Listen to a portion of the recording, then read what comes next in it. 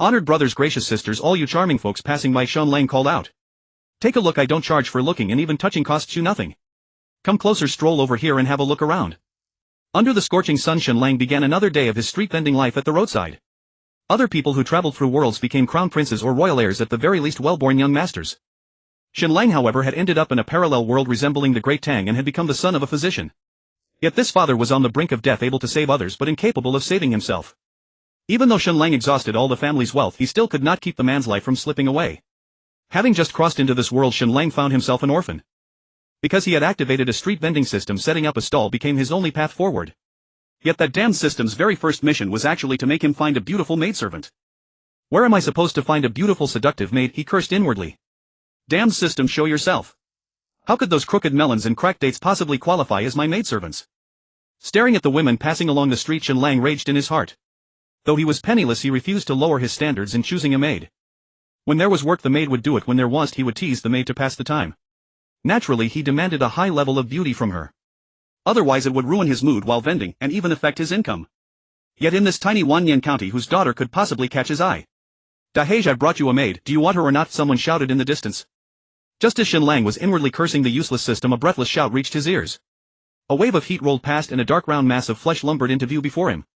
How could those crooked melons and cracked dates ever be worthy of my unmatched charm and elegance? Better let you oaf take them as wives, Shen Lang said with a roll of his eyes. The simple-minded oaf flushed scarlet on the spot, lowering his head and gasping for breath. Though Wang Dabia was a bit slow-witted when it came to charging into danger or secretly pilfering his father's money, he had never once let Shen Lang down. Yet in the matter of finding a maid, he had disappointed Shen Lang again and again. In less than 3 days he had already brought over more than 10 girls he claimed were sexy and beautiful. Not only had Shen Lang rejected every single one, just thinking back on them now made his stomach churn and his head spin. Dahej, please save her or she'll die, Wang Dabiao pleaded. Wang Dabiao lifted his dark broad face, speaking between ragged breaths. Damn! Shen Lang exclaimed, quickly rolling up the stall mat, intent on fleeing. Taking in a person on the verge of death as a maid, he would have to be out of his mind. If a death ended up pinned on him, how would he ever dare to keep vending on the street? Dahej, you must save her, Wang Dabiao insisted. Shen Lang had just risen to run when Wang Dabiao grabbed him in a death grip. Faced with the barrel-chested, waist-thick human meatball that was Wang Dabiao, Shen Lang's skinny frame stood no chance of breaking free. If you can save me, I will do anything you ask, a girl's voice suddenly pleaded from the ground just as Shen Lang was racking his brains for a way to escape. Such a gentle voice. Shen Lang froze for a moment and his gaze could not help drifting toward the young woman not far away. What a stunning beauty. That figure, those long legs, that face, this young lady had to be saved. Miss, are you all right? He asked. With that, Shen Lang casually tossed aside the packet of rat poison in his hand, shoved Wang Dabiao away and lunged toward the wounded young lady as fast as he could. He pounced like a starving wolf upon its prey. A delicate face, a tall and graceful figure, especially those long legs exposed to the air gleaming under the sunlight. Noble bearing, a face capable of toppling cities, and the luxurious clothing that adorned her, Shen Lang was certain this young woman was no ordinary person. Young sir, I beg you, please save me, she whispered. Her plea snapped Shen Lang out of his wandering gaze.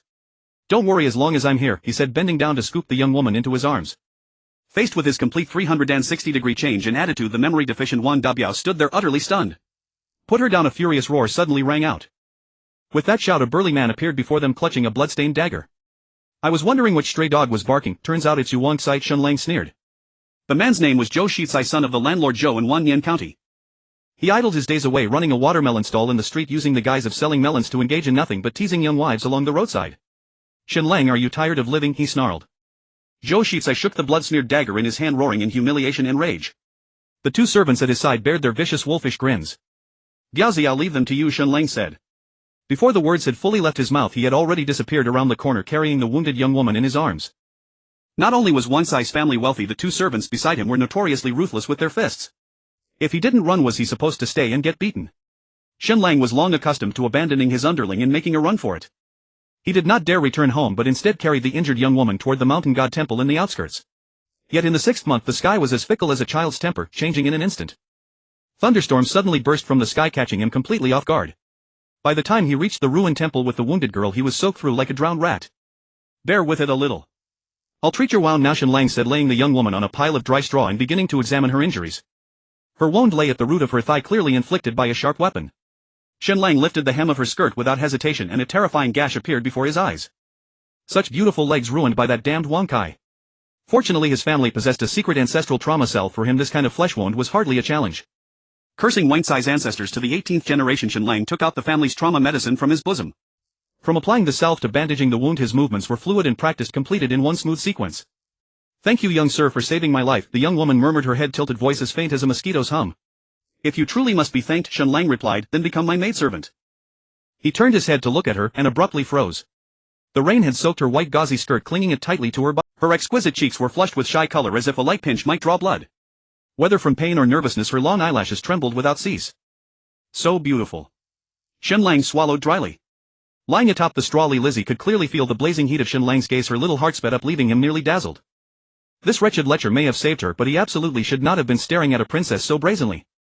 Was he planning to commit some unspeakable act against her? In the desolate wilderness, she found herself inside a dilapidated temple with a strange man. Not only were her clothes soaked through, but she was also wounded. If he wished to do anything to her, it would be as easy as lifting a finger. The more Lizzie pondered it, the more dread tightened around her heart. Meanwhile, in the Lijiang Hall, something terrible has happened. "Your Majesty, the princess is missing." The personal maid of Princess Chang, Lizzie cried out as she rushed headlong into the Lijiang Hall. Emperor Li Er, his brow already furrowed with worry, was instantly shocked. Seeing the terrified maidservants and eunuchs, his face darkened at once. "How could my Princess Chang Lu vanish for no reason? Do you understand the fate that awaits those who deceive their sovereign?" Li Er demanded, his voice seething with rage.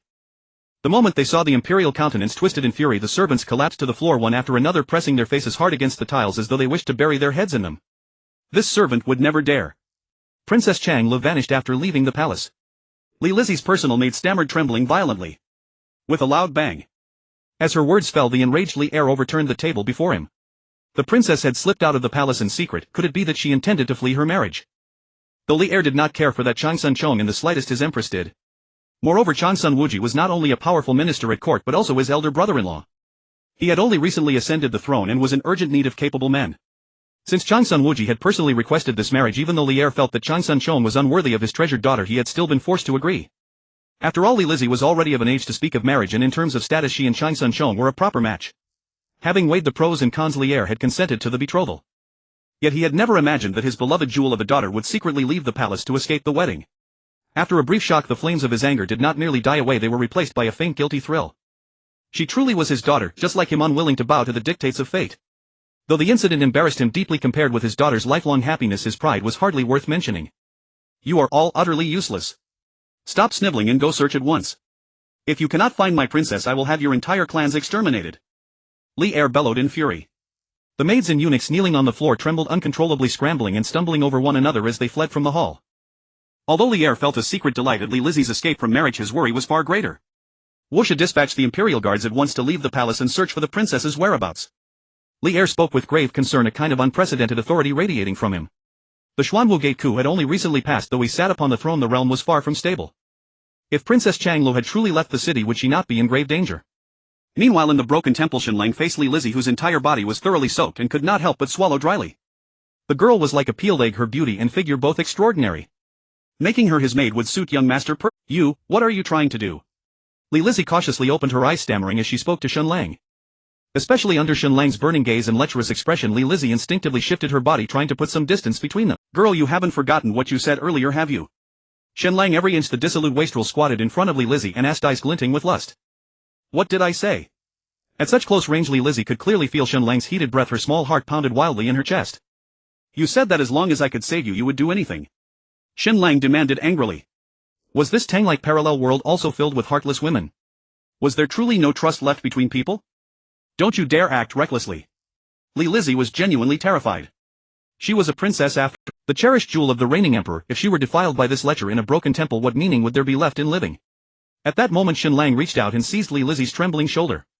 With his other hand he gripped her delicate chin and slowly lifted it. "Not bad, you do have some charm." Shen Lang tilted her chin, letting her face sway before his eyes twice, then nodded in satisfaction. "Please, I beg you, spare me." Lizzie pleaded bitterly with Shen Lang. Though she was a princess of high rank, in this moment an unfamiliar terror and helplessness flooded her entire being.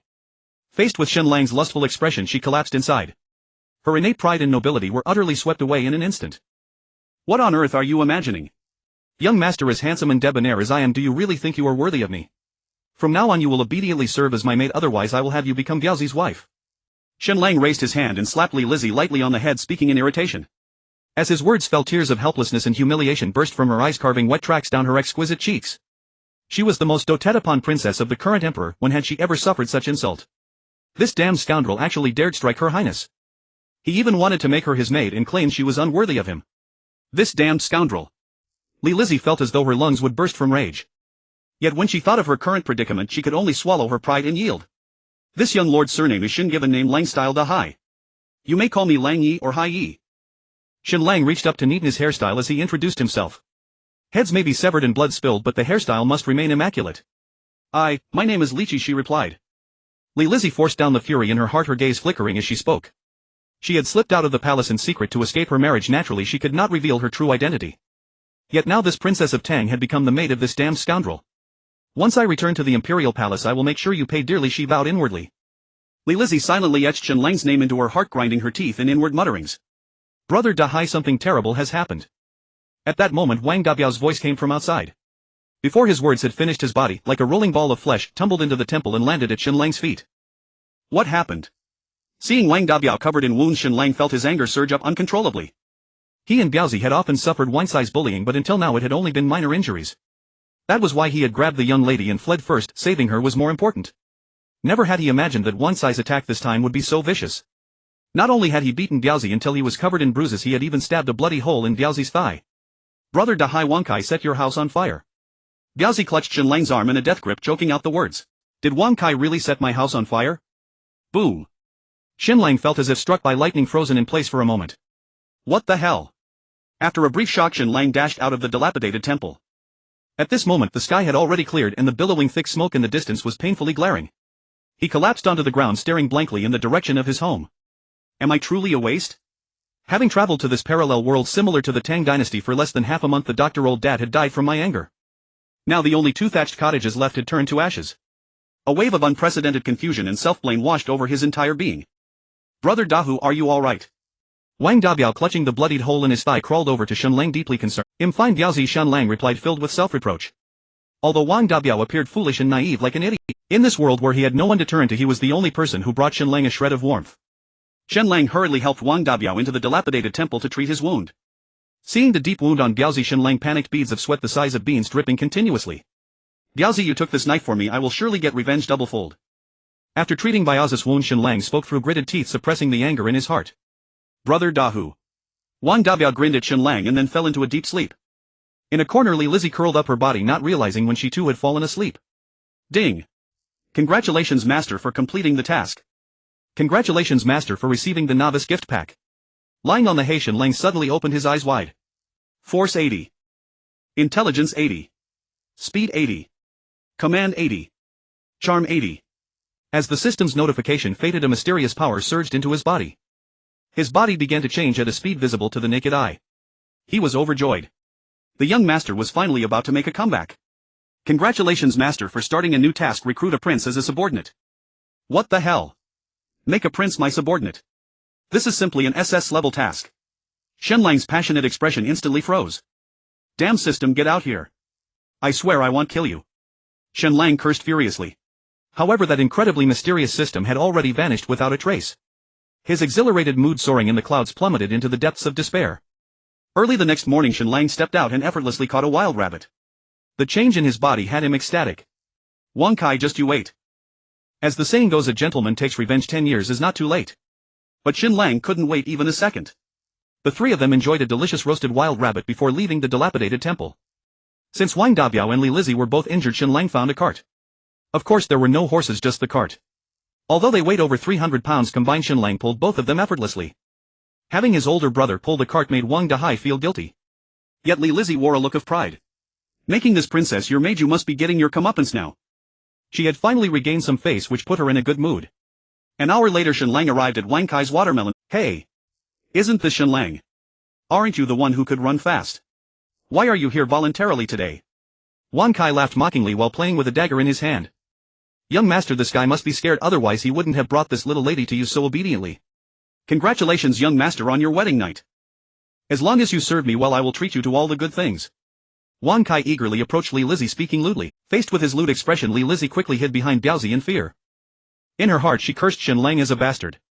To escape this wolf's clutches she had become Shen Lang's maid. But now the bastard had delivered her right into the wolf's den. Don't rush. This girl will eventually be yours anyway. I worked hard to bring her to you. Can I at least buy a watermelon to quench my thirst first? Shen Lang said to Wang Kai in a flattering manner. Today I'm in a good mood, so we'll treat you to a watermelon. Wang Kai patted Shen Lang's cheek with a grin. Li Lizzie in the cart was about to go insane. At such a time this bastard was still thinking about eating watermelon. Could it be that this princess is truly unable to escape from the devil's grasp today? As she thought this, tears streamed down her face. A wave of unprecedented despair swept over her. Beside her, Wang Dabia clenched his fists tightly, staring intensely at every move Wang Kai made. Despite his injuries, he showed no signs of fear. Is this watermelon ripe? Shen Lang squatted down and patted a watermelon, asking. Why so many questions? You looking for a fight? Wang Kai, already itching for a fight, turned to Shen Lang and growled fiercely. I'm asking you if this watermelon is ripe. Shen Lang said as he grabbed Wang Kai's hair and forcefully pressed his face onto the watermelon stall. Then he snatched the dagger and jabbed it into Wang Kai's thigh twice. Ah! Wang Kai immediately let out a scream that resembled a pig being slaughtered. His two lackeys were left dumbfounded. They never expected Shen Lang would dare to attack their young master in broad daylight. If you want to live, get the hell away from me.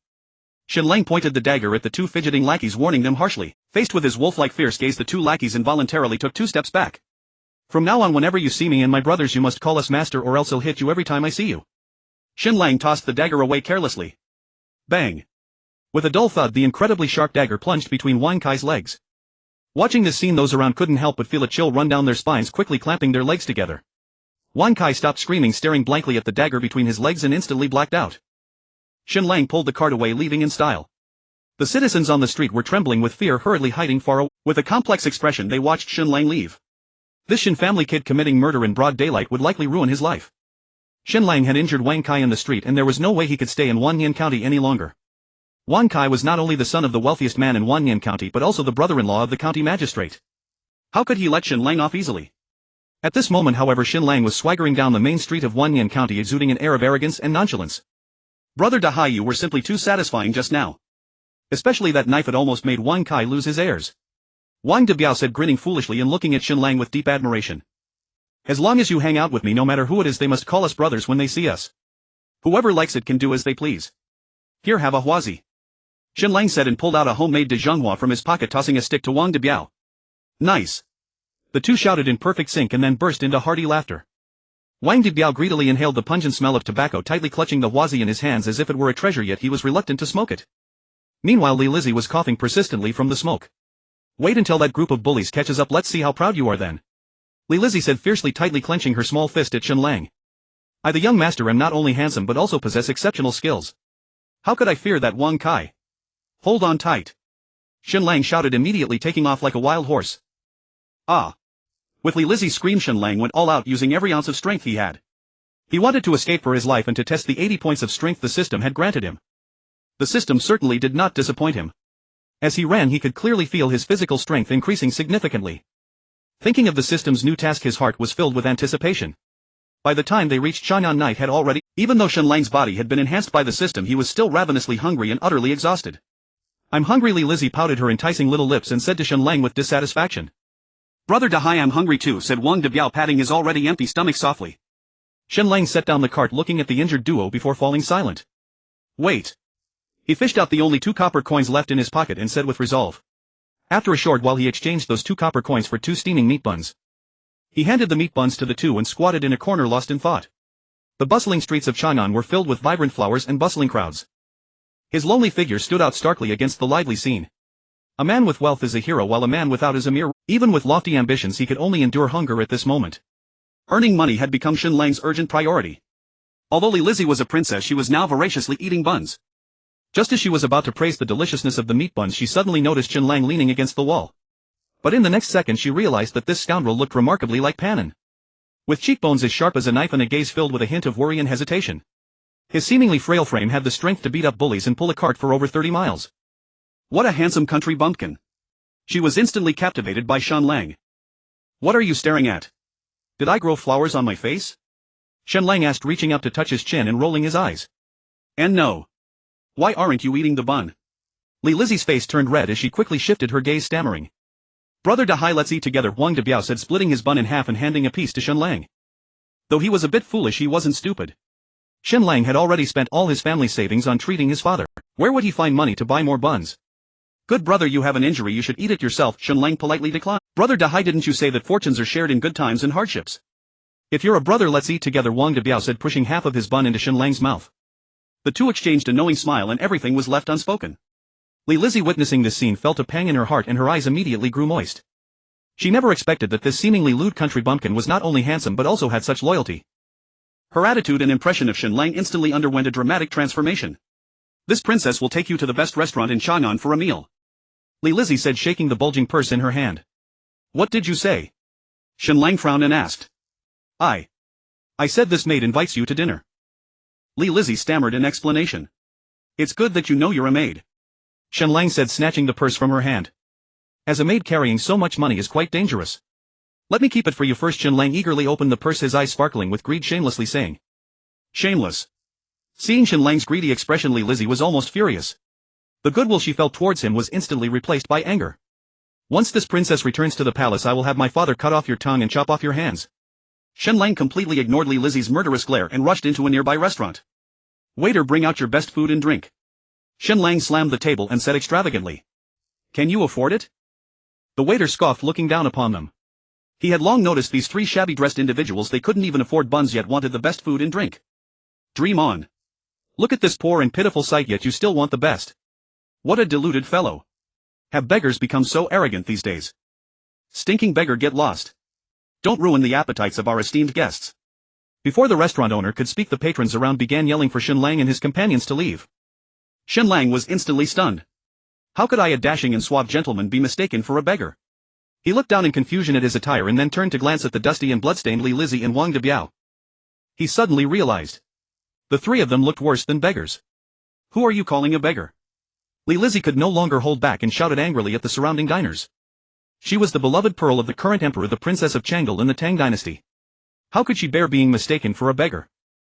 From childhood to adulthood, when has Li Lizzie ever faced such humiliation? First she was teased by a bully from Wanyan County, suffering injuries and nearly being defiled by that rogue. But later she encountered Shen Lang and unexpectedly became his maid. Now she was treated like a beggar by this group of ruffians. She was truly on the verge of madness. Oh, this little beggar looks quite good. As a lewd voice rang out, the surrounding diners instantly turned their gaze towards Li. Though her clothes were filthy, her exquisite face was hard to conceal. Be my concubine and I will treat you well. A middle-aged man with a protruding belly stared at Li Lizzie like a starving wolf, drooling as he spoke. You bunch of bastards. I will kill you. Li Lizzie angrily waved her small fists and roared with fury. She was truly about to go insane. As the princess of the Tang Dynasty, being teased by these ruffians would be a laughingstock if it got out. After leaving the palace, her innate nobility and pride were instantly crushed by these commoners. This immense disparity was something Li Lizzie simply could not accept. She was truly on the brink of collapse. Helpless and humiliated, tears streamed down her delicate cheeks. Don't cry, little darling, it pains me to see you like this. With an extremely lewd voice, the surrounding diners erupted in ah. Like a crazed tigress, Li Lizzie let out 3 screams, disregarding her wounds, and lunged at the lewd man across from her. I like this kind of wild girl. The middle-aged man with his bulging belly spoke while grabbing Li Lizzie's tender wrist as if it were a lotus root. You dare to tease even my maid? Are you tired of living? Shen Lang stepped forward, taking a long stride, and seized the middle-aged man's long hair. He yanked down hard, suddenly raising his knee to deliver a vicious blow to the middle-aged man's head. With a loud thud, the man's head was cracked open by Shen Lang. Blood gushed out like it was free, splattering across his pig-like face.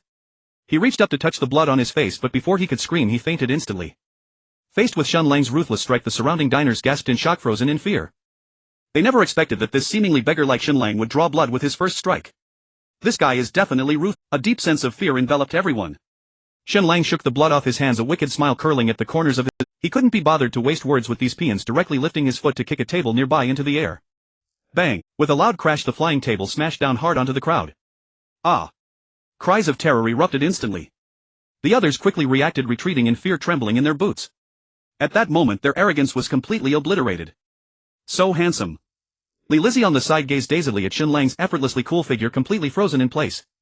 Where did this beggar come from, daring to cause trouble in my establishment? Throw him out. The innkeeper, looking at the chaotic state of the restaurant, roared angrily. As his words fell, a burly man wielding a kitchen knife rushed out from the kitchen. Are you tired of living, kid? The muscular chef raised his knife high, glaring at Shen Lang with fierce intent. But before he could finish his threat, Shen Lang moved. He planted his feet firmly on the ground and charged into the chef's arms. As their bodies rapidly closed in, Shen Lang delivered a powerful elbow strike to the chef's chest. Immediately after, he spun around, quickly grabbing the chef's raised arm and executed a beautiful shoulder throw. Bang! With a dull thud, the chef's massive frame crashed to the ground. Dust rose and the surroundings fell silent. Ah! After a brief silence the stout chef let out a scream akin to a slaughtered pig. Those diners who had previously teased Lizzie instantly felt a chill run down their spines, not daring to breathe a word. They feared provoking Shen Lang. For problems that can be solved with action, it's better not to make a fuss. This was Shen Lang's consistent approach. You. Don't do anything rash. The innkeeper stammered, his face pale as he looked at Shen Lang approaching slowly. Thud. Just as Shen Lang raised his arm, the floating palm had yet to fall and the innkeeper collapsed in fear onto the ground. Sir, I was blind and couldn't see your greatness. Please spare my life. The innkeeper, trembling on the floor, pleaded. Can I eat now? Shen Lang said, stomping his size 42 boot hard onto the innkeeper's face. I can. As soon as the innkeeper spoke, a stream of faint yellow liquid flowed out instantly. Who was it that said I was a beggar? Shen Lang turned to look at the surrounding diners. His sharp gaze swept over their faces, causing some timid diners to collapse in fright. Diaozi slapped them. Shen Lang said casually. Smack. Smack. Smack. Wang Dabiao limped over to the crowd, swinging his arm and delivering a resounding slap. Watching the diners' mouths bleed with handprints, Shen Lang nodded in satisfaction. You dare to tease even my maid? Are you tired of living? Shen Lang said, lightly tapping the kitchen knife on the ground. The knife instantly soared into the air as if it had eyes landing in his hand. He completely ignored the terrified gazes of the crowd, casually using the knife to shave his beard. At this sight the people around instantly collapsed in fear. This man was truly ruthless. They regretted their actions many times over. Why did they provoke this killing god? A man of few words and great strength was not someone they could provoke. Though Lizzie was a princess at this moment, she was deeply captivated by Shen Lang. His carefree movements and carefree expression, especially the unique aura he exuded, drew Lizzie in, making her unable to extricate herself. How wonderful it would be if he were the prince consort of this princess. Shen Lang's powerful charm instantly ensnared Lizzie, leaving her unable to extricate herself.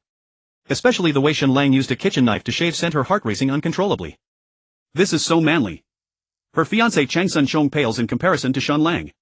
Lizzie, the pampered princess of Changlu, has now turned into Shen Lang's little admirer. The surrounding diners were utterly terrified. Using a kitchen knife to shave, this truly is a ruthless person. Especially the chubby man who had just tried to tease Lizzie now lay on the ground playing dead, hoping to escape disaster. However, his face, slightly trembling from pain, betrayed him. Shen Lang had seen through everything and directly lifted his foot to stomp down hard on his large face. As soon as the toe of his shoe moved slightly, the chubby man let out an incredibly mournful scream. Spare me, good sir. Spare me. The chubby man could no longer keep up the pretense and desperately pleaded, clutching Shen Lang's foot. If news gets out that my servant was teased, how will I ever survive? Shen Lang's lips curled into a wicked smile. The surrounding diners instinctively shrank back, each unconsciously moving their bodies away. I have money, I will offer it all to you, please spare my life. The chubby man cried out loudly while eagerly pulling out his money. Do you think money is everything?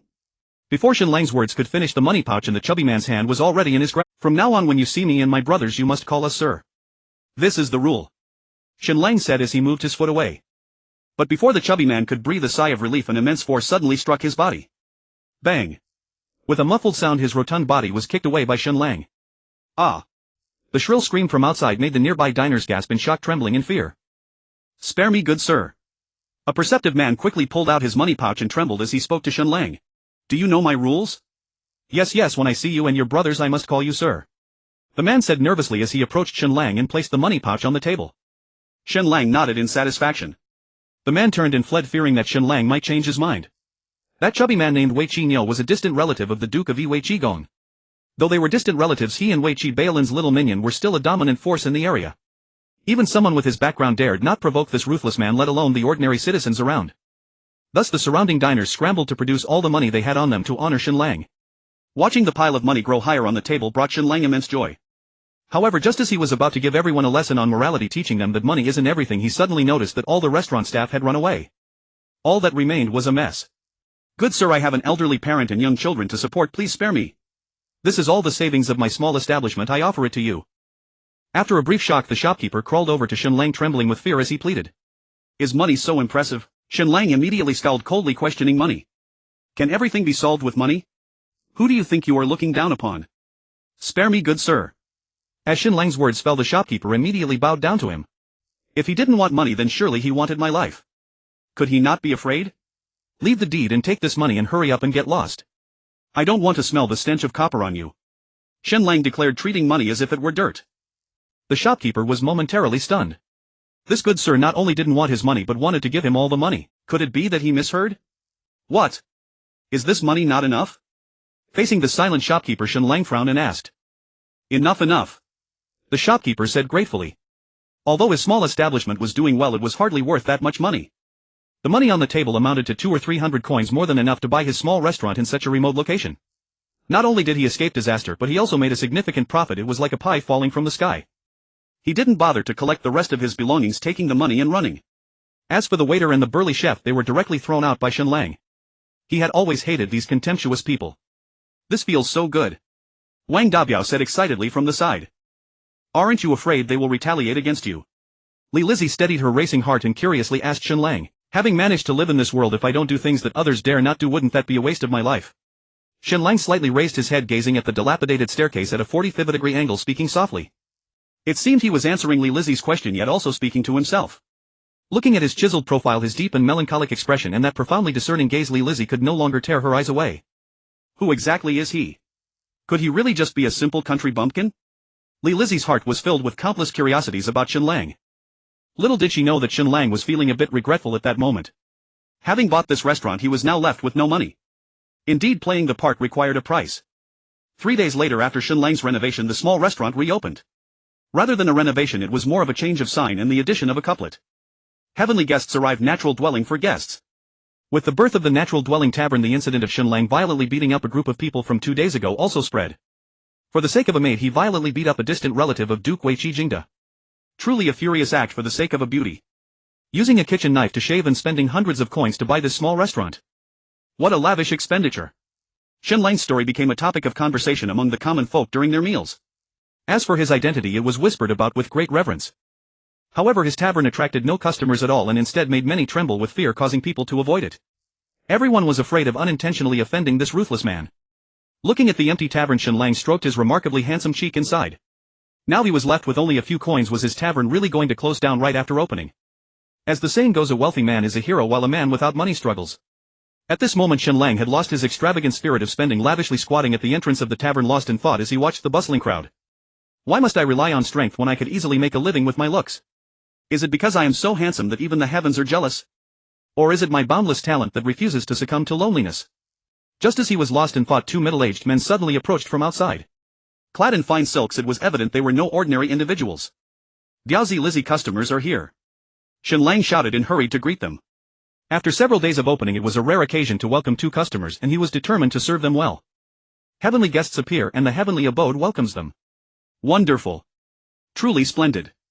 The leading middle-aged man exclaimed as he strode into the tavern. However, at the very moment he stepped into the tavern, Lizzie, who was just about to come out to greet the customers, froze in place. How do they know I'm here? A deep sense of confusion arose in Li Lizzie's heart. After a brief shock, she quickly hid in a nearby corner, fearing discovery by the people outside. What would the 2 esteemed gentlemen like to eat? Shen Lang inquired with great enthusiasm. What can a shabby tavern like yours possibly offer? One of the hefty dark-faced men glared fiercely at Shen Lang, barking a question with a menacing tone. Are you trying to serve me a free meal? Although my humble tavern is small, the guests who come are all heavenly beings. The dishes served here are not known to mere mortals. Shen Lang retorted immediately. His words not only highlighted the guest's noble status but also mocked the ignorance of the dark-faced man. Ha ha! The distinguished middle-aged man burst into laughter. What a sharp-tongued ignorant brat. If you can't serve up some decent delicacies, he'll have your shabby tavern torn down. The dark-faced man threatened, his malice palpable. What if my little tavern can serve something extraordinary? Shen Lang said, a wicked smile forming at the corners of his mouth. Ignorant bumpkin.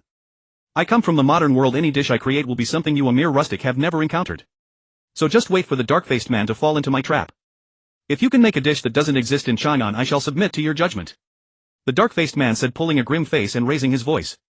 What a joke. Not to mention Chang'an, even if you were to gather all the delicacies in the world, I have tasted them all. Hasn't the master beside me tasted them too? Thus the dark-faced man was determined to win, looking as though he would not rest until he smashed the humble tavern. If I win, you shall leave behind 1,000 coins for the meal. Before Shen Lang's words had even settled, the dark-faced man leaped to his feet. Your shabby tavern isn't even worth 100 coins, yet you dare ask for 1,000 for the meal. Are you a bandit?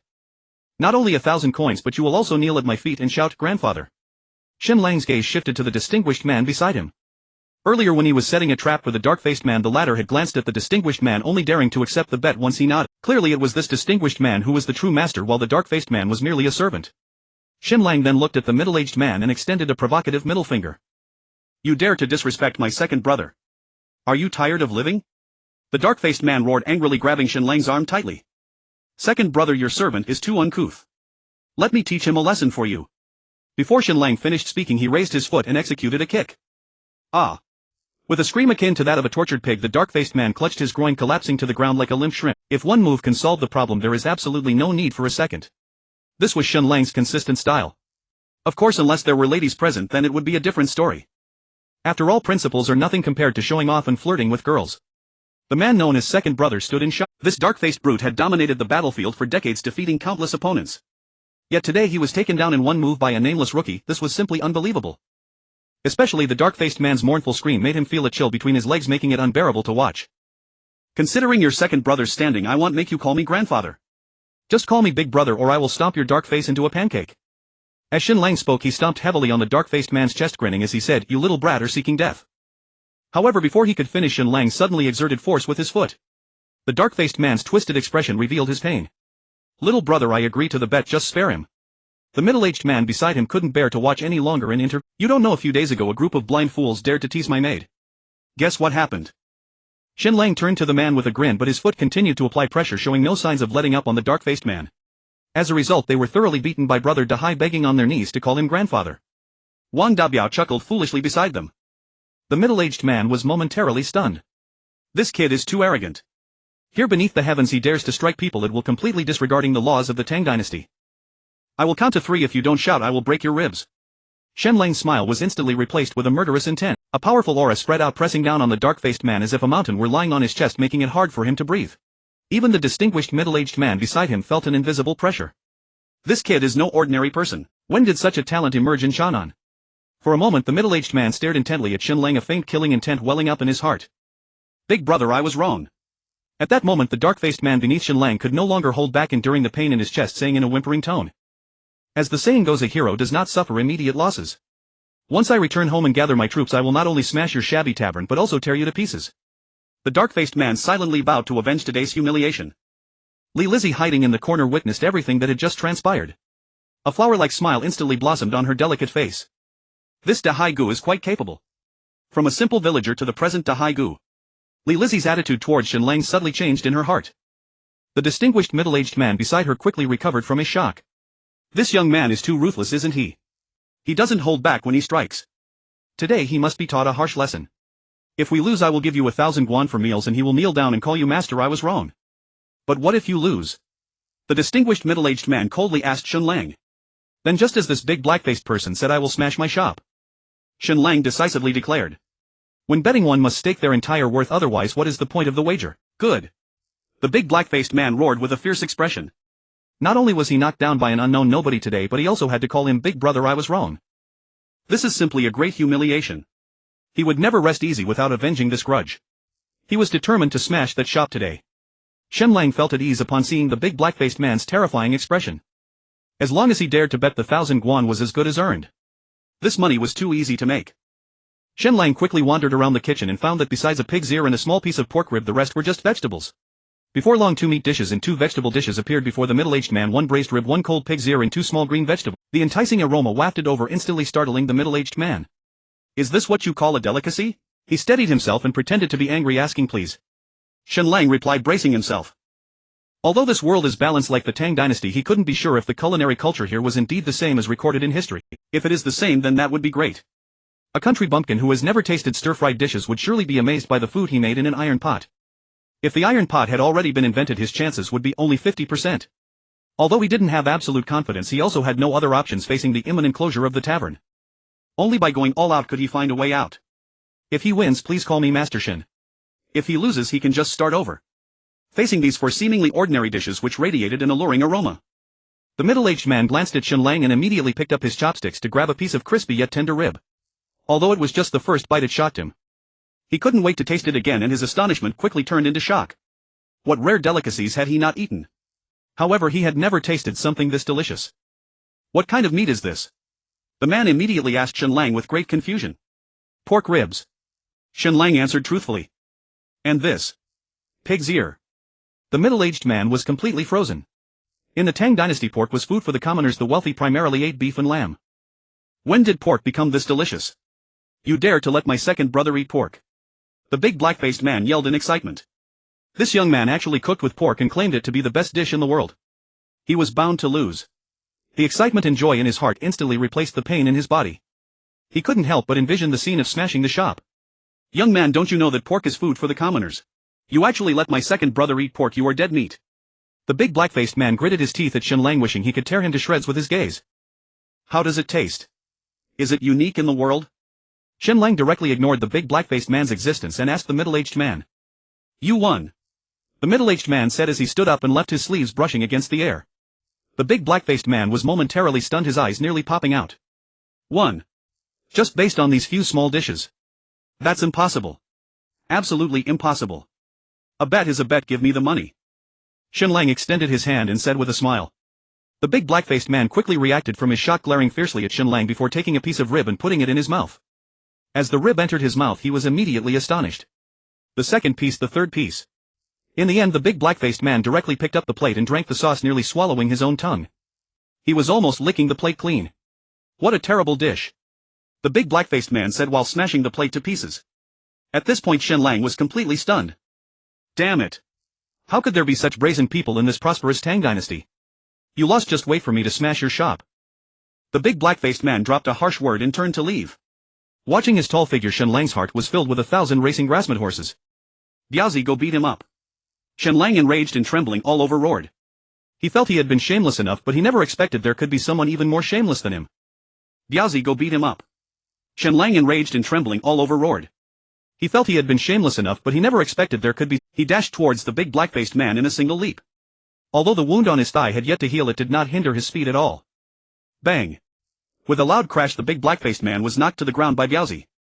At this moment, Shen Lang also arrived in front of the big black-faced man. He swung his arm and began to slap the big black-faced man's face. Smack! Smack! Smack! The slaps landed one after another on the big black-faced man's face without restraint. Soon that pitch-black face was marked with palm prints, turning into a pale face. The big black-faced man wanted to resist, but he was pinned down by Biaozi's mountainous body and couldn't move an inch. He could only watch helplessly as Shen Lang's slaps rose and fell. These slaps not only struck his face but also shattered his pride and dignity. Outside, the distinguished middle-aged man listened to the sounds from inside, his brows furrowing and his face pale.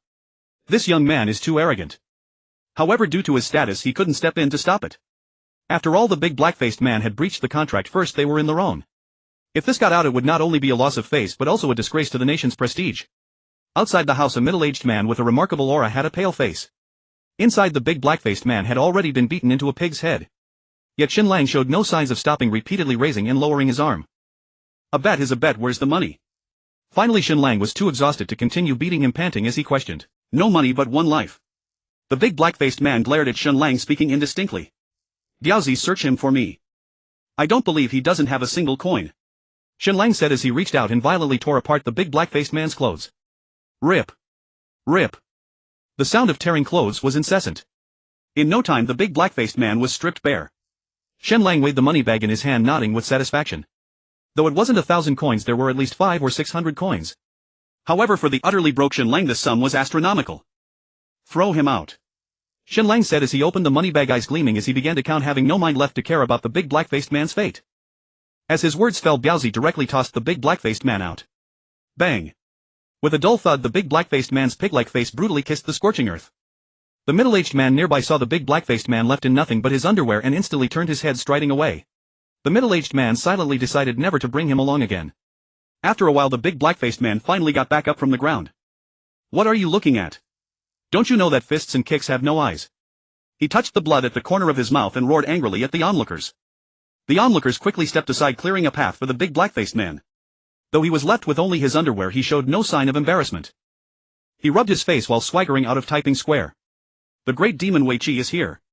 Run! The children on the street saw the grinning, menacing big black-faced man and immediately shouted as they turned to flee.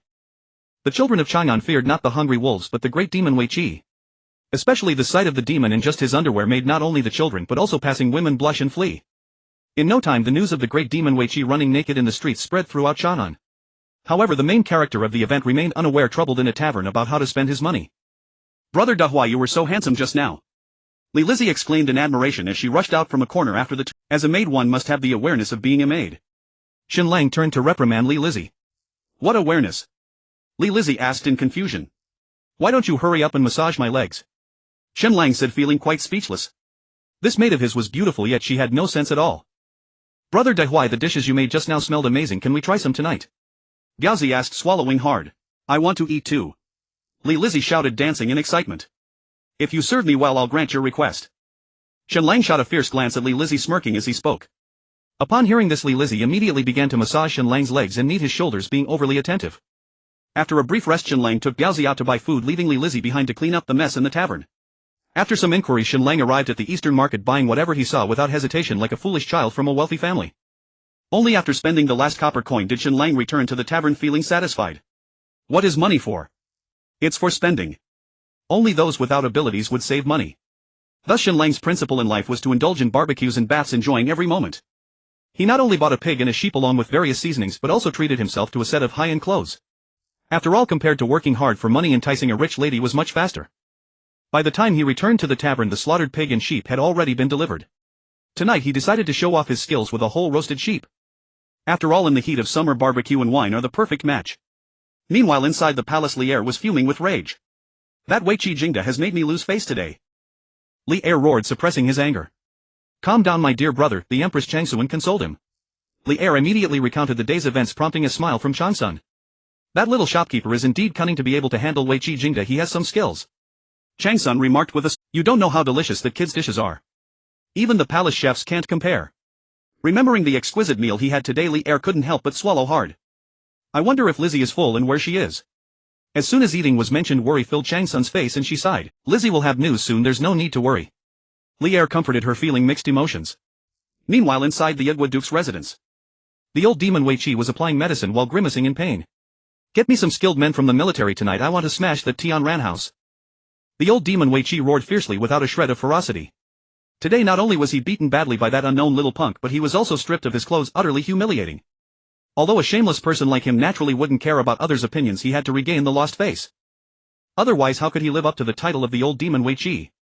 In the backyard of Tianran House, Shen Lang and the others were enjoying barbecues and singing joyfully. Li Lizzie and Biaozi had never tasted such delicacies and they were thoroughly satisfied. Just as everyone was enjoying their meal, a chaotic sound of footsteps suddenly came from outside. Bang! With a dull thud, the tavern door fell to the ground. Damn it! Shen Lang cursed loudly, grabbing a leg of lamb and rushing out. He saw 5 or 6 men in black rushing into the tavern, smashing things wildly. Shen Lang waved the leg of lamb, ready to confront them, but to his surprise they turned and ran. Not good, it's on fire. At that moment a scream from Li Lizzie came from the backyard. Biaozi, you go first. Shen Lang pushed Biaozi out forcefully and turned to rush into the inferno of the backyard. However, when he rescued Li Lizzie from the flames, Biaozi was nowhere to be seen on the street. Shen Lang set Li Lizzie down and charged back into the fire. But a wave of flames forced him back. Biaozi! Shen Lang screamed desperately. Shen Lang attempted to charge into the sea of flames time and again, only to be pushed back by the fiery waves each time. A sense of helplessness and despair never felt before instantly engulfed his entire being. Just as he was about to collapse, a burst of flames appeared before his eyes. He saw Biaozi limping out of the fire, clutching both pork and lamb. His back was ablaze with fierce flames glaring like the sun. Biaozi! Shen Lang shouted loudly, tackling him to the ground and patting him down. Brother Dahu, we have the meat. Biaozi said with a silly grin directed at Shen Lang. The smell of charred meat made Shen Lang's eyes instantly moisten. Good brother! Shen Lang exclaimed as he hugged Biaozi tightly. Neighbors rushed over upon hearing the news and everyone united to extinguish the fire. However, the natural residence, which had just opened for less than 5 days, had now turned into a wasteland. Shen Lang and the others had barely found a place to stay and now they were once again homeless wanderers. The road ahead is long, don't be arrogant. Who knows who will shine in the future? Shen Lang murmured through gritted teeth, gazing at the pitch-black night sky. It seemed like he was speaking to himself, but more like to those who were secretly plotting against him. Brother Dahu, I believe in you, Biaozi said to Shen Lang with a naive smile. I believe in you too, Li Lizzie chimed in hesitantly from the side.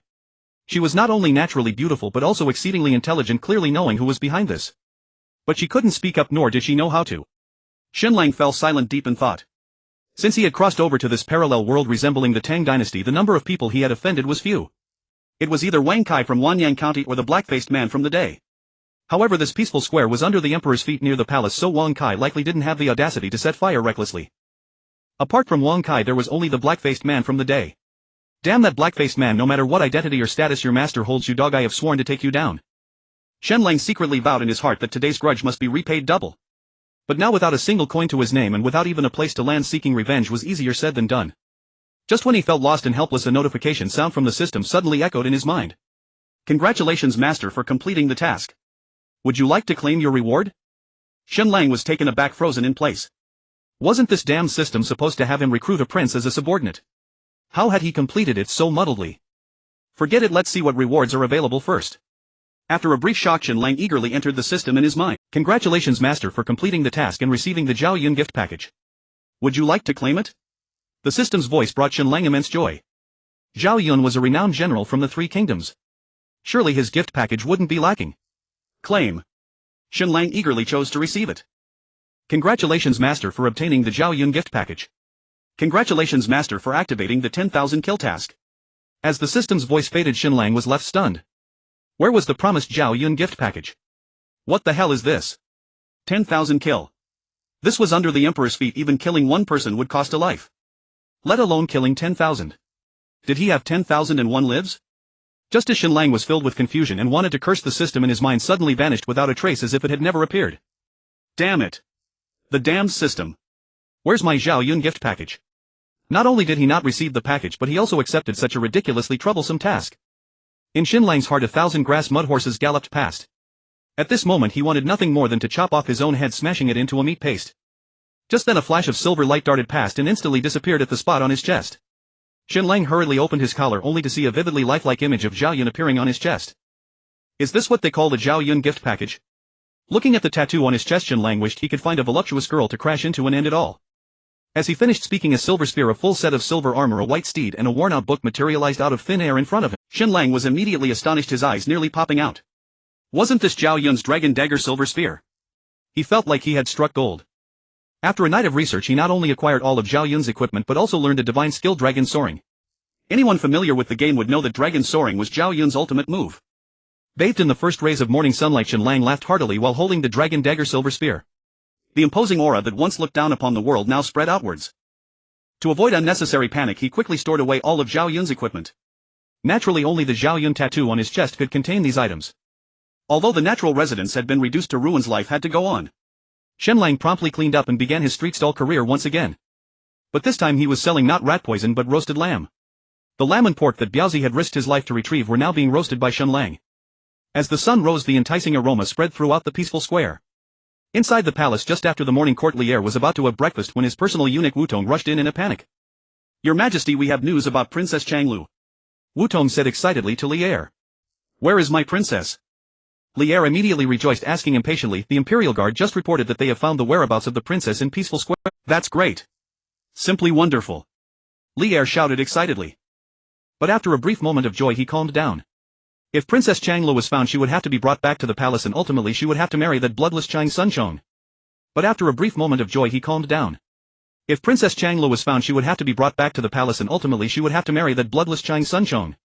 Chang, this matter must not be made public, the now calmly Er instructed Wutong. Don't miss out as you walk by. Free if it doesn't taste good. Li Lizzie shouted, waving the lamb skewers in her hands, using the advertisement Shen Lang had taught her to attract customers. The enticing lamb skewers combined with Li Lizzie's sweet voice, exquisite face and slender figure caused passers-by to stop and taste. Once they tasted, they couldn't stop. After the first skewer they wanted a second, and it was simply irresistible. Not only were the skewers delicious, but the young girl was also exceptionally beautiful. Business was booming at Shen Lang's stall. Kid, you have quite the luck. Suddenly a voice like a copper gong broke the tranquility of the stall. Shen Lang couldn't help but look up at the source of the voice and his pupils shrank sharply. Wasn't this the black-faced man? The day for revenge had come. Last night the small tavern was burned down and Biaozi nearly perished in the flames while trying to seize food. Shen Lang had just managed to sell skewers at his stall with his own skills, but this big black-faced man came to cause trouble once again. Uncle can tolerate it, but Aunt definitely cannot. Shen Lang smiled at the big black-faced man across from him, a strange smile creeping onto his lips. This grudge must be avenged. With the arrival of these uninvited guests, the surrounding diners instantly fled as if they had seen a star of disaster. After all, the infamous name of Wei Qi, the old devil, is not to be trifled with. Who would dare provoke him? Did you set my tavern on fire last night? Shen Lang asked the big black-faced man with a smile, though his smile was laced with a faint killing intent. Especially after obtaining the Zhao Yun gift pack, Shen Lang felt his body growing stronger. He had a fire pent up inside him. It needed to be released. And he was filled with anticipation for this Zhao Yun gift pack. The big black-faced man before him was just the sharpening stone he needed. No one dares to challenge me, Shen Lang. Anyone who dares to touch my brother Shen Lang will face certain death.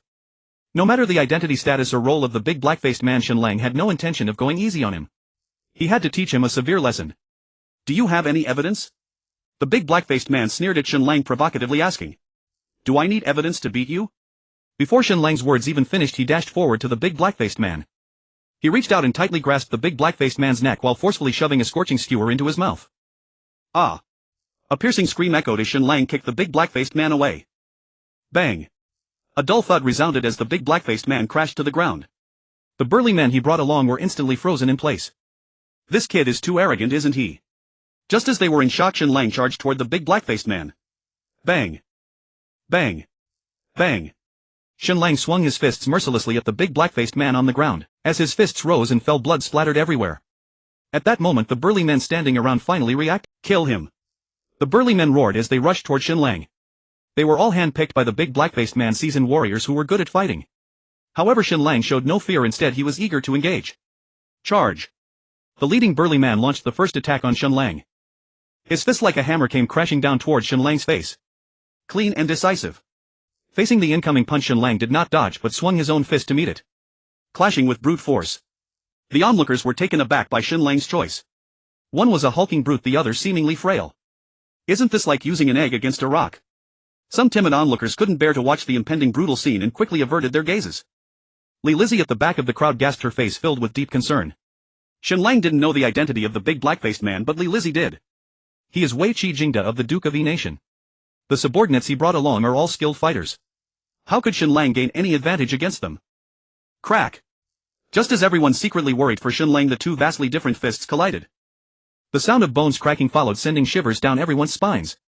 Without a doubt, Shen Lang's arm must have been broken. Li Lizzie couldn't help but scream, covering her eyes tightly, unable to bear the sight of the gruesome scene. Ah! The burly man clutched his broken arm and howled in agony. But Shen Lang was unwilling to let him off easily. He stomped his feet on the ground and leaped, delivering a fierce kick to the burly man's chest. Crack! Shen Lang's kick broke several of the burly man's ribs. He didn't have time to scream before he rolled his eyes and fainted. With a punch and a kick, the burly man was knocked down by Shen Lang. The onlookers gasped collectively at Shen Lang's thunderous display. The big gaping mouth was like it held an egg. The seemingly frail young man was simply too powerful. The crowd stared at the calm Shen Lang, their faces filled with disbelief. Who else is unconvinced? Shen Lang's eyes brimming with battle intent slowly scanned the crowd as he spoke with a fierce killing. Even though Wei Qi Jingda brought seasoned warriors, they couldn't help but take a step back in the face of Shen Lang's overwhelming presence. Wei Qi Jingda, bloodied on the ground, was utterly stunned. He never expected this nameless rookie to be so powerful. His combat power was off the charts. A sense of unprecedented shock swept through his entire being, leaving him completely dumbfounded. It's the voice of Brother Dazai. Li Lizzie exclaimed in delight upon hearing Shen Lang's voice, unable to contain her joy. She suddenly opened her eyes, realizing that the one lying on the ground was not Shen Lang but Wei Qi Jingda's subordinate. She sighed in relief. The crowd began to regard Shen Lang with new respect. All of you charged together. After a brief shock, Wei Qi Jingda reacted and roared with a fierce expression. The burly men around him no longer dared to be careless and surged forward. Shen Lang, like a ferocious tiger descending a mountain, greeted them with fists raised. This Zhao Yun gift pack not only taught him Zhao Yun's divine skills and provided him with equipment, but also significantly enhanced his strength. Facing these 7 or 8 skilled soldiers, he handled them with ease. Bang! Bang! Bang! In the blink of an eye, Shen Lang took down 3 of them. Without exception, they all clutched their groins, writhing in pain on the ground. The surrounding burly men instantly felt a chill between their legs, each one instinctively squeezing their legs together, no longer daring to approach. At that moment, a chaotic sound of footsteps approached from a distance. The Jinwu guards are here. With a loud voice, the surrounding crowd quickly retreated to the sides of the street. Under the sun of heaven, how dare you commit violence in the streets? Capture him immediately. With that order, Shen Lang was surrounded. A sudden jolt ran through Shen Lang's heart. Could it be that I am destined to die here today? As the saying goes, commoners should not contend with officials. A surge of resentment welled up from the depths of Shen Lang's heart. He could either submit to arrest or fight desperately to carve a bloody path to escape. I alone am responsible for my actions. Shen Lang turned to glance at Biaozi and Lizzie, spreading his hands with a nonchalant air. This was Chainan City after all. Even with the gift of Zhao Yun's legacy, he was uncertain of making a clean getaway. What more if he had to bring Biaozi and Lizzie alone? If he were alone, there might be a sliver of hope. But with them, the chances were slim. Thus Shen Lang resolved to ensure the safety of Biaozi and Lizzie first. As for his own peril, he would find a way to extricate himself later. Brother Dahai. Seeing Shen Lang bound hand and foot, Biaozi shouted and charged forward. But before his voice faded, a burly man nearby spun around and kicked him to the ground. Biaozi clutched his stomach and scrambled up, only to be knocked down again by another kick. Move again and you'll be tied up. With those words a curved blade was pressed against Biaz's neck. "Diazi, take care of Lizzie," Shen Lang yelled at him. Diazi instantly ceased his resistance, but he still craned his neck stubbornly. A line of blood trickled out and tears blurred his eyes. Lizzie stood frozen in place, letting tears streak down her delicate cheeks. In her mind Shen Lang's words echoed endlessly, "Diazi, protect Lizzie." An unprecedented sensation swept over her. Amid her tears the corners of her mouth curled into a blissful smile. "Young man, don't be so arrogant. Anyone who dares to challenge me Yuqigong will only meet death." The dark-faced Yuqigong supported by his guards rose to his feet and growled through gritted teeth at Shen Lang. "Isn't arrogance the hallmark of youth?" Shen Lang replied with a cold laugh. Faced with his calm audacity, Yuqigong was momentarily stunned. Where did this lad get such confidence? Was he truly unafraid of death? "Take him away. I'll show him what it means to wish he were dead." After a brief shock, Yuqigong spoke through the searing pain in his body. Only Shen Lang's blood could quench the fury burning in his heart. Only Shen Lang's life could salvage the honor of the Duke of Yi. "Stop right there in the name of this princess." At that moment Lizzie's voice suddenly rang out. Wiping the tears from her face, she stepped slowly into the crowd. "Princess Changle." The dark-faced Yuqigong was taken aback, then shouted with immense excitement. "It is indeed this princess." As her words fell, Shen Lang was utterly dumbfounded. Princess Changle. Lizzie. Could it be that his maidservant Lizzie was actually Princess Changle Lizzie? Shen Lang felt his mind short-circuit, unable to process the revelation. "Your subject Yuqigong pays respects to Princess Changle." The dark-faced man addressed Lizzie with immense emotion.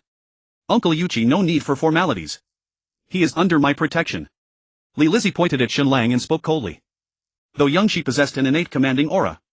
At her words the surrounding imperial guards were utterly stunned. They had actually bound someone under the prince's protection. "Your Highness, this man has defied the laws of our Great Tang." Yuqi Jingde hastened to explain. "If not for him, this princess would have been burned to death by you last night." The moment Yuqi Jingde opened his mouth, Lizzie silenced him with a single retort. Yuqi Jingde was left speechless. "Your Highness, please return to the palace with me. Let His Majesty handle this matter," he stammered, enduring his pain. He was the Duke of Yi of the Great Tang. After being repeatedly beaten by Shen Lang, how could he let him off so easily without losing face? How would he survive in Chang'an after this? "Today this princess wants to see who dares to touch my people." Lizzie's face darkened as she spoke furiously. The dark-faced Yuqigong was caught in a dilemma. "Stop this nonsense." Just then a booming voice rang out. Li Er, under the protection of the Imperial Guard, strode forward. When Lizzie saw him approaching, tears of grievance instantly streamed from her eyes. "Take them all away." With these words Li Er swept his sleeve and left. Shen Lang never imagined that his first entry into the palace would be in such a manner. Even more unexpected was his first meeting with Li Er in such a setting. Given his abundant talents, he should have been invited into the palace by Li Er himself. Shen Lang and Diazi were locked in a secluded courtyard within the palace under strict guard by the Imperial Guard. Li Er refrained from throwing them into prison, partly to avoid making a public spectacle of Princess Chanle's affairs. Secondly, anyone who could easily defeat Yuqi Jingde could not be an ordinary man. Moreover, if he beheaded Shen Lang, how could his precious Princess Lizzie ever forgive him? In the Lijing Hall, Lizzie buried herself in Empress Zhongsun's arms, sobbing with grievance. Beside them, Li Er secretly rejoiced. Lizzie had fled from her arranged marriage, forcing Li Er to betroth another slightly older princess to Zhongsun Chong. With the wedding date looming, Zhongsun Wuji had to reluctantly agree to preserve his family's honor. How could they announce that Princess Changle had fled and the wedding was cancelled? Countless nobles and aristocratic families in Chang'an had already sent gifts. Having accepted the gifts, cancelling the wedding would bring utter disgrace to the Zhangsun family. Though Zhongsun Wuji was seething with rage, he had no choice but to grit his teeth and accept Li Er's proposal. Li Er was secretly thrilled that his beloved princess had escaped the betrothal. After venting her grievances, Lizzie slowly recounted her recent experiences. Li Er and Empress Zhongsun were deeply alarmed. The Empress in particular grew intensely curious about Shen Lang. But Li Er's head began to ache. Though Shen Lang had saved the princess, his brutal beating of the Duke of Yi was no trivial matter. If he went unpunished, how could Yuqigong ever be appeased? What would become of the laws of the Great Tang? "Father, brother Dahai is my savior. You must reward him generously." Lizzie tugged at Li Er's arm, speaking coaxingly. "Rest assured, your father will reward him handsomely," Li Er said before beating a hasty retreat. This matter was truly thorny for him. On one side was his precious princess, and on the other his trusted right-hand man Yuqigong. At this moment, as he calmed down, Shen Lang finally understood everything. But the thought that he had taken the Princess Changle as his maidservant and beaten the Duke of Yi Yuqigong made him feel utterly unsettled. Shen Lang slowly caressed the Zhaoyun pattern on his chest, an aura of unparalleled supremacy instantly radiating outward. Don't even mention beating Wei Qigong. Letting Lizzie become a maid would be acceptable. Even having Li Er help me take off my boots wouldn't be too much. As long as I am given an opportunity, I will certainly show you all these rustic folks of the Tang Dynasty what true prowess looks like. Currently Shen Lang desperately needs a chance to showcase himself. Inside the Hanyuan Hall. Although the most favored Princess Li Lizzie has been found, Li Er still wore a frown, unable to feel joy. The Tang dynasty had just experienced the Xuanwu Gate incident, and those damned Turkic barbarians were taking the opportunity to provoke at the borders. The battle reports from Governor Chai Shou of Yuzhou had long since arrived in Chang'an, yet Li Er found himself at a loss for solutions. The Turkic cavalry is attempting to break through our northern borders and march southward. Does anyone have a good strategy? Li Er asked with a serious expression. Given that our Tang dynasty's foundation is not yet stable and the Turkic cavalry is at the height of its power, this battle must not be fought. Fang Xinling reiterated his stance. Are you suggesting that I disregard the lives of the border citizens? Li Er was enraged. Your Majesty, the only option now is to seek peace through marriage. Du Ruhui suggested from the side. Is there truly no one left in our Tang? Li Er immediately flew into a rage, slamming the battle report onto the hall floor in front of everyone. Clearly Li Er did not want to discuss a marriage alliance for peace. Using his own princess to exchange for peace at the borders of the Tang is simply a great humiliation. Your Majesty, our national treasury is empty and we lack troops. It is truly difficult to wage war again. Only through marriage can we find the best solution. A gentleman takes his revenge. 10 years is not too late. Your Majesty must endure. The audacious Wei Zhang knelt on the ground, urging with his life. Are you forcing me? Li Er shouted, pointing at Wei Zhang. Your Majesty, please calm down. I have heard that recently in Chang'an a young man beat the Duke of Agua. I believe he can be of use. Changsun Wuji spoke up, his eyes glinting. Who is this old schemer Changsun Wuji? Not only is he adept at reading people's expressions, but he is also skilled at flattery. Now that Li Er is furious, he naturally won't advise like Wei Zhang and risk angering the emperor. Moreover, he has always been at odds with the dark-faced Wei Qigong. This is the perfect opportunity for revenge. More importantly, that young man saved Princess Chang Li Lizzie, causing the Changsun family to miss out on such a fine daughter-in-law. Naturally, Changsun Wuji is unwilling. He has taken a grudge against Shen Lang as well. Thus this old schemer aims not only to publicly expose Wei Qigong's scars but also to push Shen Lang the disruptor into the abyss. What good strategy does the assistant have? Upon hearing this, Li Er was overjoyed and eagerly asked. Although this youth is unknown, he easily defeated the Duke of Agua, demonstrating his extraordinary martial skills. Furthermore, this youth has performed a great service by saving the princess, so the court must give him a chance to achieve merit. I believe sending this youth to the borders to assist Governor Chai Shou of Yuzhou in stabilizing the situation would buy the court more time. As Changsun Wuji's words fell, the crowd fell silent. To send an unknown youth to stabilize the borders, wasn't that it? If Governor Chai Shou of Yuzhou can't handle the situation, how can this unknown youth succeed? And they call it a service for saving the princess, giving him a chance to achieve merit. To put it plainly, this is sending him to his death. This old schemer Changsun Wuji is too ruthless. For a moment generals like Chang Yaojin and Li Jing scoffed at Changsun Wuji. Wow. The dark-faced Wei Qigong, regaining his senses, immediately spat out a mouthful of blood. Sending the damned kid off to the borders to die, he had no objections. But to say that the kid saved the princess means he was wrong. Did I take this beating for nothing? Old man Changsu, and I curse your ancestors. Before Wei Qigong's words could finish, he fainted from rage. Quickly summoned the imperial physician. Li Er shouted. After this brief interlude, Li Er also calmed down. Although Changsun Wuji's proposal was somewhat insidious, it was not without reason. That youth, while young, easily defeated Wei Qigong and his subordinates, demonstrating his exceptional martial skills. Li Lizzie praised him endlessly, indicating he must possess remarkable qualities. Moreover, caught between Princess Chang Lu and Wei Qigong, no matter how Li Er punishes Shen Lang, it will inevitably displease the other party. On one side is the princess, on the other is a founding elder, placing Li Er in a difficult position. Now Changsun Wuji's proposal conveniently helps him solve this dilemma. Why not send Shen Lang to the borders to achieve merit that can also be considered a reward, and it would be understandable to Li Lizzie as well. Although this is a matter of life and death, it also gives Wei Qigong an explanation. As for Shen Lang's life or death, that depends on his own fortune. After all, Shen Lang is just an unknown pawn who will care about his life or death. The assistant has a point. After weighing the pros and cons in his heart, Li Er decisively declared Shen Lang has performed a great service in saving the princess. I appoint him as the general of the Northern Expedition's vanguard. He shall set off to Yuzhou without delay from this day forth. As Li Er's words fell, those ministers advocating for peace were rendered speechless. What can an unknown youth do by going to Yuzhou? However, since Li Er insisted, they had no choice but to remain silent. Instead, the old schemer Changsun Wuji revealed an exceedingly happy smile. Daring to disrupt the good fortune of the Changsun family that would lead to only one outcome, death. Especially when thinking of Wei Qigong spitting blood and fainting, Changsun Wuji was even more delighted. The two have always been at odds, and facing the easily provoked Wei Qigong, Changsun Wuji had no way to deal with him. Today he finally vented his anger. How could the old schemer not be happy? After the eunuchs in the palace finished reading the imperial decree, Shen Lang regained his freedom. But he couldn't feel even a bit of joy. The general of the Northern Expedition vanguard. It sounds grand, but he is about to face the ruthless Turkic cavalry. Having been inexplicably wrong, Shen Lang felt extremely displeased. Although Li Ergui was the emperor, he had been firmly marked by Shen Lang. What if you are the emperor? One day when I hold power I will certainly kill all those who have wronged me. 30 years in the east, 30 years in the west. Do not underestimate the youth. A powerful aura instantly spread out. Brother Dahai, are you alright? The stunned Biaozi immediately reacted. Brother Dahai, you have become a general. When we return to Wanyan County, Wankai will surely kneel at our feet and bow. Thinking of that glorious homecoming scene, Biaozi couldn't help but laugh heartily. This northern expedition is extremely dangerous. Surviving is already a blessing. Shen Lang rolled his eyes and spoke helplessly. We are brothers sharing life and death together. You said so, you must not leave me behind. Biaozi put away his excitement and said to Shen Lang with utmost seriousness, Biaozi, are you afraid of death? What is there to fear in death? 18 years later I will be a good man again. If that's the case, then let's go to the frontier and fight until the heavens darken and the earth trembles. That night, upon receiving the news, Li Lizzie hurried to Shen Lang's residence. Brother Dahai, you are going to be a great general. Before she arrived, Li Lizzie's extremely excited voice had already come through. She naively thought that Lier had fulfilled his promise to her, giving Shen Lang a great opportunity to achieve merit. Should I call you princess or maid? Shen Lang asked Li Lizzie with displeasure.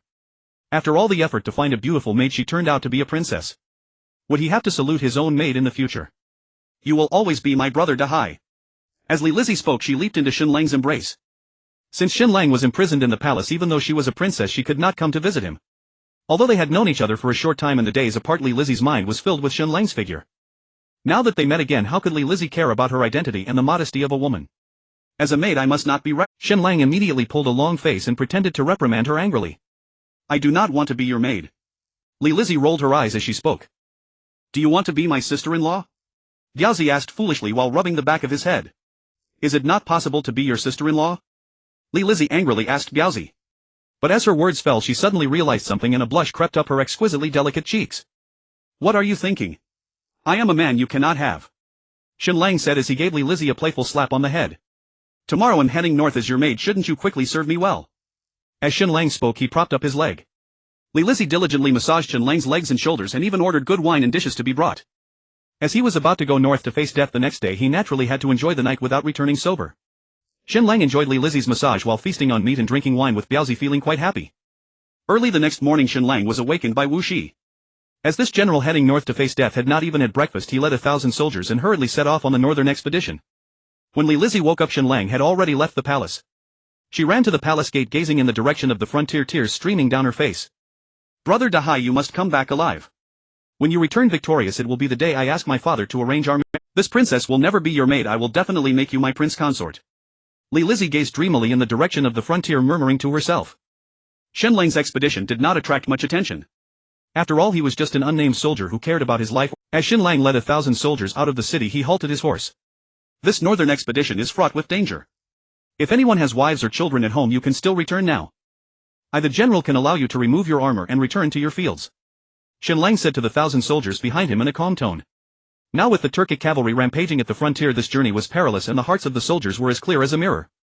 They naturally knew this journey was fraught with danger, but they never expected that the vanguard general would actually allow them to remove their armor and return. For a moment the soldiers were stunned, staring blankly at Shen Lang's fearless back. General, what about you? One soldier could not help but ask. Those who offend my Great Tang shall be punished no matter how far they are. Killing one is enough, killing two is a profit. Shen Lang did not turn back, facing the rising sun, and declared with a fearless heart. I am willing to follow the general to the northern expedition, even in death it is an honor. I am willing to follow the general to the northern expedition, even in death it is an honor. I am willing to follow the general to the northern expedition, even in death it is an honor.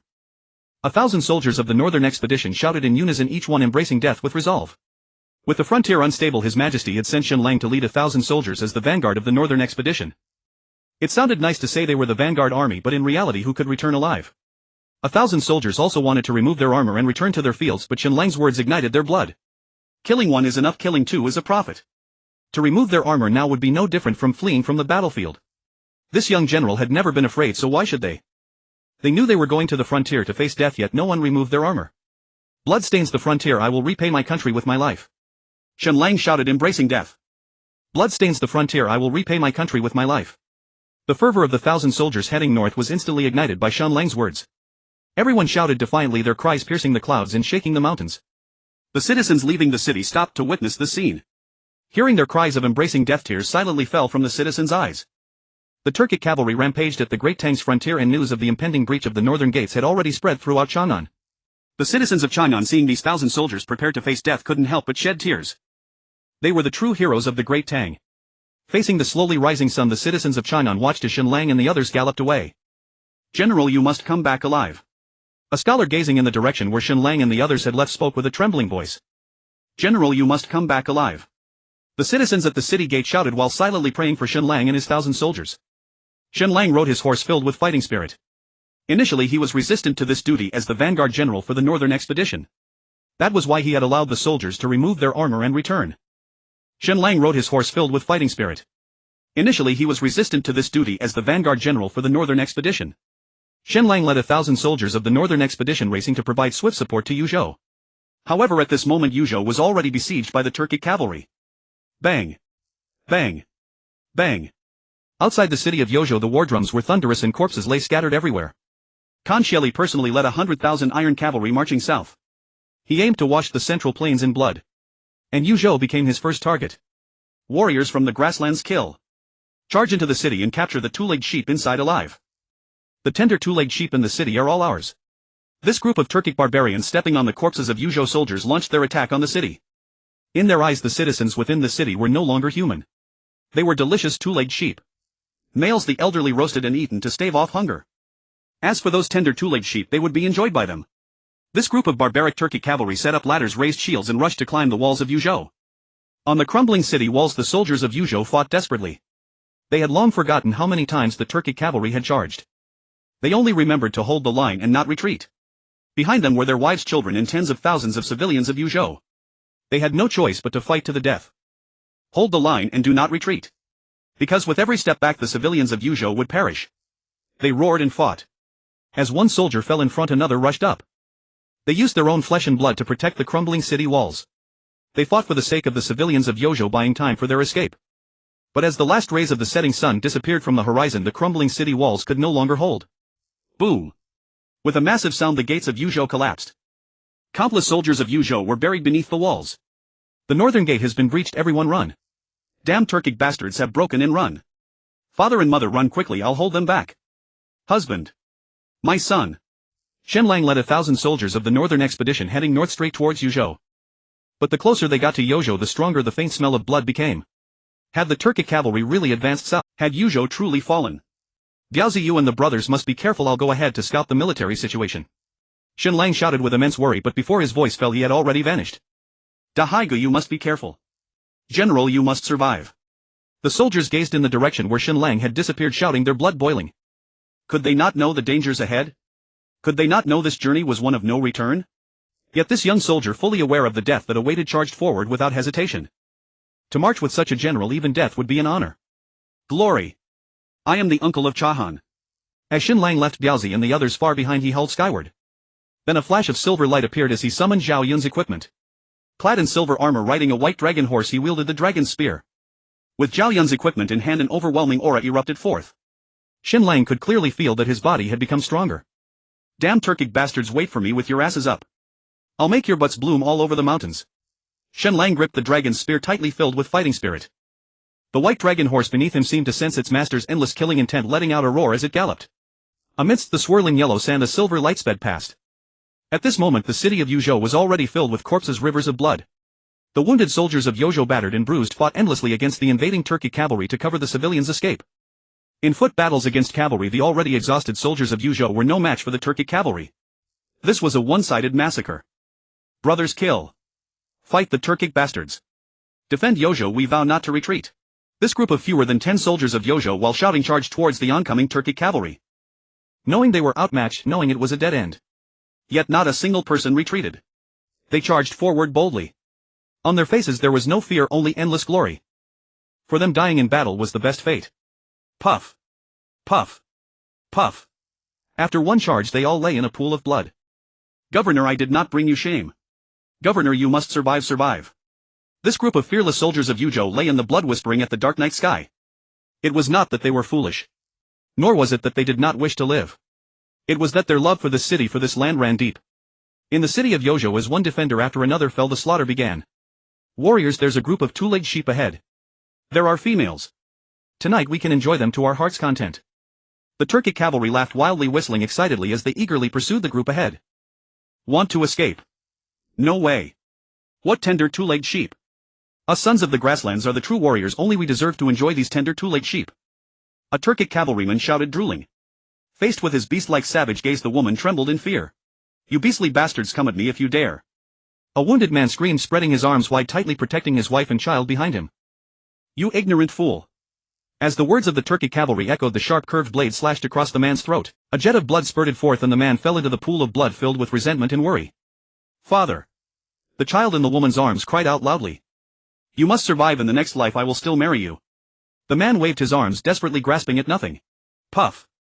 As the Turkic blade fell again, his hand slowly dropped to the ground. The woman watched helplessly as her husband died before her eyes. She held her child tightly, tears streaming down her face.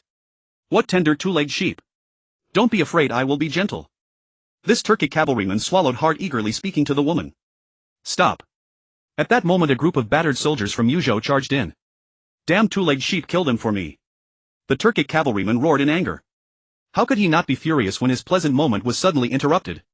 Shen Lang continuously stomped on the heads of two Turkic barbarians before listening to the shouts of the soldiers from the Great Tang. The elderly and weak women and children trembled with excitement. However, when they saw the soldiers covered in blood and bearing countless wounds, their joy was instantly replaced by sorrow. The joy on their faces was instantly replaced by sadness. Children, run quickly. An elderly woman waved her hands, crying out in a hoarse voice. But before her words could finish, the soldiers from Yuzhou engaged in battle with the Turkic cavalry. These battered soldiers were no match for the formidable Turkic riders. In the blink of an eye, the dead were dead and the captured were captured. Good children, you are all good children. The elderly woman extended her trembling hands, cautiously covering a young soldier's wound, tears streaming down her face as she spoke. Grandma, don't be afraid. Our Han people's bones are harder than their blades. The young soldier from Yuzhou, clutching the gaping wound in his abdomen, said weakly. Although his voice was low, it resonated in the hearts of every Yuzhou soldier. Keep an eye on them, don't interfere with my enjoyment of this tender lamb. The Turkic barbarian who had just been interrupted shouted furiously. Faced with the fair-skinned, beautiful young woman, he was already itching with desire. You better cooperate obediently or I will make you all die together. Ashur Yunying roared fiercely. Then he casually threw away his curved blade and rushed forward eagerly. Ah! With the woman's scream, there was a tearing sound as Ashur Yunying ruthlessly ripped apart her clothing. Beasts worse than animals, come at me if you dare. The captured Yuzhou soldiers shouted in desperation, their eyes wide with in front of the children. This barbarian dared to commit such heinous acts, truly worse than beasts.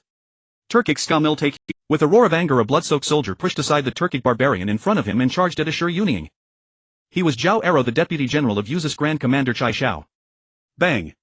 He lunged at Ashur Yunying like a hungry wolf, knocking him aside. Die, remember this in your next life. Zhao Aro roared, swinging his fist down fiercely onto Ashur Yunying's head. However, Ashur Yunying was not to be trifled with. He took the punch and suddenly flipped over, pinning Zhao Aro beneath him. Damn two-legged lambs! Ashur Yunying, driven mad by his interrupted pleasures, rained blows upon Zhao Aro. Before long, Zhao Aro was bloodied and battered. Warrior! Warrior! The surrounding Turkic barbarians showed no intention of helping, instead waving their curved blades and shouting loudly. Seeing Zhao Aro being beaten, the captured Yuzhou soldiers clenched their fists, their eyes bulging, wishing they could rush in and fight these beasts. But alas, they were all battered and had long lost their fighting strength. They could only watch helplessly as Zhao Aro was brutally assaulted. Damn two-legged lamb, die! Ashur Yunying, seemingly insane, tightened his grip on Zhao Aro's neck, trying to snap it. The cheers of the surrounding Turkic barbarians grew louder, while the hearts of the Yuzhou soldiers felt as if they were being cut with knives. The captured commoners from Yuzhou wept inconsolably. In this life-and-death moment, Zhao Aro desperately grasped Ashur Yunying's wrist, suddenly flipping over to pin him down. But he no longer had the strength to lift his arms. Yet Zhao Aro, utterly exhausted, was determined not to let this beast go, opening his mouth to bite fiercely at Ashur Yunying's neck. Ah! With Ashur Yunying's agonizing scream, Zhao Aro tore a chunk of flesh from his neck. Blood gushed out instantly. The exhausted Zhao Aro was immediately shoved aside by Ashur Yunying. Clutching his neck, he knelt on the ground, howling and struggling. Seeing his unbearably twisted face, Zhao Aro revealed a joyful smile. He chewed slowly while looking at Ashur Yunying. He used the last of his strength to feast on the flesh of the Turkic scum. Though it smelled foul, it was quite satisfying. His eyes reflecting a resolve to face death. That twisted face. That mouth dripping with blood from the gnashing of teeth. Even the Turkic barbarians, known for their brutality, felt a chill run down their spines at this sight. He was not human. He was a devil from hell. Bang! As Ashur Yunying's corpse fell to the ground, the surroundings fell silent. The surrounding Turkic barbarians quickly reacted. You dare kill my Turkic warrior? Are you not afraid of death? A Turkic barbarian close to Ashur Yunying rushed in front of Zhao Aro, viciously stepping on his chest, questioning him with a fierce expression. He continued to chew the flesh in his mouth. Though his face twisted in agony, it was filled with pride. The pride of being a son of the Han. Though the piercing pain made him wish for death, the pride of being a son of the Han made him raise his head high. He continued to chew the flesh in his mouth. Though his face twisted in agony, it was filled with pride. The pride of being a son of the Han. Damn two-legged lamb, I will chop you into meat paste. Faced with Zhao Era's contemptuous gaze and proud expression, the Turkic barbarian was about to go mad. He simply could not comprehend why these two-legged lambs were truly unafraid of death. Pooh. Enraged, the Turkic barbarian plunged his dagger deep into Zhao Era's body. Scum, remember, the bones of our Han people are always harder than your curved blades. Zhao Era, suppressing the urge to spit blood, used his last ounce of strength to swallow the flesh and blood in his mouth. Pooh. Pooh. Pooh. The Turkic barbarians, as if mad, kept waving their curved blades. Before long, Zhao Era's corpse was a bloody mess. Though the Turkic barbarians had chopped away at his flesh, they could not break his indomitable spirit. Seeing this scene, the captured Yuzhou soldiers instantly wept like rain. Men do not shed tears easily, but they had not yet reached the point of heartbreak. The bones of our Han sons will always be harder than your blades. The battered Yuzhou soldiers huddled together, howling in despair. The pride of the Han sons pierced the clouds with their voices, shaking the mountains and rivers. The bones of the Han people are harder than the curved sabers of the Turkic cavalry. This is no empty boast. Confronted with this horrifying spectacle, the Turkic cavalry trembled uncontrollably, unimaginable to them that these two-legged sheep truly feared death not at all. Let us see then, whose blade is harder, ours or your bones, roared the Turkic commander, humiliated and enraged. With that he raised his saber high and brought it down in a brutal arc toward the neck of a captured Yuzhou soldier. A sickening thud echoed as blood sprayed violently. The Yuzhou soldier collapsed onto one knee with a heavy thud. The bones of the Han people will always be harder than your sabers, he declared, head held high, neck rigid, a cold scathing laugh on his lips, laced with contempt and disdain. Yet before his words had fully faded, his head slumped forward.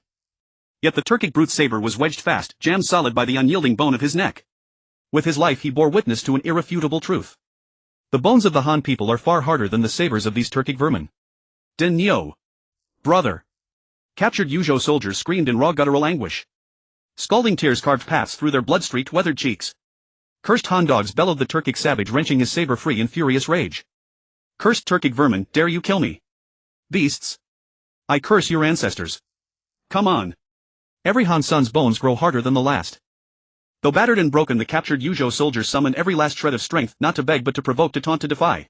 They rushed forward, each vying to prove, through flesh, blood and final breath, that Han bones surpassed Turkic steel in unbreakable resolve. Kill them. Slaughter every cursed Han dog, shrieked the Turkic commander, voice cracking with fury. At his command the captives stood tall, spines straight, chins lifted. They tilted their heads upward, stretched their necks bare, awaiting the fall of the saber. Not a trace of fear crossed their faces, only boundless pride and solemn glory. This is the innate pride of Han sons.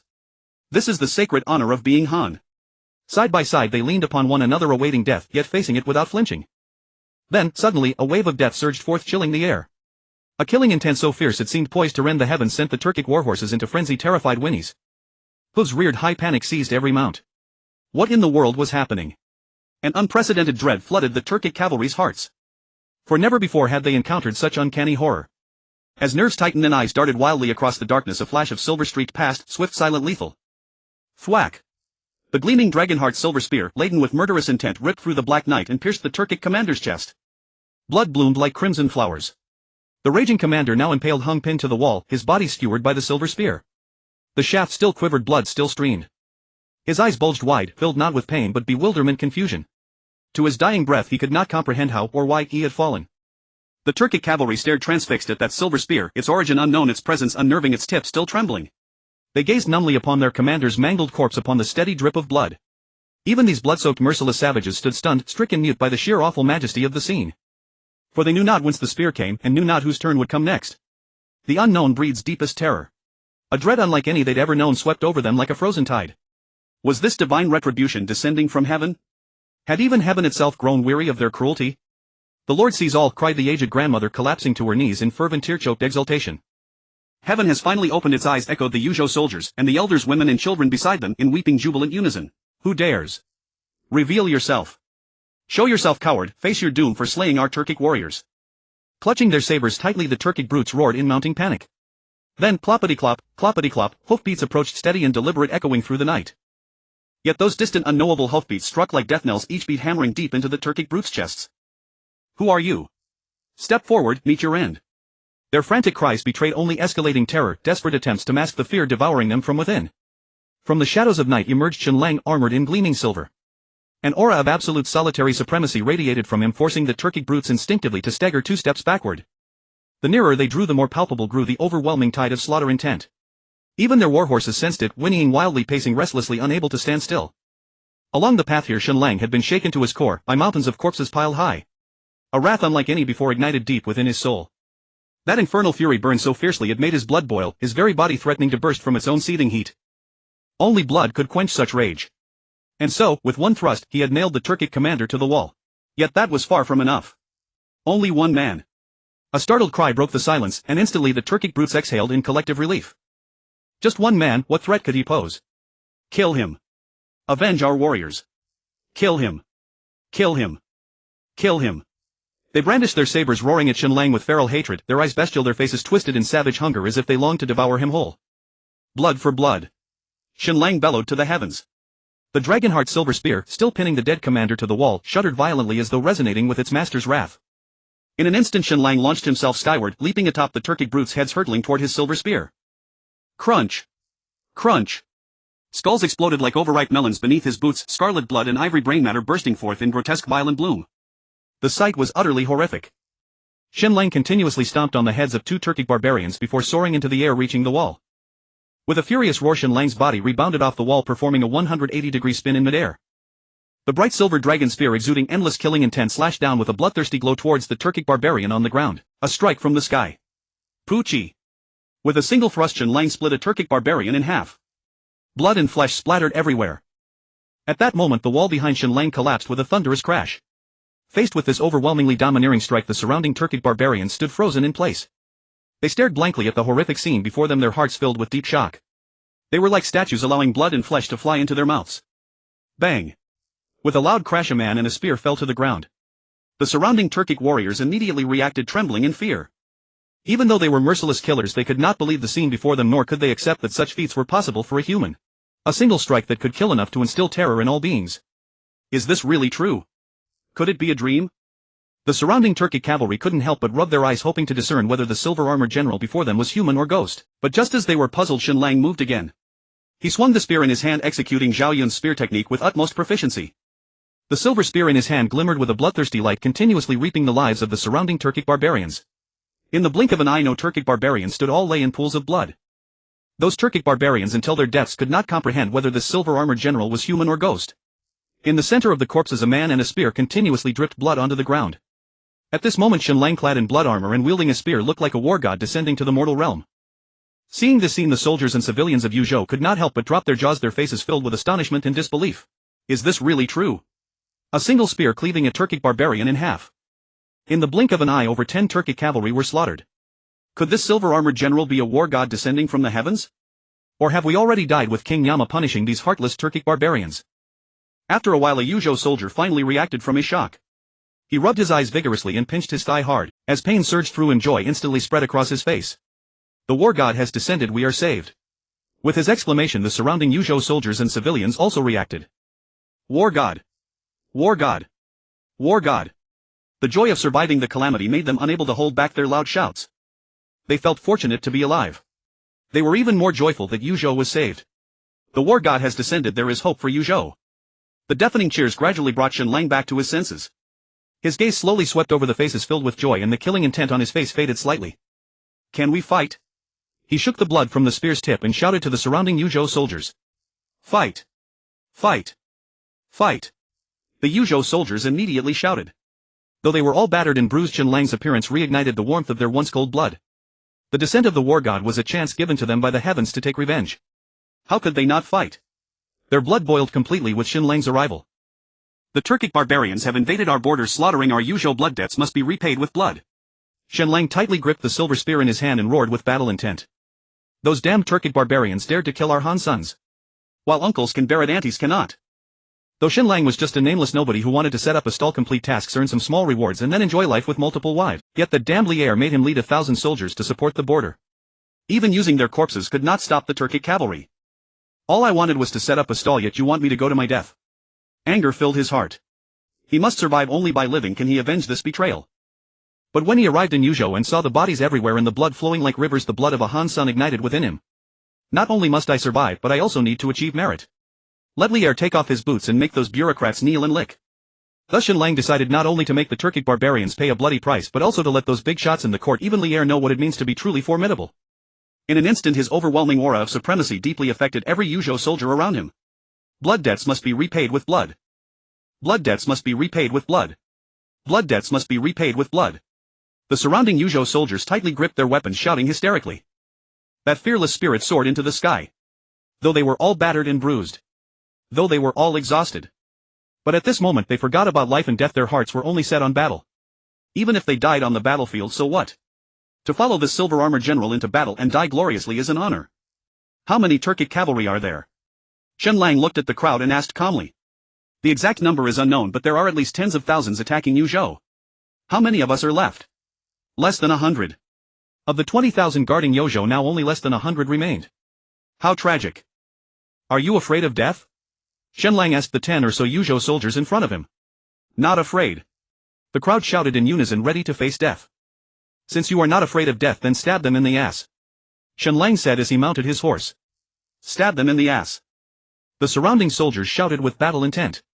Meanwhile in Chang'an it was late at night, but the palace's Hanyuan Hall was brightly lit. Your Majesty, Yuzhou is in urgent need of help. The Minister of War Li Jing said with a furrowed brow.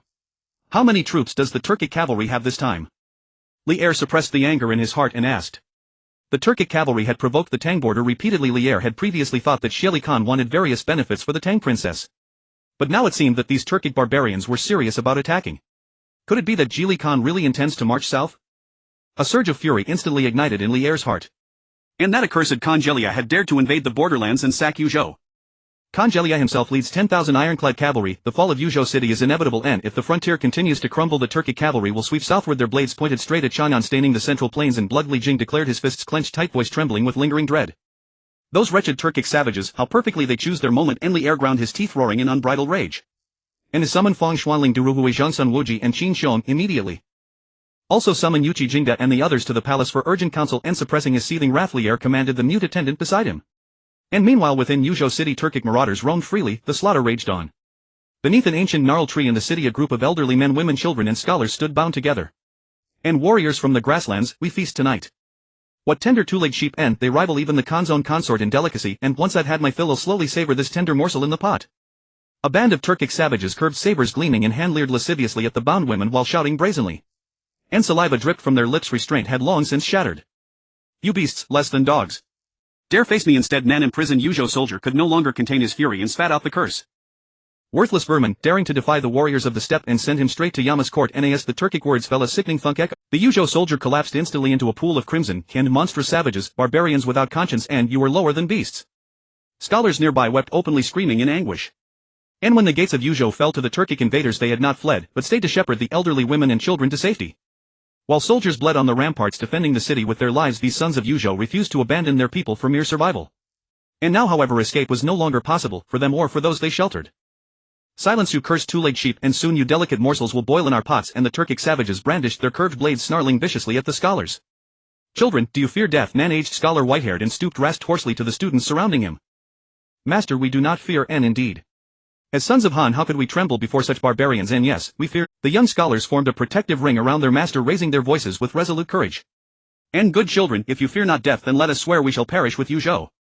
The old master spoke, his body trembling. And we shall perish with Yuzhou, and we shall perish with Yuzhou, and we shall perish with Yuzhou. These scholars, frail of arm yet mighty of spirit, raised their arms in unison.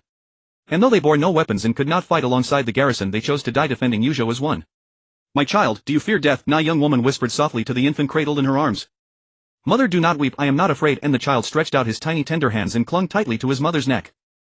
As if with that fragile frame he sought to shield her. And brave child, I shall soon take you to find your father. She pressed him close, tears streaming uncontrollably, yet as she wept a gentle smile bloomed upon her face. For she knew soon she would carry him down to the netherworld to reunite with her family. And wherever kin dwell together there lies true happiness. Even in the 18 levels of hell. And whether soldiers or scholars, women or infants, every soul of Yuzhou stood before the flash of Turkic sabers. Not a trace of fear flickered, not a whisper of surrender. And even women, unarmed, unarmored, faced those curved blades without flinching. They welcomed death, choosing to follow their husbands into the underworld. And they were not merely virtuous daughters-in-law of Yuzhou, they were its noblest daughters. It is said that behind every successful man stands a woman who sacrifices in silence. Yet these sons of Yuzhou may not have achieved greatness, yet behind each stood women who chose death beside them. Who among men could step back before such women, or bear to see them perish? And perhaps this unyielding devotion is why the soldiers of Yuzhou held their ground unto the end. I am a son of Han, I shall never cower before these Turkic savages, and the aged master straightened his bent spine supported by his disciples and roared voice raw and ragged. I am a son of Han, I shall never live in cowardice, and the young scholars cried in unison. And I am a son of Han, I shall never live in cowardice. The captured women and children wiped away tears and shouted aloud. And facing death they felt no terror, only pride, only smiles. This was the glory woven into their blood. And this was the hauteur born with them. Sons of Han have never feared foreign invasion, neither in ages past nor in ages to come. And for their veins carry Han blood, and their bones Han pride. Even death holds no dread.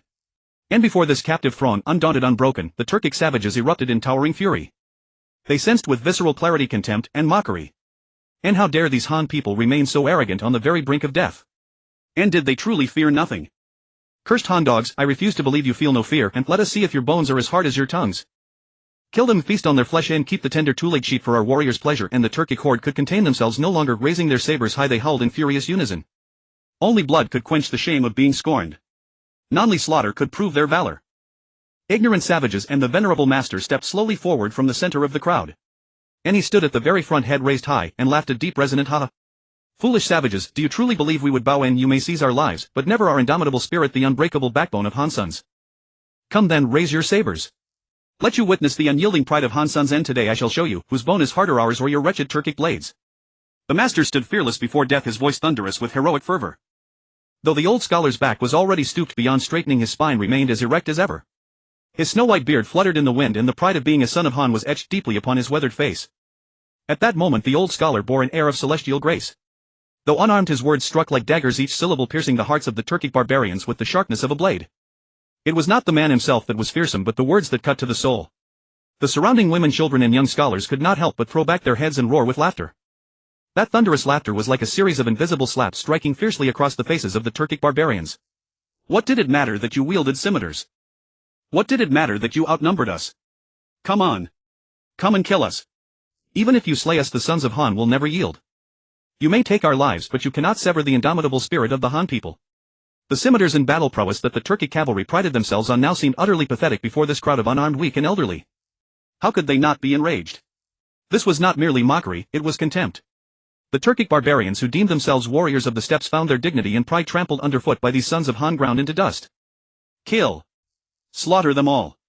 Exterminate these damned two-legged sheep. Let them know that the warriors of the steppes are the undisputed kings. The Turkic chieftain roared in humiliated fury. What else could these savages do but wield their blades? They could only resort to their most primal brutality to vent their discontent and assert their existence. At the chieftain's command, the surrounding Turkic barbarians brandished their scimitars and surged forward in a frantic charge. With a sickening thud of flesh splitting, a sharp Turkic scimitar fell heavily upon the old scholar's neck.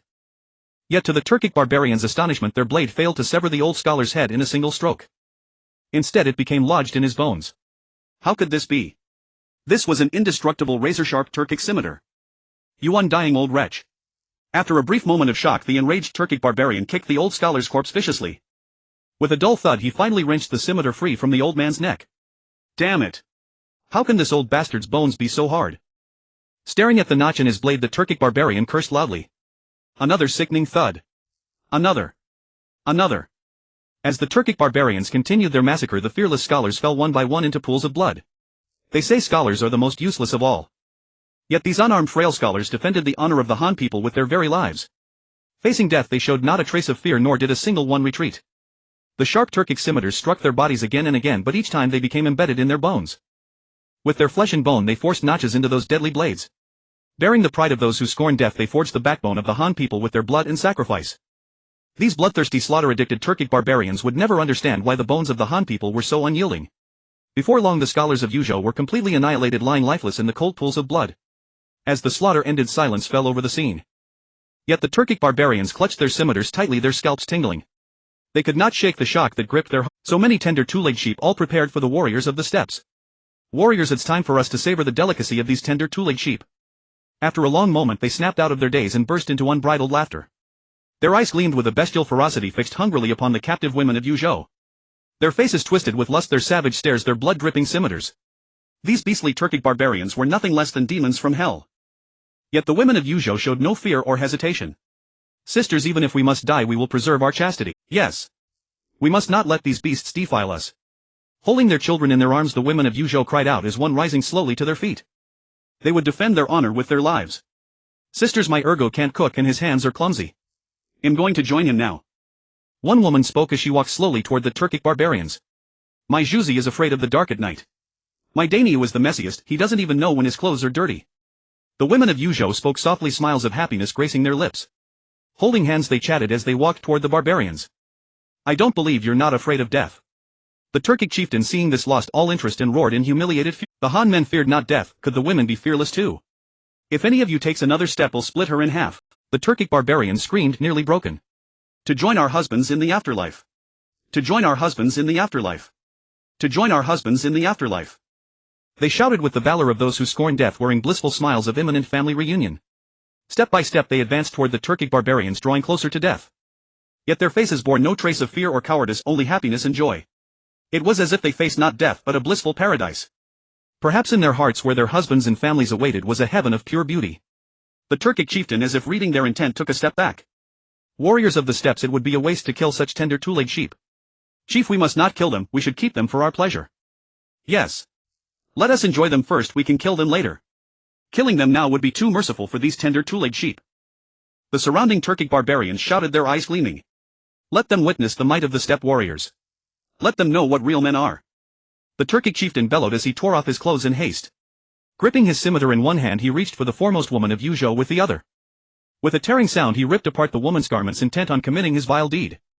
As the woman's garments were torn apart, the Turkic barbarian lunged at her like a ravenous beast, slamming her to the ground. Yet in that instant she opened her mouth and sank her teeth deep into his ear. Aff! A shriek of excruciating agony tore from his throat, then came a thunderous slap across his face. The woman from Yuzhou seemed to feel no pain at all, instead she broke into a fierce triumphant grin. In the next breath she raised her leg and drove a brutal kick straight into his groin. A single lethal strike, the life-ending line-cutting kick, brutal and unrefined. Aff! A hysterical scream pierced the air as the Turkic barbarian collapsed, clutching his gushing wound, writhing in unspeakable agony upon the earth.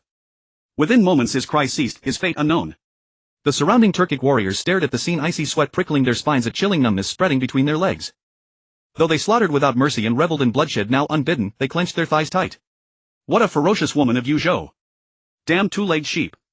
After a stunned silence, one Turkic warrior raised his curved saber and brought it down upon the Yuzhou woman in a flash. Shink! Blood erupted in a crimson arc as she closed her eyes with a serene, almost blissful smile. You wretched two-legged sheep! If you do not submit obediently to our warriors, this is your fate. You wretched two-legged sheep! If you do not submit obediently to our warriors, this is your fate. With his dripping saber the Turkic warrior pointed menacingly at the surrounding women of Yuzhou. Such delicate, tender two-legged sheep. At that moment another Turkic brute could contain himself no longer, he slashed open a woman's robe with his blade. Her pale flawless skin gleamed beneath the light, igniting in his eyes a feral predatory hunger. But before he could savor the sight, a sharp shink echoed, then the woman cradling her child stepped forward directly into the edge of his saber. Tainyo, my child, and I have come for you. With a gentle smile mother and child closed their eyes together, yet a single tear traced a warm path down her cheek. Perhaps it was sorrow for this fallen city, or longing for the life once sweet and whole. Husband, our whole family shall soon be reunited. Another woman of Yuzhou whispered her final wish as she walked calmly toward the gleaming saber. Shink! Shink! Shink! One by one the women of Yuzhou stood tall, chests unbowed, and met the Turkic sabers heaten, sacrificing their lives to preserve their chastity, shielding the dignity of Han women with their very flesh. Gazing upon the carnage, the corpses strewn across the earth, the blood flowing slow and steady, the ravenous Turkic warriors froze where they stood. They had never imagined it. Not only did Han men scorn death, but their women too embraced it without flinching. In that instant they turned to stone. These Han people feared death not at all. What use was even the sharpest saber? What use their vaunted title as step-born warriors, masters of the horseback? What use when they could not claim even these tender, delicate women? A profound shock gripped them, followed by an unfamiliar, paralyzing uncertainty. For in that moment, confronted by Han souls who welcomed death as kin, they felt utterly powerless. Damn two-legged sheep! After a breathless pause the Turkic warriors erupted into frenzied roars, on the verge of collapse before such unyielding courage.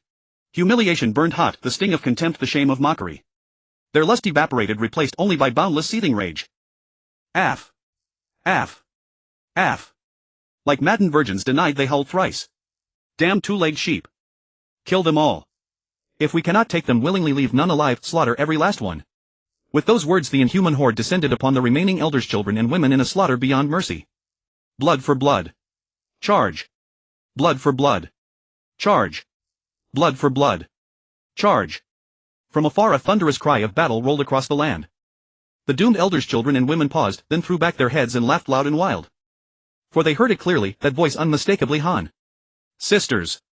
Our Han sons have returned. Fellow townsfolk. Our avengers have come. They shouted, voices trembling with exhilaration, faces radiant with pride and honor. Come on, you filthy Turkic scum. Wretches born of no father, raised by no mother, you've reached your end. They laughed wildly, cursed venomously, and charged, undaunted, unafraid, straight toward the frozen Turkic warriors. Kill them. The Turkic warriors bellowed, swinging their sabers once more into slaughter. Shink! Shink! Shink! One by one the women and children of Yuzhou fell into pools of blood, yet every face bore a quiet, luminous joy. Though death was inevitable had they ever weighed their own lives. So long as vengeance would come, it was enough. Monsters unworthy of beast or man. Seeing the field of corpses, the rivers of blood, Shen Lang's fury surged, hot, violent, unstoppable. He knew the Turkic barbarians thirsted for blood, but never dreamed these dogs would slaughter elders and infants alike. Were they still human? Less than beasts, they deserved annihilation. Blood debt must be repaid in blood. The battlefield's horror surpassed all expectation, the inferno of his wrath blazed so fiercely it scorched his very thoughts. Filthy Turkic curs, I'll split you alive. Shen Lang dug his heels hard into his mount's flanks and roared through gritted teeth. As if sensing its master's apocalyptic fury, the white dragon horse slammed its hooves into the earth and charged, full speed, toward the enemy. Die, all of you. Shen Lang screamed like a man possessed, his bright silver dragon courage spear sweeping wide in a devastating arc. Shink! A Turkic warrior's skull exploded under the spear's impact, blood and brains bursting skyward in a grisly crimson bloom. The white brain matter and red blood converged together, bursting forth into the air like a dazzling firework. Though Shen Lang's headshot move was vicious and ruthless, it could not quell the raging fury and endless killing intent within his heart. These damned Turkic barbarians deserved to die like this. It was almost a favor to them. If given ample time, Shen Lang would ensure they suffered more than death, torturing them to the point of being flayed alive. As he unleashed this overwhelmingly domineering shot, the surrounding Turkic barbarians stared in shock at the blood and brain matter raining down frozen in place. They had never witnessed such a terrifying scene before. What immense killing intent! A wave of unprecedented fear instantly enveloped the Turkic barbarians. The endless killing intent sent chills down their spines. Enemy attack. After a brief moment of shock, the Turkic barbarians shouted in panic. But at this point it was already too late. Shen Lang, wielding the dragon's daring silver spear, had already arrived before their eyes. All of you die. Shen Lang roared, and the silver spear in his hand swept out. The incredibly sharp spear tip, laden with boundless killing intent, instantly sliced through the necks of 3 Turkic scum. Before they could even aim their curved blades at Shen Lang, they felt a chill at their throats. Then the nearly invisible lines of blood exploded forth. Blood gushed out in torrents. Faced with this bizarre scene, the Turkic barbarians were once again left dumbfounded. What the hell was happening? What had happened? How could the throats of the prairie warriors be cut without reason? Just as they felt incredulous, 3 corpses collapsed to the ground. They hadn't even had time to scream before being slain on the spot. The surrounding Turkic barbarians felt a chill in their hearts and involuntarily retreated. The city of Yuzhou had long been breached, and countless Han defenders had already been killed or wounded. Even those still alive were battered and bruised, mere lambs waiting to be slaughtered. But who was this blood-armored general before them? Where did he come from? Had reinforcements from the Tang Dynasty arrived? It shouldn't be so. If reinforcements had arrived, why was it only him? What the hell was going on? Countless questions surged in the minds of the Turkic barbarians, and a myriad of question marks appeared above their heads. They stared blankly at the silver armor dripping with blood and the silver spear radiating a bloodthirsty glow. Instinctively they turned to flee. But was there any way to escape? There was no exit. Put. As the Turkic barbarians turned to run, one by one they fell under the might of Shen Lang's silver spear. Retreat. Quickly regroup with the general. The Turkic barbarians, regaining their senses, shouted in panic. But before his words fell, the spear carrying endless killing intent pierced through his back. He is not human. Seeing the spear tip protruding from his chest, this Turkic barbarian exclaimed before spitting out a mouthful of blood. Blood debts must be repaid with blood. Shen Lang exerted a force with his arms, lifting the Turkic barbarian into the air. Die. With his roar, the Turkic scum on the spear tip was launched like a cannonball towards the fleeing Turkic barbarians. Bang. With a muffled sound, blood splattered as 2 Turkic barbarians were knocked off their horses. Blood debts must be repaid with blood. Kill. Annihilate these Turkic dogs, avenge our brothers. At this moment the wounded soldiers behind Shen Lang charged forward, howling. Although they were all exhausted and battered, seeing the corpses strewn about, the old, weak women and children on the ground ignited an overwhelming rage. The familiar faces deeply stimulated their eyes, igniting an inferno of fury. The thick smell of blood drove them to madness. The soldiers from Yuzhou charged forward like crazed beasts, trampling over the still warm blood towards the Turkic barbarians. At this moment they had only one word in their hearts: kill. They only wished for revenge. To avenge the innocent people of Yuzhou who had suffered. To avenge their wives, children, and elderly. To avenge their closest kin. Blood debts must be repaid with blood. Run. Quickly regroup with the general. This group of Turkic barbarians had long been frightened out of their wits by Shen Lang. They had no thoughts of continuing the fight. They screamed as they scrambled to escape. But could they still escape? The soldiers from Yozhou, driven mad by hatred, would not let them off easily. Put! Put! Put! Those Turkic barbarians who hadn't yet mounted their horses were slaughtered on the spot by the charging soldiers from Yuzhou. The situation had instantly reversed. The Turkic barbarians, once seen as formidable foes, were now facing a frenzied retaliation. In the blink of an eye, this group of Turkic barbarians had almost been completely slaughtered. Only a few Turkic scum managed to escape by chance. After all, the soldiers from Yuzhou were all injured. How could they catch up to those who were terrified and solely focused on fleeing? Are they all dead? A soldier from Yuzhou said hoarsely, then burst into tears. Ergo is that you— Where's your brother? My brother died on the battlefield. Danyo, what about your brother? My brother held the city wall and perished with it. Those fortunate enough to survive upon hearing the tragic news of their loved ones could not help but burst into tears. Though they hadn't planned to survive, hearing the news of their relatives' deaths made it unbearable. They could not accept this cruel reality. Husband, I will accompany you, at least we will have each other on the road to the underworld. Old man, in the next life I will still marry you and bear you many children. These surviving women from Yozhou, now bereft of their families, had no thoughts of continuing to live. They sought only death. Shen Lang listened to the heart-wrenching cries and saw the despair in their eyes. His heart twisted painfully. His heart was like being cut by knives. Villagers, your children are all outstanding. Your husbands are heroes. You are the loved ones they willingly sacrificed their lives to protect. The reason they stood firm and did not retreat. For their sake you must live well. You must witness the Turkic scum being slaughtered to the last. You must see the great revenge of Yuzhou be fulfilled. Shen Lang, with a heart full of pain, urged the desperate women and children before him. His beloved ones had already fallen victim to brutal hands, and living alone in this world was merely a hollow existence. These elderly women and children of Yozhou, though fortunate to have survived, had lost all will to live upon hearing the news of their kin's demise on the battlefield. Shen Lang could save their lives, but he could not save their spirits. Now, with no relatives left and their homes destroyed, their hearts had turned to ashes. Where could they find the courage to go on living? Thus, to truly rescue them, Shen Lang had to give them a reason to live, a purpose to hold on to. So Shen Lang urged them to live on, to keep their eyes wide open for their fallen kin, to witness how the Turkic barbarians would be utterly annihilated, to see how the blood debt of Yuzhou would be avenged. As Shen Lang's words fell, these despondent women and children of Yuzhou suddenly glimpsed a ray of hope for survival. Sisters, we must live on. We must live to see with our own eyes how those cursed Turkic bastards die. We must watch for our loved ones for Yozhou and see how our great vengeance is achieved. These surviving women and children spoke with tears choking their voices. Even if they lived like walking corpses, it was better than death. After all, a living dog is better than a dead lion. Seeing them in this state, the agonizing pain in Shen Lang's heart eased slightly. He believed that given some time he would surely find a way to restore the people of Yuzhou's hope for life. Meanwhile, within Chang'an City, Princess Pingyang Li Xiaoning, upon learning of Yuzhou's fall, stood frozen in place. Yuzhou has fallen. Where is the consort now? After a long moment, Li Xiaoning finally reacted, her voice trembling as she asked. Your Highness, Yuzhou has fallen and the consort's fate is unknown. His whereabouts are a mystery. The guard replied cautiously. Li Xiaoning immediately left the mansion and headed straight for the imperial palace. Her earlier dejection vanished, replaced by an overwhelming murderous intent. How could Li Xiaoning, the Tang Dynasty's foremost female general, be an ordinary woman? She went directly to the palace to see Li Er, demanding to lead the northern expedition herself. She was not only Li Er's beloved sister but also the wife of Chai Xiao, the grand commander of Yuzhou. Now that Yuzhou had fallen and her husband's fate was unknown, how could she remain still? Sister, this northern expedition is fraught with danger. You must be extremely careful. Faced with such a determined Li Xiaoning, Li Er could only relent. Your Majesty, rest assured your sister will personally slay Khan Jieli. Li Xiaoning clenched her fists, speaking through gritted teeth. I will see you off personally tomorrow. Li Er said, gently stroking her slightly disheveled hair. Li Xiaoning was not only Li Yuan's cherished daughter but also Li Er's most adored sister. Now that she insisted on leading the northern expedition, how could Li Er not understand her intentions? And how could he not worry?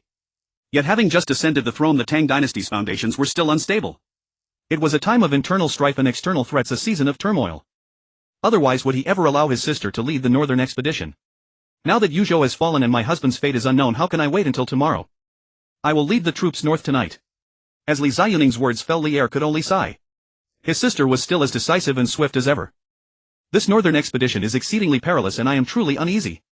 Let Li Jing accompany you tomorrow. Besides, mobilizing the troops takes time. Li Er refused outright. Though Li Xiaoning was the Tang Dynasty's foremost female general, her mind was in turmoil and Li Er could not bear to let her go alone. Meanwhile, within the Grand Commander's residence in Yozhou, the Turkic vanguard General Ashi Zhanshan was feasting and rewarding his troops. Above the blazing bonfire, roasted meat exuded an enticing aroma. This scene stood in stark contrast to the streets outside, littered with corpses and rivers of blood. In the center of the bonfire were the captured people of Yuzhou and wounded soldiers. Clearly, in the eyes of the Turkic barbarians, they were mere prey, delectable dishes.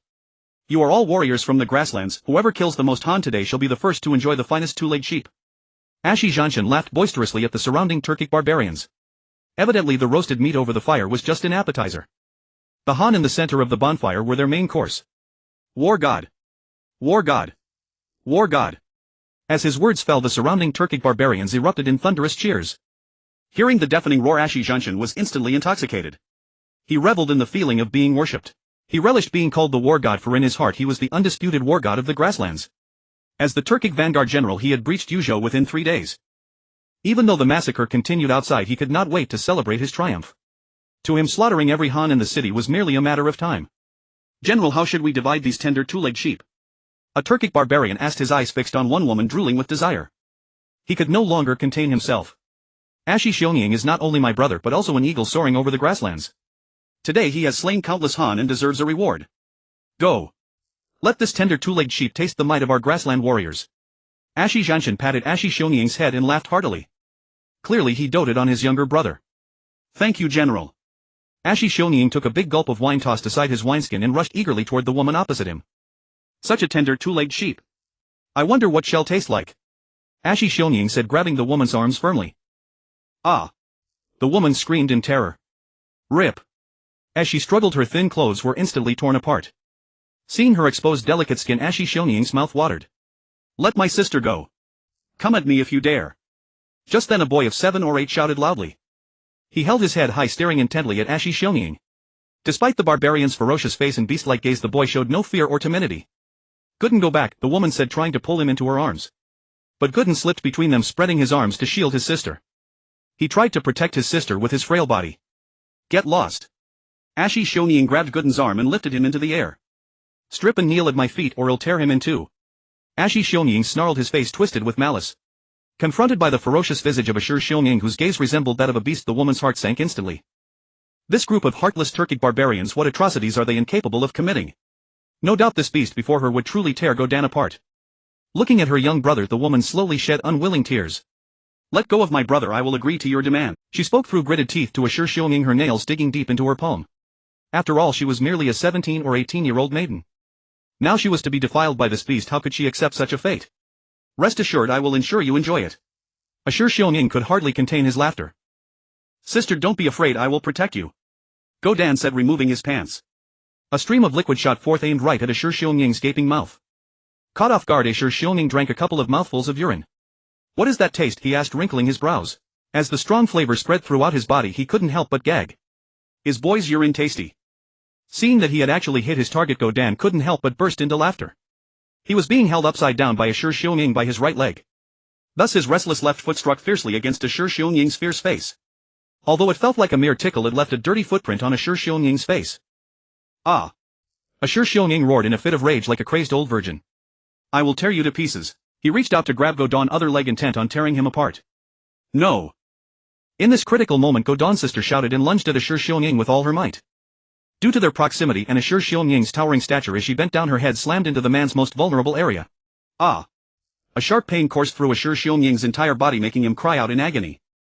At that moment he couldn't care less about tearing Godan apart. He simply tossed Godan aside and pushed the woman to the ground. Though he was as strong as an ox, that most sensitive area had taken a fatal blow, rendering him as helpless as a noodle. He clutched his groin, lying on the ground writhing in pain. Hearing his anguished cries, Godan and his sister instantly revealed joyful smiles. Kill him! Seeing his brother's excruciating pain, Ashi Zhanshan roared in fury. The two nearby Turkic barbarians rushed forward eagerly. Poochie! Poochie! With the swift descent of blades, blood splattered everywhere. Seeing Godan's sisters fall victim to cruel hands, the captured citizens and soldiers of Yuzhou were filled with rage. Not even sparing children of 7 or 8 years were they even human. Warriors, savor this tender lamb. Ashi Zhanshan showed no signs of losing interest due to his brother's plight. Instead, he shouted with immense excitement. With his command, the surrounding Turkic barbarians rushed forward eagerly, vying to select their prey. Shilla! Ah! Bastard! Ha ha! The sound of tearing fabric. The woman's screams. The raucous laughter of the Turkic barbarians. Various sounds intermingled, filled with helplessness and despair. Even in death you shall not tarnish my purity. A Yuzhou woman said, biting down hard on a Turkic barbarian's arm. Shilla! With a sickening sound, she forcibly tore a piece of flesh from the Turkic barbarian's arm. Looking at his bloodied arm, the Turkic barbarian became furious. Poochie! He swiftly struck down the woman, leaving her in a pool of blood. The woman wore a joyful expression, slowly closing her eyes. "You bastard, I will fight you to the end." An old man with white hair roared in desperation, shielding his daughter behind him. "Old fool, get lost." The heartless Turkic barbarian struck the old man with a blade. "Daughter, you must survive." The old man lay in a pool of blood, using his last ounce of strength to speak to his daughter. "I will fight you all," the woman shouted as she lunged at the Turkic barbarian. But before she could reach the Turkic barbarian, she was struck down into the bloodied ground. "Get back, I will teach you how to savor this tender lamb." Shen Lang reprimanded his subordinates for their inadequate performance. As his words fell, the surrounding Turkic barbarians suppressed their anger and stepped aside. These damned lambs would rather die than let them taste it infuriated them. They couldn't simply kill them all and then feast on the corpses. So they endured their inner rage, stepping aside to observe how their general would savor the tender lamb. Shen Lang slowly walked to the front of the crowd, swiftly locking onto a target. He tossed aside his curved knife and lunged at his target. Ah! With a scream, a 12 or 13-year-old girl fell into the clutches of Shen Lang. "All of you better learn well from me." As he spoke, he pinned the little girl down firmly. The little girl screamed in terror, continuously crying out and struggling. However, her feeble form was no match for this frenzied beast. Moreover, the louder the girl screamed and the more she resisted, the more excited Shen Lang became. The surrounding Turkic barbarians' eyes lit up. It was only now that they understood how to truly savor the tender lamb. "War God! War God! War God!" The Turkic barbarians yelled frantically. The war god truly lived up to his name, even savoring the tender lamb with such. Just at that moment, a sound of Poochie echoed as a head slowly fell to the ground. "What was that sound?" Shen Lang murmured, furrowing his brows. He then saw a bloody head slowly roll to his feet. "Not good. We are under attack." Looking at the bloody head beneath his feet, a face he recognized all too well. Shen Lang's heart sank as he involuntarily exclaimed. However, the surrounding Turkic barbarians were all fixated on Shen Lang, intently learning how to savor the delicacies of two-legged sheep. Who would care about his voice? Especially now, as the little girl's clothing became increasingly scant, the Turkic barbarians seemed on the verge of losing their minds. They were all shouting in immense excitement, "Battle God!" Shen Lang's voice had long been drowned out by the deafening cheer. In the night, Shen Lang, wearing silver armor, approached slowly. He looked as if he had just emerged from a bath of blood, as blood dripped continuously from his silver armor. "Who are you?" Shen Lang asked, sitting on the ground trembling with fear as he looked at Shen Lang. "Do you deserve to know?" Shen Lang pointed his spear at Shen Lang's head, speaking coldly. Watching the blood sliding down the spear's tip, Shen Lang trembled uncontrollably. What was there to be afraid of? "I am the eagle from the grasslands. You better surrender obediently." Where did he come from? However, after a moment of shock, Shen Lang quickly reacted. This blood-armored Han only had one person, yet behind him were countless Turkic warriors. What was there to be afraid of? "I am the eagle from the grasslands. You better surrender obediently or I will tear you to pieces, leaving you worse than dead." Shen Lang said to Shen Lang with a ferocious expression. He took the opportunity to push against the ground, constantly shifting his body backward. "Oh. You are the eagle from the grasslands." Shen Lang raised an eyebrow. "What's wrong? Are you scared?" Shen Lang reached for the curved dagger at his back. Before his words fell, he made a move.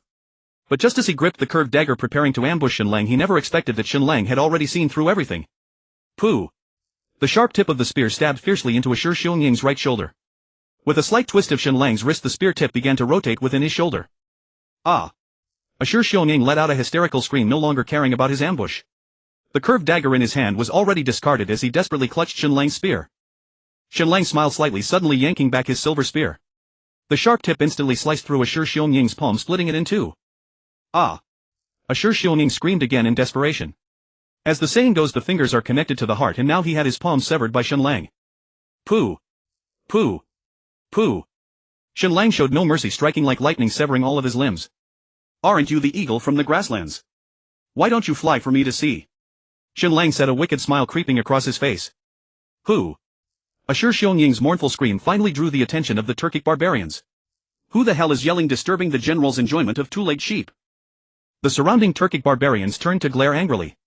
Damn it, the foreplay was finally over and they were all waiting to learn how to enjoy it, only to be interrupted by this howling scream. How could they not be furious? But when they saw the scene before them, they couldn't help but gasp in shock. When did a blood-armored general arrive? When had Shen Lang lost his limbs? Who the hell is disturbing my good fortune? Drag him out and execute him. Shen Lang roared with rage. Damn it, he had taken off his pants preparing to showcase his prowess. Yet this group of audience suddenly shifted their gaze. This made Shen Lang even more furious. "Aren't you the eagle from the grasslands? Show me how you fly." Ignoring the presence of the surrounding Turkic barbarian, Shen Lang elegantly twirled his spear and lunged towards Ashur Xiongying's abdomen. Pooh! With a sound of flesh tearing, the sharp spear tip pierced directly through Ashur Xiongying's belly. Fly for me! Shen Lang shouted, lifting Ashur Xionying into the air. He then forcefully swung down and with a shish sound the sharp tip of the spear opened Ashur Xionying's belly. Blood mixed with intestines flew freely through the air as Ashur Xionying's body soared. Watching this brutal scene and the blood and intestines splattered around him, the surrounding Turkic barbarians couldn't help but retch. Even though they were accustomed to bloodshed and had an insatiable thirst for killing, they had never witnessed such a bloody way of killing. And the bare-bottomed Ashur Xianshan, just as he intended to reprimand his subordinates, saw this horrific scene. My God! Wasn't that my brother Ashur Xionying? What the hell was going on? Just as he was momentarily stunned, Ashur Xionying, soaring through the night sky, came crashing down towards his brother. Pooh! As a mist of blood rose, Ashur Xionying's body slammed down hard onto Ashur Xianshan's head. Ashur Xianshan's head, filled with countless question marks, was forced into the wound on Ashur Xionying's belly. Seeing this scene, the surrounding Turkic barbarians could no longer bear it and turned to vomit. Others liked to wear hats. Yet their general used his brother's corpse as a hat, wearing it on his head. This scene was too beautiful. Even the notoriously heavy-tasting Turkic barbarians couldn't stand it. While everyone admired the bloodied figure soaring in the night sky, Shen Lang noticed the pants of the Turkic barbarians about to burst. A surge of inexplicable anger enveloped Shen Lang. Damn it, it had been a while since I crossed over to the Tang Dynasty. Now I still hadn't shed the hat of virginity. How dare these Turkic barbarians, worse than dogs, try to compete with me for women? Damn bastards, go become eunuchs! Shen Lang roared in anger. Women have always been a rare resource, let alone beautiful ones. But these Turkic barbarians not only wanted to stain the borders of the Tang Dynasty with blood, but also dared to seek companionship in the Tang. How could Shen Lang let them off? With a powerful push against the ground, Shen Lang lunged the silver spear towards a Turkic barbarian's groin. Pooh! With blood mist rising, this Turkic barbarian's testicles were pierced and exploded, spilling everywhere. He didn't have time to scream before collapsing in a pool of blood. How fragile are the eggs? Shen Lang's silver spear, filled with endless killing intent, not only pierced through his eggs but also turned his pants into a pile of mush. Not good. We are under attack. Protect the general. Warriors from the grasslands kill. At this moment, the bewildered Turkic barbarians quickly reacted. They howled as they drew their curved blades and surged towards Shen Lang.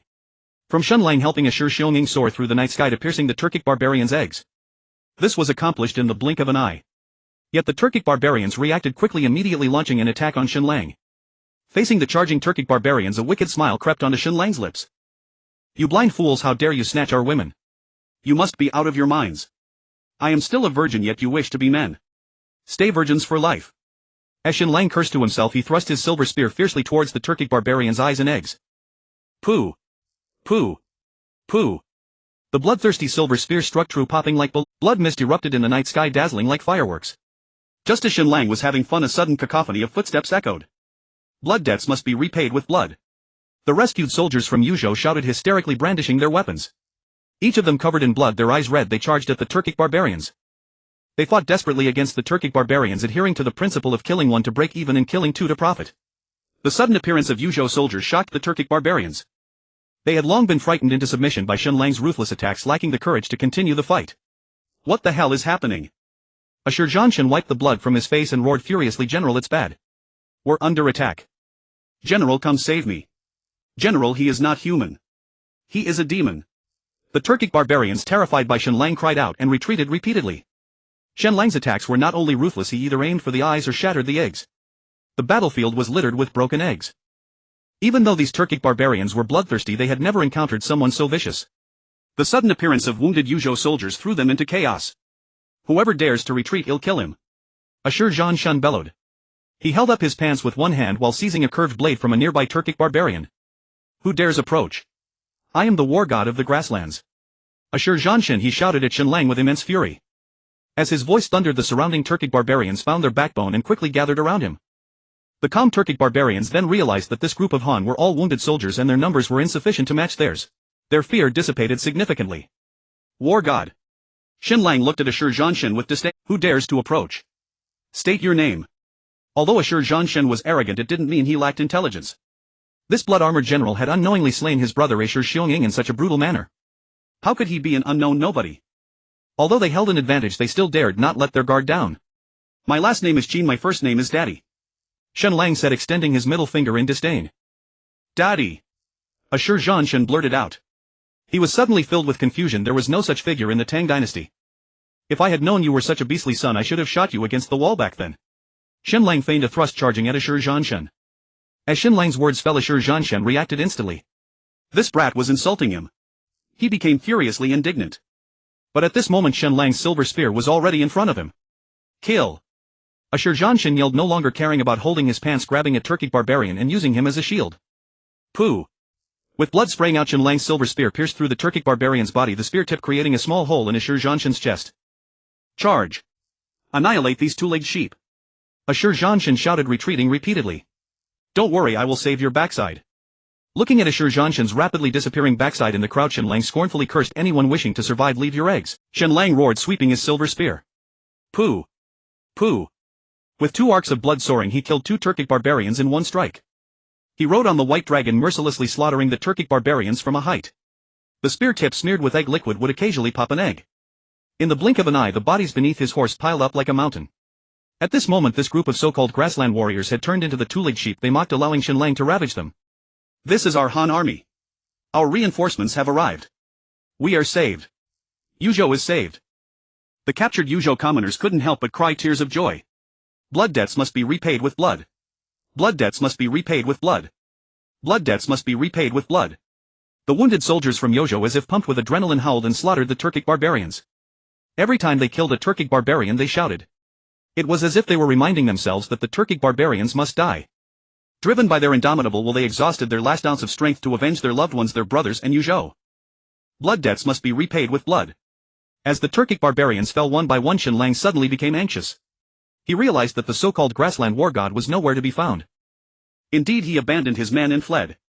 With Ashur Zhanshen's escape, the morale of the Turkic barbarians instantly crumbled. They had no desire to continue fighting. In no time, the massacre was nearing its end. Over 200 Turkic barbarians, some dead, some escaped. Is this really the grassland war god, or just a grassland coward? So pathetic. I initially planned to pop your eggs and leave your backside intact. Since you left without a word, next time we meet, not only will I shatter your eggs, but I will also fill your backside with pain. Shen Lang cursed angrily as he looked in the direction Ashur Zhanshen had fled. This bare-bottomed Turkic scoundrel, was he not hailed as the war god of the steppes?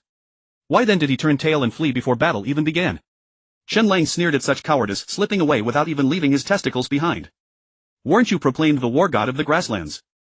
I'd yet hoped to test whose resolve was harder, the strength of your testicles or the sharpness of my spear's tip. You actually fled. Many thanks, General, for saving our lives. As Shen Lang gazed toward the direction where the Turkic barbarians had vanished, cursing them to bear children without genitals and to wet their own shoes while urinating, the surrounding townsfolk surged forward shouting his name. Shen Lang instantly snapped back to awareness, the murderous intensity in his gaze gradually softened.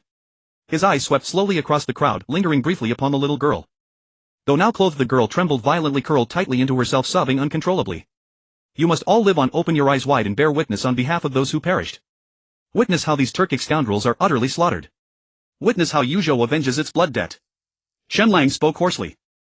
The rescued citizens of Yuzhou wiped tears from their cheeks as they nodded fervently at Shen Lang. Seeing them thus, he finally exhaled in quiet relief. His greatest fear had been saving their lives, but failing to save their hearts. General, what shall we do next? Panted one of the wounded Yuzhou soldiers who had pursued the enemy alongside him. Though utterly spent, his fighting spirit blazed undimmed. Can you still fight? Shen Lang demanded, voice thunderous. In that instant, an aura of sovereign supremacy radiated outward, an overwhelming solitary dominance. The Zhaodian gift package had not only amplified his combat prowess but also magnified his charisma and commanding presence. The Yuzhou warriors around him instantly cast upon him looks of profound reverence. To single-handedly rescue Yuzhou from the jaws of annihilation, what heroic valor was this? His body drenched in blood bore irrefutable testimony. The Yuzhou soldiers trembled with emotion, trembling so fiercely they longed to kneel and worship him. General, we can still fight. Even if death awaits, let it find us charging forward. We shall not survive unless every last Turkic scoundrel is exterminated. The captured soldiers roared, teeth clenched, voices raw with fury. Since you can still fight, then follow this general and slaughter every last Turkic scoundrel. Clutching his gleaming silver longdan spear, Shen Lang raised his voice in a rousing, impassioned cry, slaughter every Turkic scoundrel. Slaughter every Turkic scoundrel. Slaughter every Turkic scoundrel. Around him the Yuzhou warriors raised their arms in unison, roaring. Their blood had been ignited, fully fiercely, by Shen Lang's words. As sons of the Han, how could they fear such Turkic scoundrels? With vengeance still unclaimed, how could they endure life in shame? Though each bore grievous wounds.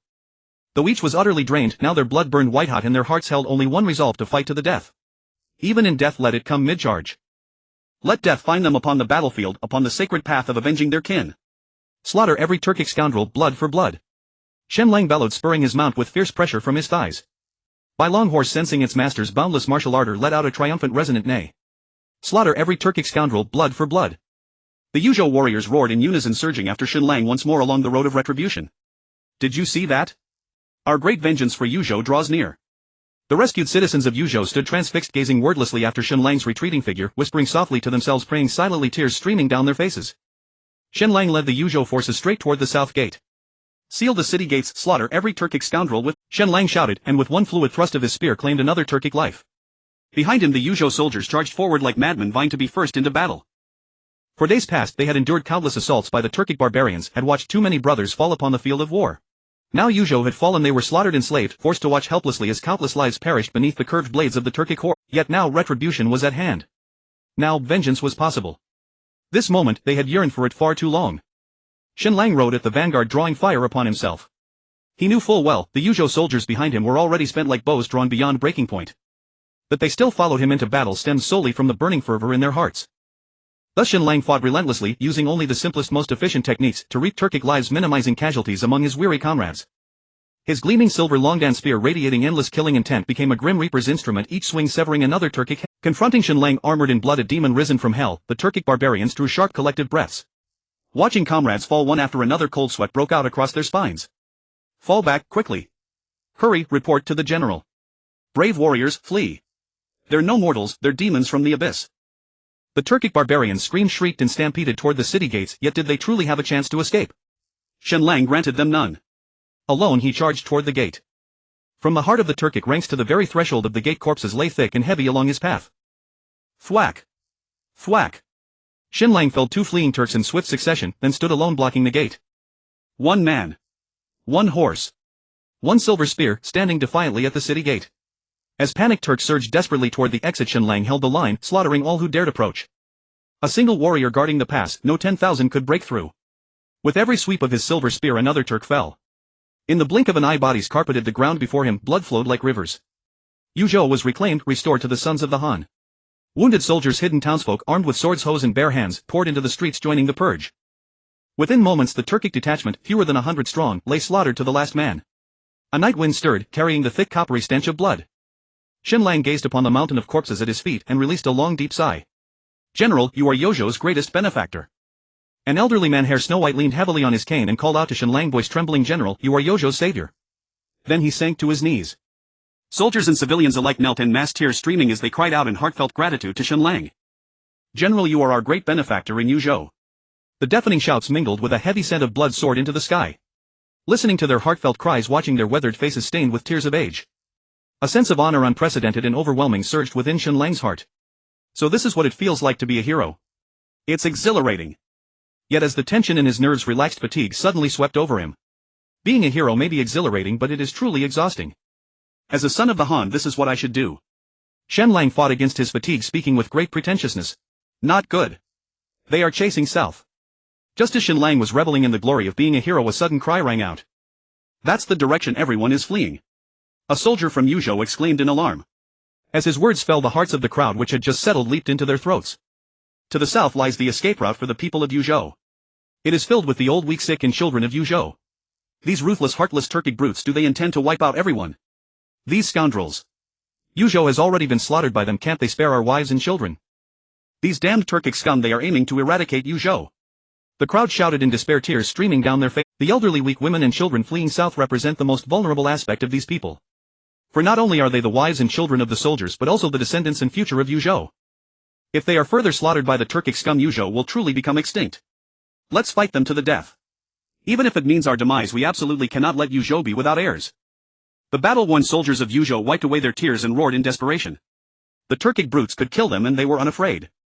But when it comes to the Turkic brutes wanting to slaughter the fleeing citizens, they truly felt fear. This is Yuzhou's last hope, its fatal lifeline. They could lose their families, they could die. But Yuzhou cannot. Yuzhou must not become extinct. At this moment these wounded soldiers of Yuzhou and the citizens were filled with extreme fury. Looking at these fearless soldiers of Yuzhou, a feeling unprecedented surged within Shen Lang.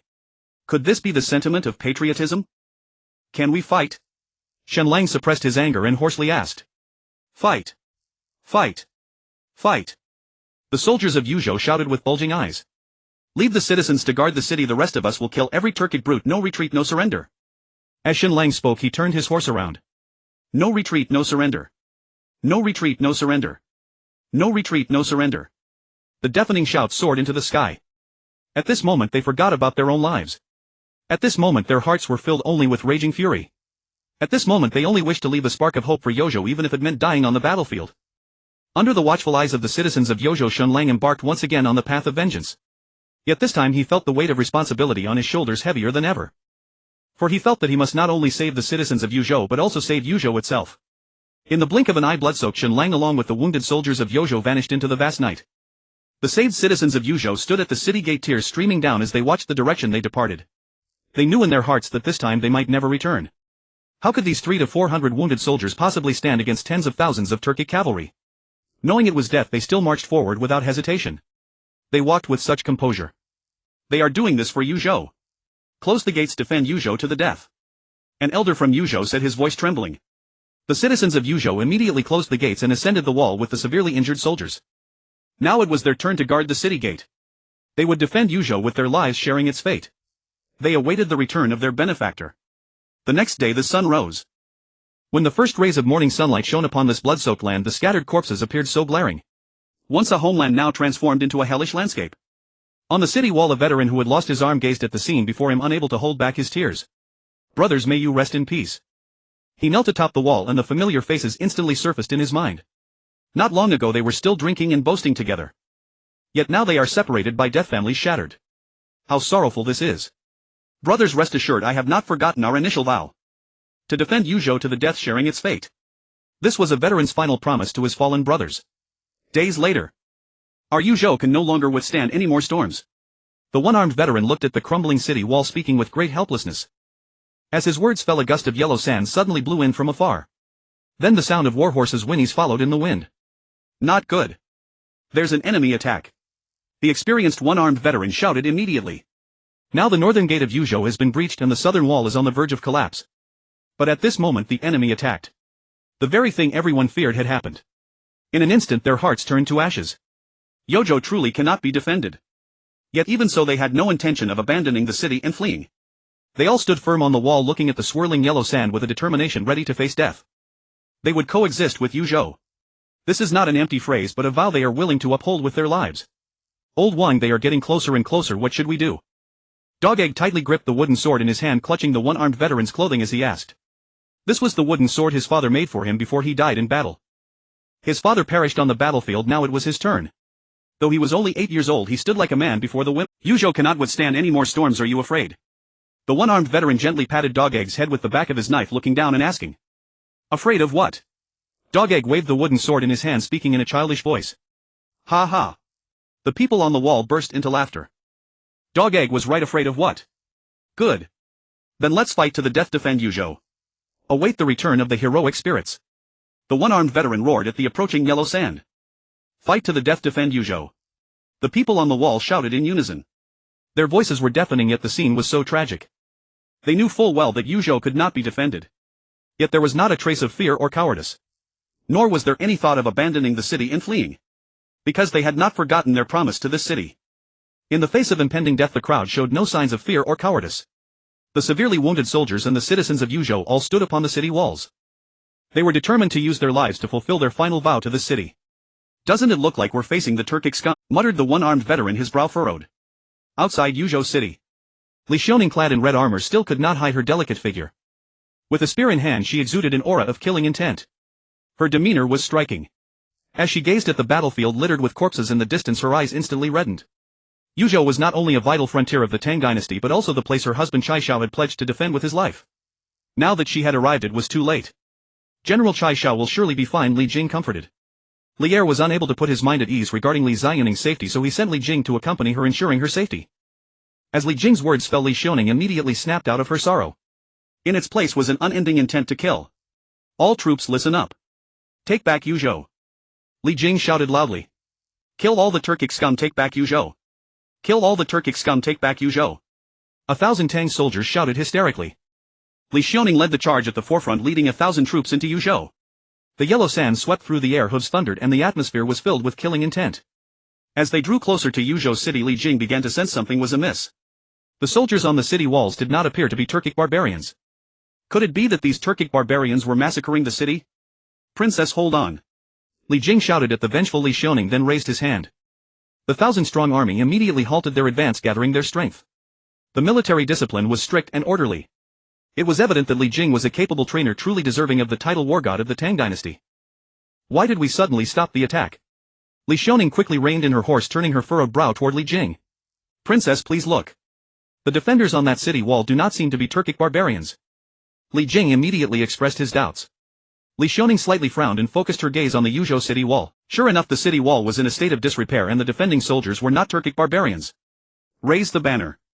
Li Jing commanded. When the fluttering flag came into view, the citizens on the Yuzhou city wall were instantly moved to tears. Our reinforcements have arrived. Our reinforcements have arrived. Seeing the largely character on the military flag, the citizens of Yuzhou were overwhelmed with emotion, weeping uncontrollably. This day had been long awaited. The military flag that fluttered in the wind was so dazzling, so eye-catching. The largely character on the flag shone brilliantly under the sunlight. Reinforcements had arrived and Yuzhou was finally saved.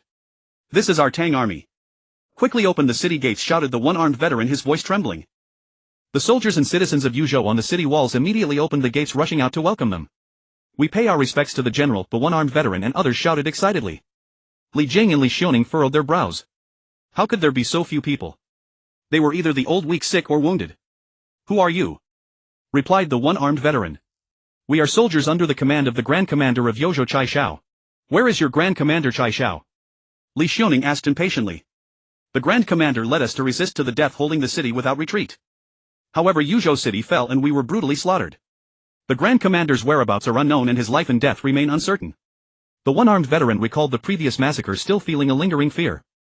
Li Xiaoning's eyes instantly grew red, her body swaying as if she would fall to the ground. Yuzhou was massacred. Why are you still in the city? Where are the Turkic barbarians? Li Xiaoning gritted her teeth, suppressing her sorrow, and asked urgently. A general clad in blood armor saved us, helping us reclaim Yuzhou. The one-armed veteran's eyes sparkled with tears as he mentioned Shen Lang as if he were a god of war. A general clad in blood armor. When did our Tang dynasty have such a fierce general? Li Xiaoning couldn't help but ask. Could it be him? Li Jing exclaimed in surprise. Does Brother Li know this blood-armored general? Li Xiaoning asked Li Jing, puzzled. Have you heard of that youth who defeated Wei Qigong? Li Jing took a deep breath. Are you referring to the general who led 1,000 soldiers to the north? Li Xiaoning asked incredulously. The news of Shen Lang leading 1,000 Tang soldiers north had already spread in Chang'an. The common people even nicknamed him the general sent to die.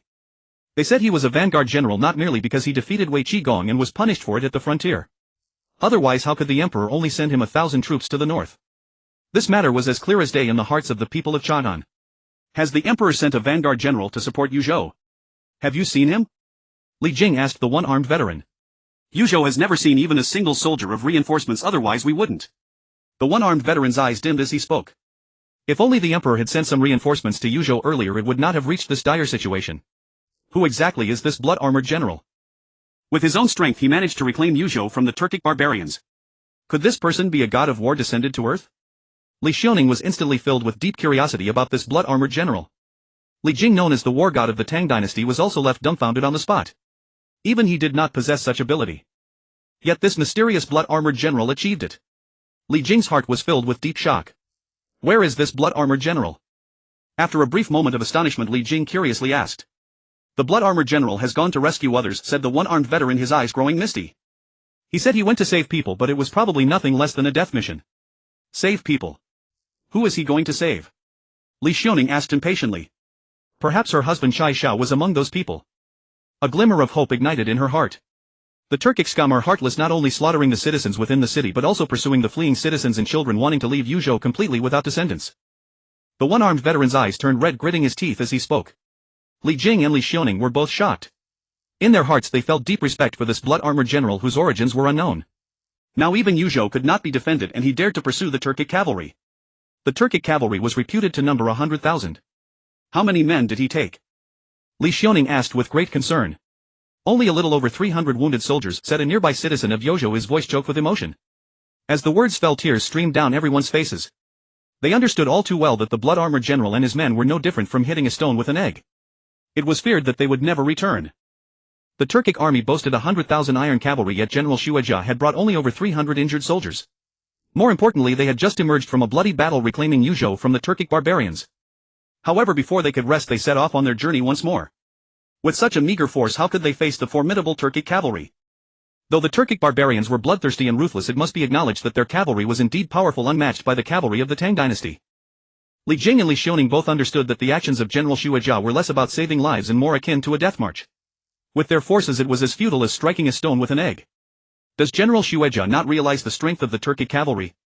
Is he merely leading the soldiers to their deaths? Li Xiaoning asked with a furrowed brow. Her words were filled with reproach towards General Xuejia's actions.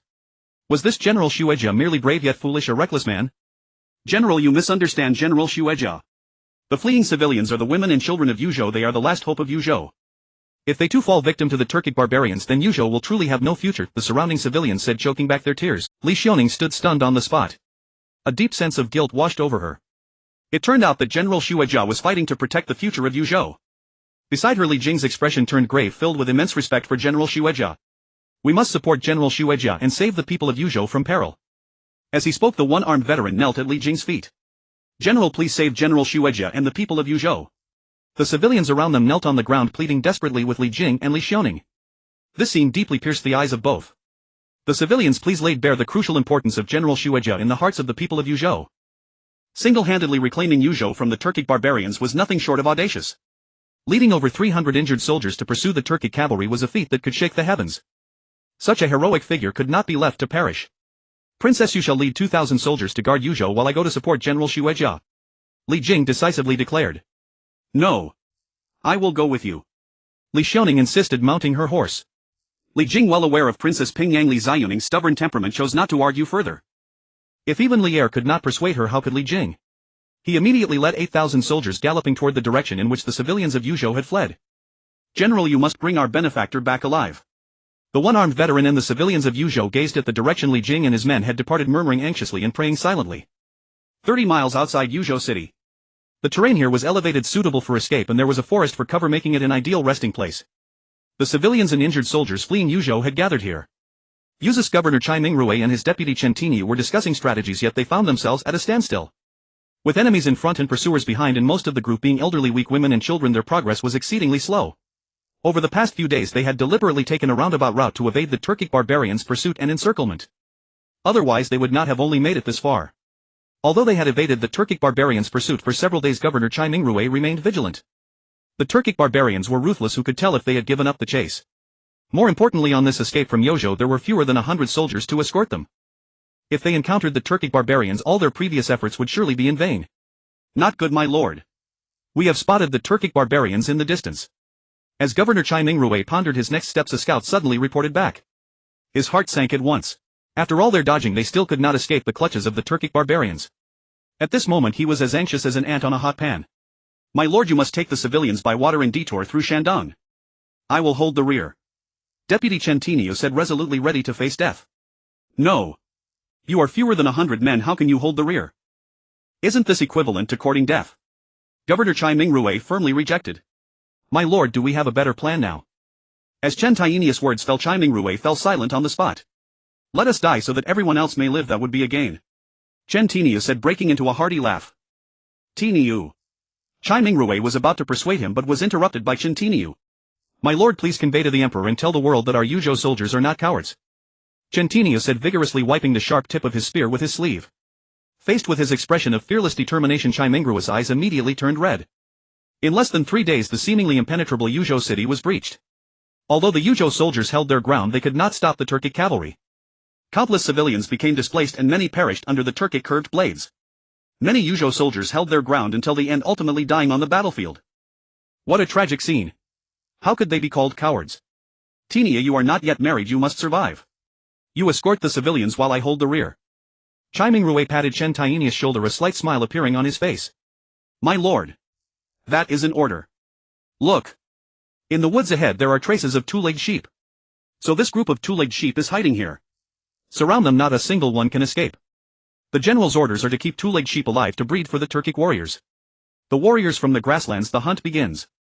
The Turkic barbarians whistled excitedly as they roared. These damned Turkic scum are still on our tail. Governor Chai Mingrui sighed deeply, his heart heavy as he spoke.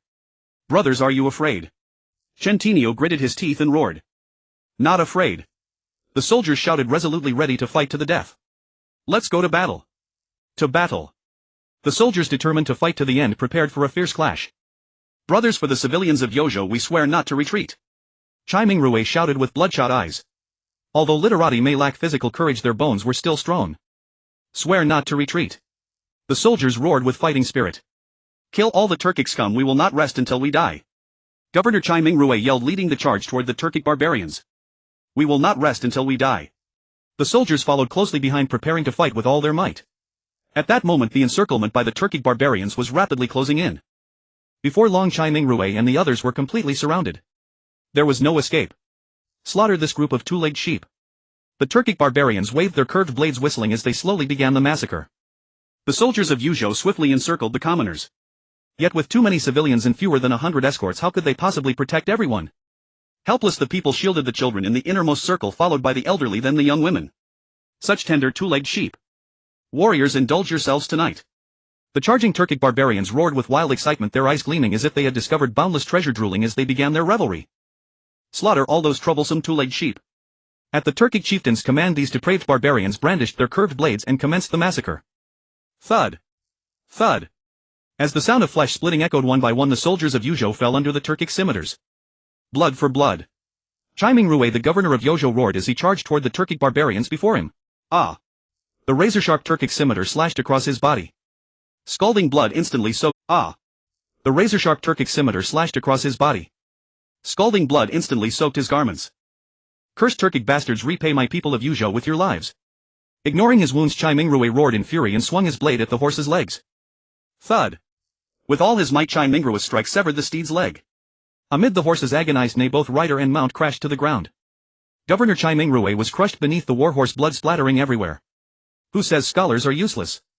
This Tang Dynasty scholar possessed an unyielding iron will. We Han scholars wield the brush to govern the realm and our lives to forge the Han spirit.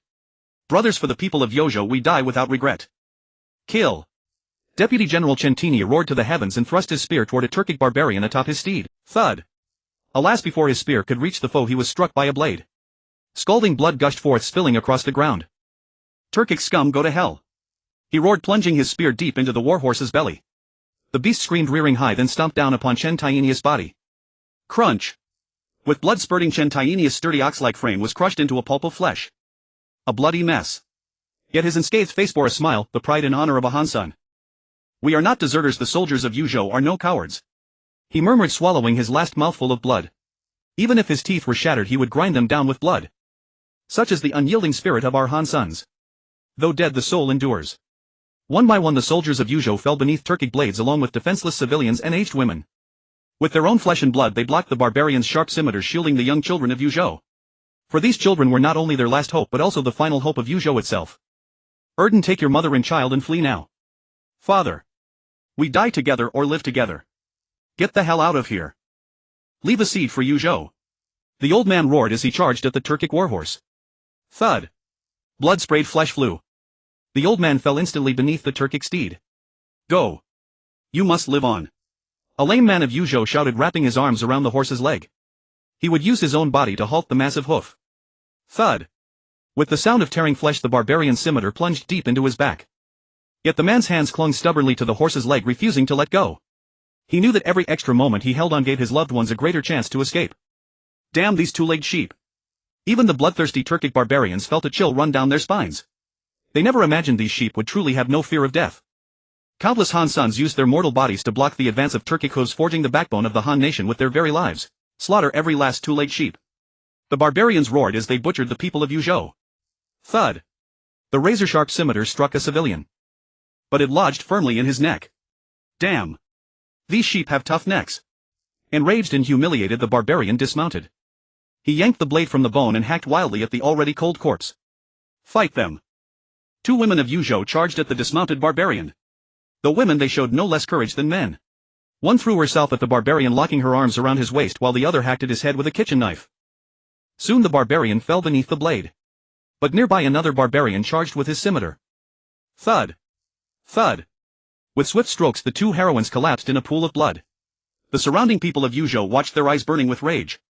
These beastly Turkic bastards showed no mercy even to the elderly and women utterly devoid of conscience. Fight! Fight! Countless civilians of Yojo roared and charged at the Turkic iron cavalry. Yes, unarmed civilians charged at the fully armored Turkic riders. They felt no fear, only overwhelming fury. Faced with such intense killing intent and a scene so shocking, the barbarians stood frozen. We are the warriors of the steppes, the kings of the plains. How dare these ignorant two-legged sheep charge at us? Were they truly unafraid of death? These bloodthirsty barbarians felt their scalps tingle. Even their warhorses, which had trampled countless corpses, neighed in agitation and involuntarily stepped backward. General Ashina commands, slaughter these accursed two-legged sheep. At the roar, the stunned barbarians snapped back to react. Kill! Slaughter these damned two-legged sheep. With Ashina's arrival, the Turkic bastards resumed their massacre of the defenseless people of Yuzhou. Rows of civilians from Yuzhou fell down, followed by a group charging forward. This group of unarmed Yuzhou citizens used their flesh and blood to block the iron cavalry of the Turkic barbarians. In the blink of an eye, the bodies piled up like mountains and blood flowed like rivers. A group of oblivious Han people still dare to charge at my Turkic warriors. The god of war Ashi laughed disdainfully. His boisterous laughter contrasted sharply with the incredibly mournful cries around him. At this moment, a sound of horse hooves tatata suddenly came from afar. The closer Shen Lang got to the battlefield, the more intense the fire of anger burned within him. The hillside littered with corpses, blood flowing like a stream. It was like a hell on earth. Damn it! Tonight I will make you suffer, and your eggs will be crushed all over the ground. Shen Lang gritted his teeth and cursed fiercely, squeezing his legs against the horse's belly, brandishing his silver spear as he charged forward. Poochie! The silver spear, imbued with endless killing intent, fiercely pierced the battle horse's plump hindquarters. The horse immediately raised its front hooves and let out a roar. The Turkic barbarian on the horse instantly fell to the ground.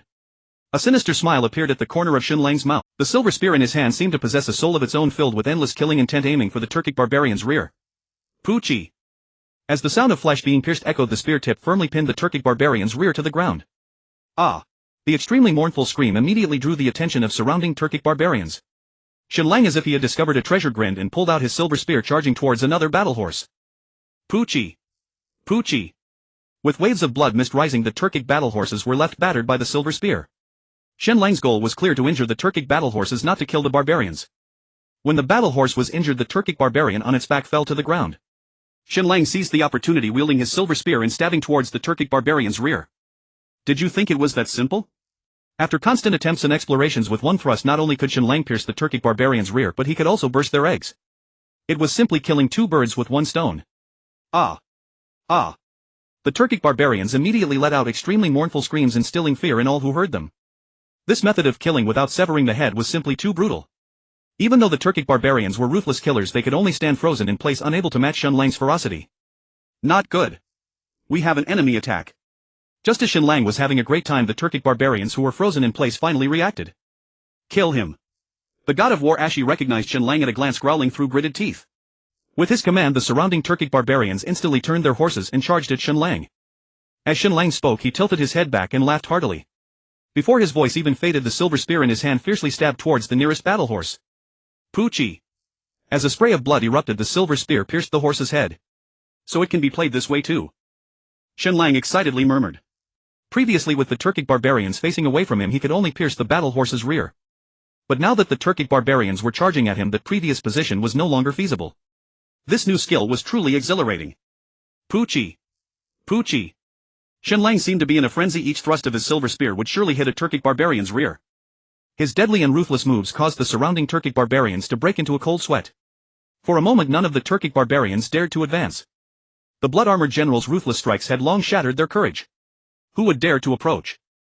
These Turkic barbarians invaded the borders of the Tang Dynasty, slaughtering Han men not only for the sake of plundering gold, silver and jewels, but also for the women of the Tang Dynasty. Even if they could survive, it would be a fate worse than death. What good were gold and silver if they were no longer men? What use were women? These barbaric Turkic killers genuinely feared Shen Lang's brutal killing methods. They were not afraid of death, but they dreaded becoming less than men, wishing they were dead. A bunch of useless trash. The god of war Ashi roared in a fit of rage.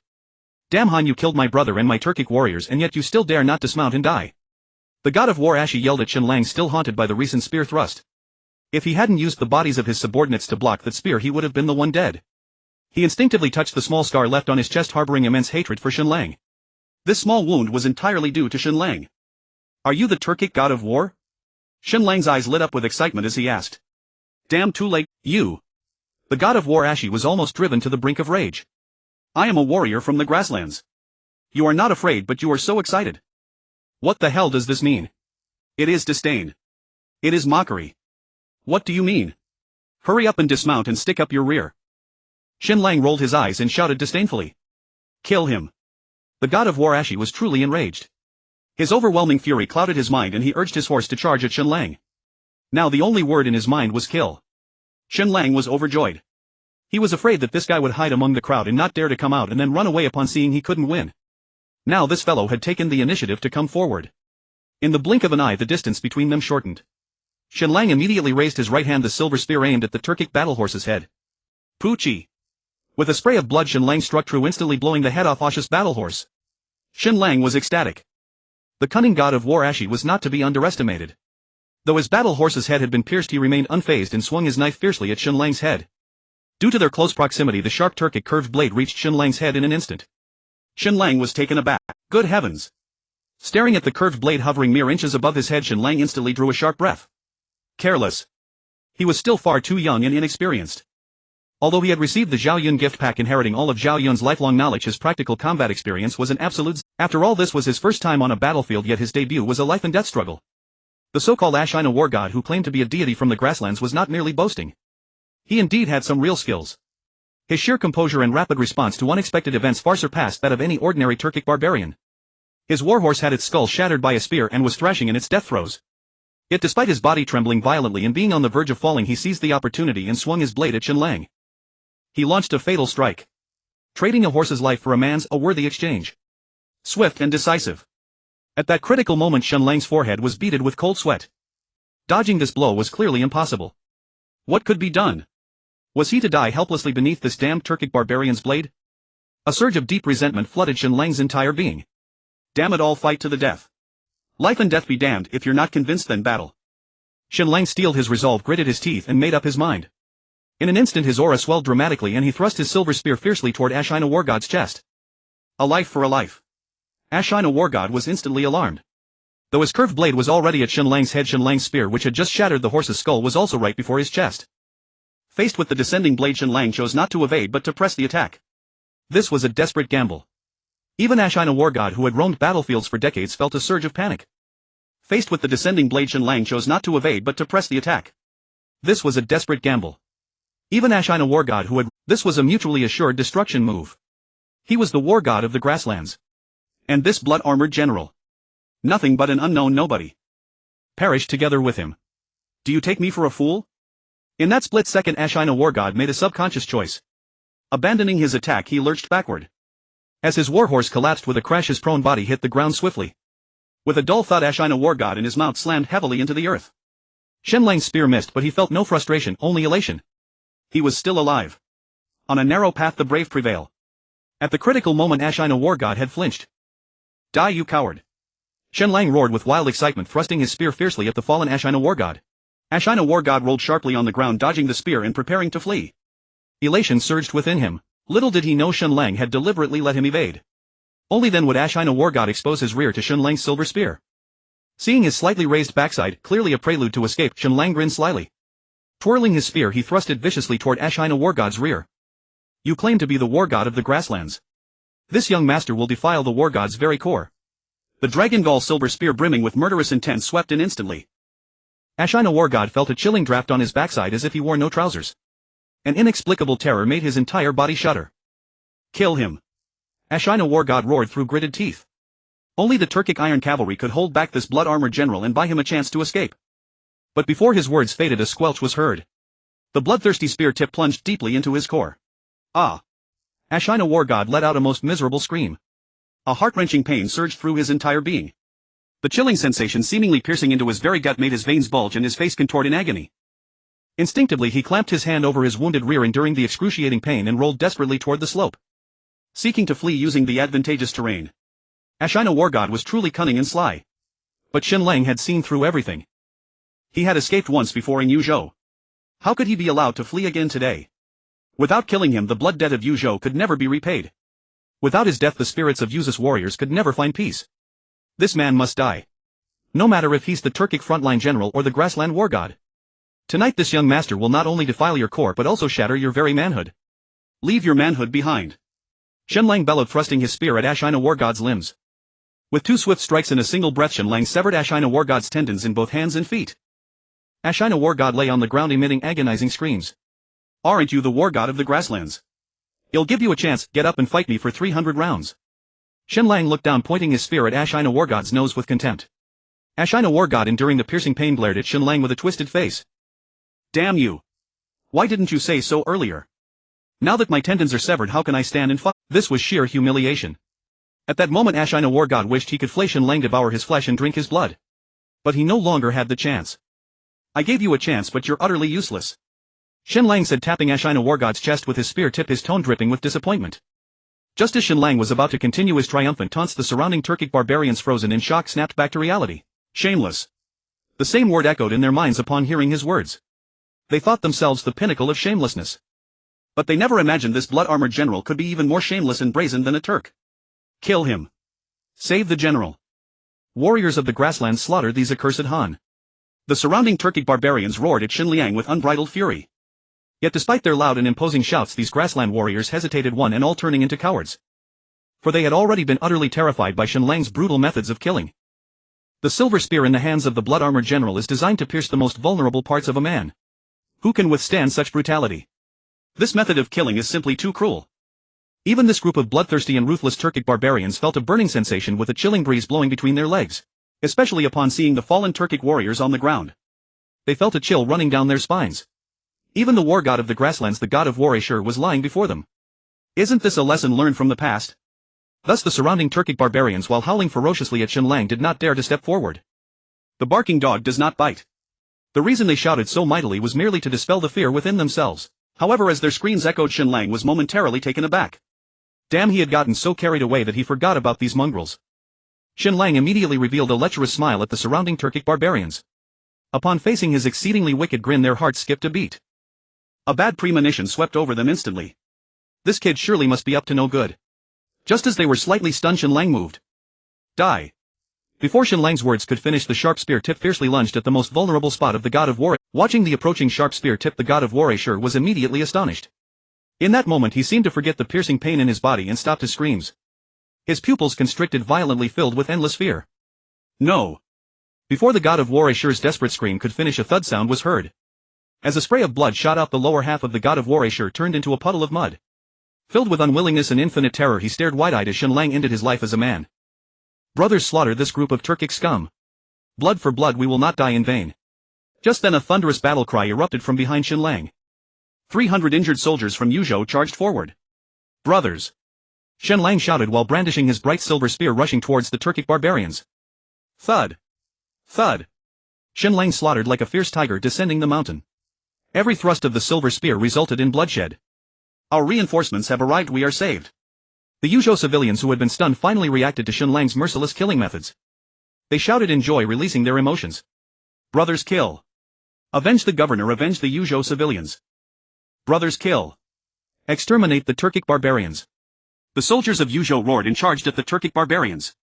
Shen Lang's appearance revitalized the surviving soldiers of Yuzhou. They charged forward as if they were on steroids, yelling loudly, launching a counterattack. At this moment they were no longer in despair. Because they saw hope. At this time their hearts held only one thought: to avenge the fallen Yuzhou governor Chai Mingrui, to avenge Deputy General Chen Tinia, to avenge the brutally slaughtered Yuzhou civilians. Blood debts must be repaid with blood. Brothers, run. Khan, save us. The Turkic barbarians, who had long been terrified by Shen Lang, could no longer contain their endless fear. They instantly fell into chaos, completely collapsing. While howling they scrambled to escape. But could they still get away? Aren't you all claiming to be warriors from the grasslands? Don't run. I haven't finished playing yet. Shen Lang shouted in exasperation. This is so damn disappointing. Shen Lang immediately burst into anger. Die. With a thunderous roar, the bloodthirsty silver spear charged towards the heads of the Turkic barbarians. The Turkic barbarian attempted to escape on horseback, but the powerful heat wave generated by the friction of the silver spear against the air swept towards him. That intense aura of death instantly enveloped him. The horse he was riding immediately let out a scream. Thud. With the sound of flesh splitting, Shen Lang directly cleaved it in half with the spear shaft. Both man and horse were split in two. The stark white bones and the blood gushing out made for a gruesome scene. Such a bloody and horrific scene instantly softened the legs of the surrounding Turkic barbarians, making them tremble all over. Their souls were deeply shaken. One thrust split both the man and the warhorse in half. This was a cylindrical spear shaft, not a broadsword. How could this be possible? It's simply unbelievable. Run. He's not human. Khan, save us. He is a devil from hell. After a brief shock, the surrounding Turkic barbarians had no desire to fight. They were all terrified, howling like ghosts, turning their horses around to escape. At this moment these notorious Turkic barbarians finally understood what fear was. Yet they had mercilessly slaughtered the Yuzhou civilians and had a blood feud with Yuzhou. How could the Yuzhou soldiers and civilians let them off easily? Kill. Blood debts must be repaid with blood. Exterminate these scum, avenge Yuzhou. Not a single one gets away. I want to eat their flesh and drink their blood. The injured soldiers of Yuzhou charged forward, engaging in a bloody battle with the Turkic barbarians. Meanwhile the surrounding civilians rushed in, waving their fists. Shen Lang, holding the bright silver spear, fiercely squeezed his legs against the horse's belly and began to practice his skills of carnage once again. Clearly he intended to let this group of Turkic scum die in the most brutal way. Only then could he quench the raging anger in his heart. Shen Lang galloped wildly, chasing and killing. Until he beheaded the last Turkic dog, he finally felt relieved and let out a deep sigh. A gentle night breeze blew, caressing his blood-soaked cheeks. The tense nerves relaxed, only to be swept away by an overwhelming fatigue and pain. He looked down at the deep and shallow wounds on his body, involuntarily grimacing in pain. Even though he was incredibly brave, how could he not be injured facing wave after wave of Turkic barbarians? Can the Turkic barbarians still be killed? How much longer can I hold on? Shen Lang murmured help. A man and a horse stood on the hillside. Beneath him flowed a river of fresh blood, while before him lay a mountain of corpses. At this moment Shen Lang was drenched in blood, resembling a bloodthirsty demon from hell. However, as he looked down at the deep and shallow wounds on his body, a sense of helplessness filled his heart. Hundreds of thousands of Turkic cavalry had marched south, proclaiming their intent to cleanse the central plains with blood. Even if Shen Lang was formidable, could he truly slay 100,000 Turkic cavalry? He could save 100,000, but could he save all the Han people in the world? A profound sense of powerlessness instantly spread throughout his body, leaving him utterly exhausted. Biaozi, are you still alive?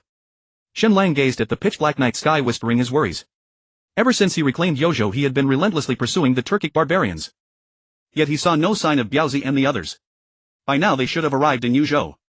The Turkic barbarians were rampaging along the borders of the Tang Dynasty, everywhere plagued by those damned Turkic invaders. Naturally Shen Lang felt a deep concern for Biaozi and the others. Biaozi was his brother in life and death, as close as family. How could he abandon them? The 1,000 Tang soldiers, knowing full well that this path led to death, still willingly chose to follow him. Such loyalty, how could it be forgotten? A wave of guilt surged from the depths of his heart. But the reinforcements from the Tang Dynasty had yet to arrive. When would these Turkic barbarians be completely eliminated? Just as he felt utterly helpless, inspiration struck in his mind. Damn it! How could I forget about the system mission? While in Chang'an, Shen Lang had inadvertently accepted a mission to slay 100 enemies. From Yuzhou to here he had slain far more than 100 Turkic barbarians. This task was certainly completed beyond expectations. He eagerly entered the system in his mind. Congratulations, Master, for completing the 100 enemy slaying mission. You have received a mysterious gift package. As the system's delightful notification sound rang out, Shen Lang's heart raced. A mysterious gift package. How mysterious could it possibly be? Give me an atomic bomb to blow those Turkic bastards to bits. Shen Lang murmured excitedly. Quit hesitating, do you want it or not? Then a derisive voice from the system rang in his mind. Yes, yes, yes. Let's get on with it. Shen Lang suppressed his annoyance and replied. There was nothing he could do. He still needed to rely on this damn system to turn things around. With eager anticipation, Shen Lang opened the mysterious gift package, and then a flash of silver light streaked by. Congratulations, Master, you have obtained 3,000 white horseyjon. As the system's notification faded, Shen Lang stood there stunned.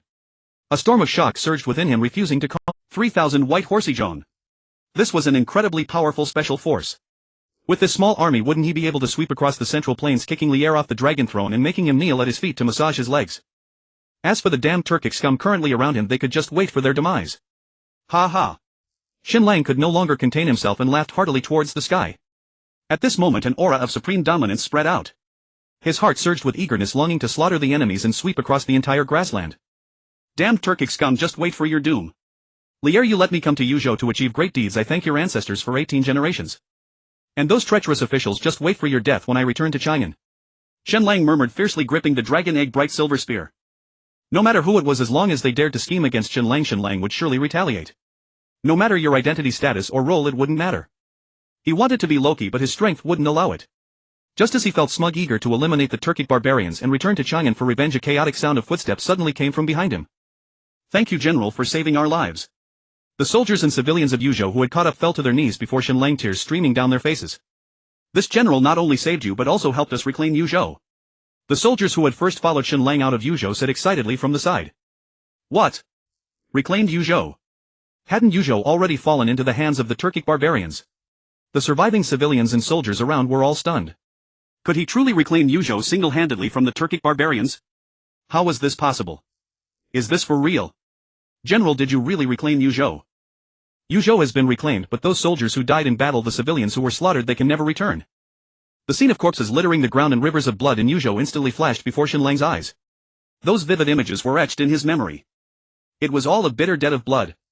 Damned Turkic scum, I will not let you go even in death. I will fight. I will fight these bastards. The soldiers of Yuzhou around him shouted with a fearless resolve. Rest assured, this general will make the Turkic scum pay. Shen Lang tightly gripped the dragon egg bright silver spear, speaking with a fierce spirit. He seemed to be addressing the civilians and soldiers of Yuzhou, but more so he was speaking to himself. This bitter debt of blood must be repaid. We are willing to follow the general and seek vengeance for our grievances. We are willing to follow the general and seek vengeance for our grievances. The soldiers around shouted to Shen Lang with a fearless determination. Their voices were powerful enough to shake the mountains, and their killing intent soared into the sky. Shen Lang nodded appreciatively. This is what a Han man should be, the true essence of Han. But looking at the deep and shallow wounds on their bodies and their exhausted faces, how could Shen Lang bear to lead them into death? They were already at the end of their strength. Continuing to fight would only lead to a dead end. Yuzhou has been reclaimed, you all should go home now. Shen Lang forced a smile and said gently, General, we want revenge. General, what is there to fear in death? We Yuzhou soldiers are not cowards. The surrounding soldiers of Yuzhou shouted with a fearless resolve. Faced with the great enemy, they were determined to sacrifice themselves.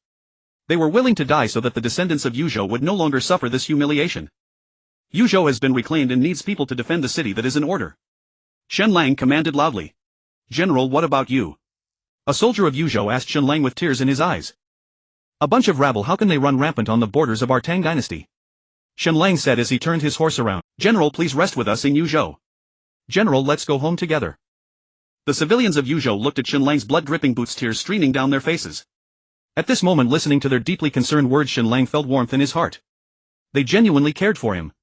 Shen Lang, having inexplicably crossed into this world once again, felt the familial concern and warmth of home. For them, even if he wrapped his body in horsehide and died on the battlefield, it would be worth it. Anyone who offends our Tang Dynasty shall be punished no matter how far they flee. Shen Lang said as he urged his horse to slowly depart. General, you must return alive. As they watched Shen Lang's bloody silhouette, the surrounding civilians and soldiers shouted in a frenzy. If one leaves without return, then it shall be without return. Shen Lang's words drifted far into the night wind, resonating endlessly in the hearts of the crowd. If one leaves without return, then it shall be without return. This is the call of righteousness. Yet to hear it brings a pang of sorrow deep within the heart. The surrounding citizens gazed in the direction Shen Lang departed, tears streaming down like beads from a broken string. The soldiers of Yuzhou, who feared not even death, wept fiercely. Men shed tears not lightly, but only when their hearts are truly hurt. Ahead lie hundreds of thousands of Turkish cavalry. How could the blood armor general alone withstand the might of the Turkish army? Would he return alive? Knowing it was death, the blood armor general walked on with such calmness and grace. If one leaves without return, then it shall be without return. This is the true spirit of a national hero. For the deep grievances of Yuzhou, for every inch of land of the Tang Dynasty, the blood armor general chose not to retreat but instead to advance. An unending assault. Even if he were alone, he would fight to the death on the path of charge. Protect my Han family's sons. Display the might of my Han family. The crowd gazed in a daze at the direction Shen Lang had left, silently shedding tears. But at that moment they were shedding not tears but blood tears. A heavy sadness and desolation hung over the hearts of the crowd. Suddenly the sound of hooves from afar jolted the crowd awake. Not good. There is an enemy attack. Yuzhou soldiers, prepare. Protect the citizens of Yuzhou, we vow not to retreat. The surviving soldiers of Yuzhou shouted as they quickly formed a defensive line shielding the citizens behind them. The blood armor general did not care for his own life and death. The soldiers of Yuzhou were not cowards or weaklings, nor did they fear death. Shen Lang's act of righteousness deeply influenced every soldier of Yuzhou. As the distance closed, the sound of hooves grew clearer. The Yuzhou soldiers were tense, gripping their weapons tightly, each filled with fighting spirit, ready for the final charge. Even if it meant death, they would die on the path of charge. Otherwise, how could they repay the blood armor general's life-saving grace? But when the military flag fluttering in the wind came into view, the large character Li instantly brought joy to everyone. The reinforcements from the Tang Dynasty had finally arrived. The crowd breathed a sigh of relief. The newcomers were none other than the Tang Dynasty's first female general, Li Xiaoning, and the war god of the Tang Dynasty, Li Jing. The stench of blood rushed towards them, growing stronger as they approached. Clearly this place had just experienced a fierce battle. Looking at the corpses scattered across the mountains and stepping over the slowly flowing blood, this scene deeply shocked the eyes of every soldier of the Tang Dynasty. Li Xiaoning frowned tightly, filled with anger. Was the blood armor general still alive? Was her husband Chai Shao still alive? But when she saw that the gathered soldiers ahead were Han people, not Turkish barbarians, she immediately felt relieved. What on earth happened here? Facing this shocking scene, Li Xiaoning gasped and frowned as she asked. Report General, we were ordered by the Grand Commander to protect the citizens of Yuzhou during their evacuation, but we encountered a massacre by the Turkish scum here. An old soldier from Yuzhou hurriedly stepped forward, his voice hoarse as he replied. Why are you still alive? Li Jing urged his horse forward, coldly asking. How could they possibly survive under the pursuit of the Turkish cavalry with so few people? There is only one possibility, they are deserters. General, we Yuzhou soldiers are not deserters. The governor died in battle to protect the citizens of Yuzhou. The vice commander led the charge and died in battle. The surrounding Yuzhou soldiers explained tearfully. They were not defending themselves but rather speaking up for those Yuzhou soldiers who had died in battle. They are not deserters. They are all heroes. Li Jing was instantly shocked. He never expected the war to have reached such a tragic level. The governor was a civil officer, yet he personally fought and died on the battlefield. How tragic. Where is your Grand Commander Chai Xiao? Li Jing, suppressing his sorrow, asked slowly. The Grand Commander died in battle to cover our retreat. As the words fell, Li Xiaoning trembled and tears streamed down her face. Though this was to be expected, it still left her unable to accept it. Please, Princess, grieve not. Li Jing's comforting words were abruptly halted by Li Xiaoning. What about the Blood Armor General? Li Xiaoning wiped her tears and asked. The Blood Armor General killed the Turkish vanguard general and then left alone. As the words of the Yuzhou soldiers fell, Li Jing and the other soldiers were instantly left dumbfounded. Killing the Turkish vanguard general. The Blood Armor General only brought a few hundred wounded soldiers. How could this be possible? How did he do it? The Blood Armor General brought only a group of wounded soldiers. How could he fight against the Turkish cavalry? Li Xiaoning, suppressing her sorrow, gritted her teeth and asked. Even though her husband died in battle sacrificing himself for the country as the first female general of the Tang dynasty, she buried this endless sorrow deep within her heart. Now that the Turkish vanguard general has been killed, her husband Chai Xiao has also avenged his death. Now she is deeply curious about this Blood Armor General who has saved Yuzhou from peril and avenged her husband. This. The old soldier was momentarily at a loss for words, not knowing how to respond. The Blood Armor General is simply the war god of our Tang dynasty, splitting the Turkish vanguard general and his horse in two with a single spear and slaying countless Turkish barbarians. A nearby Yuzhou citizen who witnessed the entire process spoke with tears and a choked voice. Li Jing on the side was instantly unsettled. To split the Turkish vanguard general and his horse in two with a single spear, what kind of might is that? Even if he is the war god of the Tang dynasty, he would not be able to accomplish that. Moreover, the Blood Armor General first reclaimed Yuzhou from the Turkish barbarians and then fought for several days, slaying the Turkish general among the cavalry. This is no longer a war god, he is simply a celestial being descended to earth. Does such a person truly exist? Li Jing found it hard to believe. Li Xiaoning felt even more skeptical. Even if they dared not believe it was true, all of this lay before them, forcing them to accept it. With just 300 wounded soldiers from Yuzhou, their combat effectiveness was almost negligible. Yet relying on his own strength, he could slay the Turkish vanguard general. Who is this mysterious Blood Armor General? The surrounding soldiers of the Tang dynasty were filled not only with deep respect for the Blood Armor General but also with profound curiosity. Where is the Blood Armor General now? Li Jing calmed the shock within him and curiously asked. Replying to the general, the Blood Armor General said that those who offend our Tang dynasty, even if far away, must be punished. He went alone to continue pursuing the Turkish cavalry. An old soldier from Yuzhou said with bloodshot eyes. This statement exploded like a thunderclap above everyone's heads. Those who offend the Great Tang shall face execution regardless of distance. What unparalleled bravado! Yet how can this lone general in blood armor stand against the tens of thousands of Turkic cavalry? Could this Blood Armor General truly be a deity descended from the heavens? Knowing death awaits, he still vows to fight on without retreat. A profound shock surged within the hearts of all present. Just him alone? Li Xiaoning gasped in disbelief. Only the Blood Armor General, the veteran replied hoarsely. Even if the Blood Armor General possesses unmatched martial prowess, he is now exhausted and his horse weary. To go forth is tantamount to courting death. Li Jing lamented. The general said if he does not return, then he does not return. Those who offend the Great Tang must die. As the words of the veteran from Yuzhou fell, the surrounding troops of the Great Tang could not help but feel tears welling in their eyes. If he does not return, then he does not return. What overwhelming spirit that can cover mountains and rivers. Even the battle-hardened Li Jing was moved, filled with deep respect for Shen Lang. With such fearless courage in the face of death, he is truly worthy of being called the greatest war god of the Great Tang. Who exactly is this blood-armored general? Li Xiaoning, her eyes brimming with tears, gazed in the direction Shen Lang had departed, whispering to herself. At this moment her heart was not only filled with curiosity and gratitude towards Shen Lang but even more so with reverence. Follow me to pursue the blood-armored general. Li Xiaoning gripped her spear tightly, shouting fiercely. She could not watch as the savior of Yuzhou marched towards certain death. Princess, you absolutely cannot. Li Jing hurriedly intervened. Why not? Li Xiaoning turned to Li Jing, her expression filled with confusion. Now the blood-armored general is in grave danger. How can we sit idly by? Our troops have been on the move day and night and they are already exhausted. We do not know how many Turkic cavalry lie ahead. If we rashly attack it would be akin to sending our Great Tang soldiers to their deaths. Li Jing said helplessly. It was not that he did not want to save Shen Lang, but as a commander he had to be responsible for all his soldiers. Return to Yuzhou and regroup the troops. Li Xiaoning declared resolutely. Though she was most unwilling, Li Jing's reasoning was sound. Now that Yuzhou has suffered a massacre, the court still has no strategy in place. If we attack rashly, I fear this last remaining force will perish under the Turkic blades. To protect the citizens of Yuzhou and safeguard the borders of the Great Tang, she could only retreat to Yuzhou and regroup for another battle. But what of that blood-armored general? Can he return alive? Blood-armored general, you must return alive. Li Xiaoning whispered, watching the direction Shen Lang had departed. Li Jing and the others immediately escorted the people and soldiers of Yuzhou back. At the same time a scout hastily departed. Galloping swiftly, he carried the latest battle reports to Chang'an.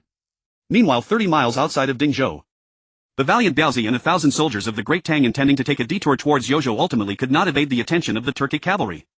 Ahead, the Great Tang army has been spotted. Kill them. Warriors from the grasslands slaughtered this group of two-legged sheep. Kill. As shots of slaughter echoed, countless Turkic cavalry surged towards Biaozi and his men under the cover of night. General, we are surrounded. An experienced soldier of the Great Tang shouted urgently. What to do? Biaozi panicked instantly, at a loss for words. It was his first time on the battlefield and it was a life-and-death struggle. How could he not be afraid? Brother Daki, will I ever see you alive again? Biaozi tightly gripped his wolf-toothed club, trembling with fear. Protect Biaozi. With a roar, 1,000 soldiers of the Great Tang surged forward, forming a protective circle around Biaozi. Through the time spent together, everyone had come to regard this silly boy as their own child. Just then the Turkic cavalry, brandishing their curved blades, charged forward. Puchi! Puchi! In just a single encounter, dozens of Great Tang soldiers fell beneath the hooves of the horses. Brothers, kill! Let's fight the Turkic scum! The soldiers of the Great Tang yelled as they charged at the Turkic cavalry. In the blink of an eye, the ground was littered with corpses and rivers of blood flowed. Watching the clouds of blood mist blooming in the air with comrades falling from their horses around him, Biaozi trembled uncontrollably. This was not only his first time on the battlefield but also his first time witnessing the entire process of killing. Just as Biaozi was frozen in place, a Turkic cavalryman charged at him, swinging a blade towards his neck. Watch out, Biao! Before the warning could finish, a soldier of the Great Tang rushed in front of Biaozi. Puchi! The sharp Turkic blade sliced through his neck, sending blood mist into the air. Blood rained down like willow fluff, splattering Biaozi's face. Ah! Biaozi screamed, gripping his wolf-toothed club tightly as he swung it hard at the Turkic barbarian's head. Bang! With a dull thud, the Turkic barbarian's head was smashed into a pulp by Biaozi's strike. The red blood mingled with white brain matter, splattering all over Biaozi's face. Having never seen a corpse before, let alone killed someone, Biaozi turned pale, as white as a sheet. Clang! His legs went weak and trembling all over. Biaozi fell from his horse, crashing hard to the ground. Looking at the gruesome sight of the Turkic barbarian with half his head smashed in, Biaozi immediately began to retch. But the battle did not cease because of his discomfort. In fact, the fighting grew even fiercer. The sounds of combat quickly drew the attention of the surrounding Turkic barbarians, and soon countless of them surged towards this direction. Brothers, let's fight them. Kill one to break even, kill two to profit. Damn it, after 18 years I'll still be a man. The soldiers of the Great Tang yelled hysterically as they fought for their lives. Although their numbers were gradually dwindling, the Turkic cavalry only seemed to grow in number. Yet they exhibited no fear. Instead, they became increasingly exhilarated. When they chose to follow Shen Lang on this northern campaign, they had never considered returning alive. 1,000 soldiers of the Great Tang marched north. Even a fool would know this journey had no return. This group of soldiers, even more foolish than fools, used their own blood and lives to forge the military spirit of the Great Tang. For them, dying on the battlefield wrapped in their horse's hide was the best fate. To them, dying on the charge was the greatest honor of their lives. From 1,000 they fought down to 800. From 800 they dwindled to 500. From 500 they fell to less than 100. Yet not a single person fled, nor did anyone shrink back. The Great Tang Northern Expedition Army charge. Surrounded, the soldiers of the Great Tang faced the black mass of Turkic cavalry and launched their final charge. They shall forge the spirit of the Han army with their deaths. From 1,000 only less than 50 remain in battle now. This group of soldiers from the Great Tang with their own blood and lives forged the pride of the Han family and the integrity of Han warriors. Now they have launched their final charge. They aim to end their saga amidst the most glorious assault, carrying the boundless honor of being Han soldiers. At this moment, after parting with the people of Yuzhou, Shen Lang swiftly arrived at a concealed location. He could no longer contain the excitement within him, eager to witness the splendor of the 3,000 White Horse Righteousness. Without the ace of the 3,000 White Horse Righteousness, how would he dare to act so arrogantly? To chase after the Turkic cavalry alone, one must possess strength to be impressive, otherwise one would merely be foolish. Naturally, Shen Lang was not foolish. Firstly, he wanted to witness the true might of the 3,000 White Horse Righteousness and then take the opportunity to thrash the Turkic cavalry reveling in his own arrogance. After all, a moment of arrogance brings joy, but continuous arrogance brings enduring delight. Secondly, he truly could not rest easy about Biaozi and the 1,000 Great Tang soldiers. Being able to flaunt his might while also probing into the whereabouts of his brothers is that not killing two birds with one stone. He immediately summoned the 3,000 White Horse Righteousness. Suddenly a silver light descended from the sky and the 3,000 White Horse Righteousness appeared before his eyes. We salute you, General. The 3,000 White Horse Righteousness knelt on one knee shouting in awe towards Shen Lang. Faced with this group of White Horse Righteousness armed with curved sabers and bows on their backs, Shen Lang couldn't help but burst into laughter. In modern times this squad would be akin to a special forces unit with lightning speed. With their assistance the Turkic cavalry could expect to face utter destruction. Brothers! Let us slay every Turkic dog in the world. Shen Lang immediately roared to the heavens. As you command. The 3,000 White Horse Righteousness shouted in unison. Then they mounted their horses and charged alongside Shen Lang.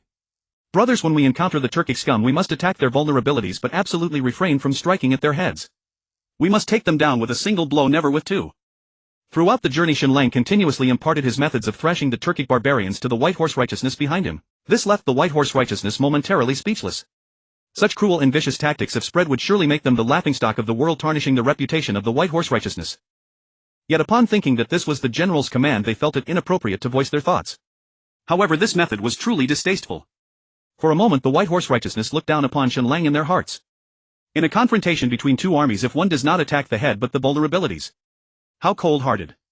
Soon Shen Lang spotted a small Turkic squad. Brothers, we absolutely cannot allow them to have a single intact vulnerability. Shen Lang raised his dragon spear and shouted loudly. Kill. Leave none alive. The 3,000 White Horse Righteousness directly ignored Shen Lang's commands, wildly charging forward with their curved sabers. Put.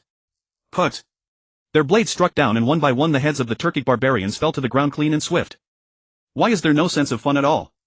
Shen Lang rolled his eyes and muttered in exasperation. Life needs a sense of ritual, even killing on the battlefield should have some flair, right? Retreat. Quickly report to the Khan. They are demons, run. The surrounding Turkic barbarians, instantly struck with fear by the White Horse Righteousness, shouted as they attempted to escape. Trying to run. Not a chance. Leave their vulnerabilities.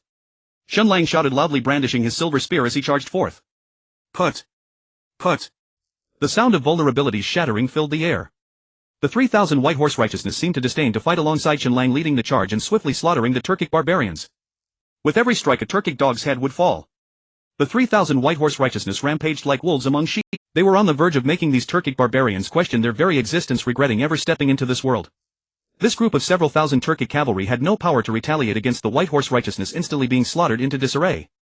In the blink of an eye only a few Turkic barbarians were left standing. Yet the White Horse Righteousness showed no signs of mercy, continuing to slay them back into their mother's womb. Letting them reincarnate quickly, hoping that in their next life they would rather be dogs than Turkic people. To this Shen Lang, damn it, you all charge faster than me, sweeping everything in a single wave. How can I ensure they face utter destruction? Shen Lang was not finished having his fun and naturally felt unsatisfied. But would the White Horse Righteousness give him the chance to continue playing? Warriors from the grasslands, run. We are not only warriors on horseback but also eagles soaring in the sky, run. I must say these Turkic scum are quite good at boasting. Now they have been utterly defeated by the White Horse Righteousness, yet they still do not forget to put on airs while fleeing. Shen Lang was furious at their pretentious behavior. How could he give them a chance to escape? Break their legs, let's see how they try to be eagles. Shatter their vulnerabilities, let them become eunuchs. Shen Lang brandished his silver spear, shouting as he charged forth. At this moment the 3,000 White Horse Righteousness gave him no chance, directly charging and leaving no Turkic cavalry alive. To kill is one thing, but to target the enemy's vulnerabilities isn't that tarnishing the honor of Han soldiers? Thus the White Horse Righteousness did not give Shen Lang any opportunity. Although they couldn't smash all the Turkic scum's vulnerabilities, seeing such a fierce fighting force in the White Horse Righteousness made Shen Lang unable to stop smiling. With this mysterious force, how could one not feel impressive? When I return to Chang'an, I'll definitely walk through the streets with... Who dares to oppose me, I'll make him pick up his teeth. Long Sun, aren't you the one who's always scheming against me? Wei Qi, aren't you the one who runs the tavern for me? Lier, didn't you send me to Yuzhou to die? When I return to Chang'an, I'll show you what it means to look down on others, to be blind and to live without regrets. General, we have discovered traces of battle ahead. From the corpses it seems that a Han army was slaughtered here. Just as Shen Lang was lost in thought, the voice of the White Horse Righteousness suddenly rang in his ears. What? A Han army was slaughtered. Shen Lang's heart skipped a beat. Could it be Biaozi and the others? Biaozi! Shen Lang shouted loudly, urging his horse to charge forward. In no time the mountain of corpses came into view. These Han warriors, clutching their weapons even in death, were the 1,000 Great Tang soldiers who had marched north with him. Biaozi! Shen Lang shouted, dismounting and nearly falling to the ground. The blood-armored general who once struck fear into the Turkic cavalry was truly panicked at this moment.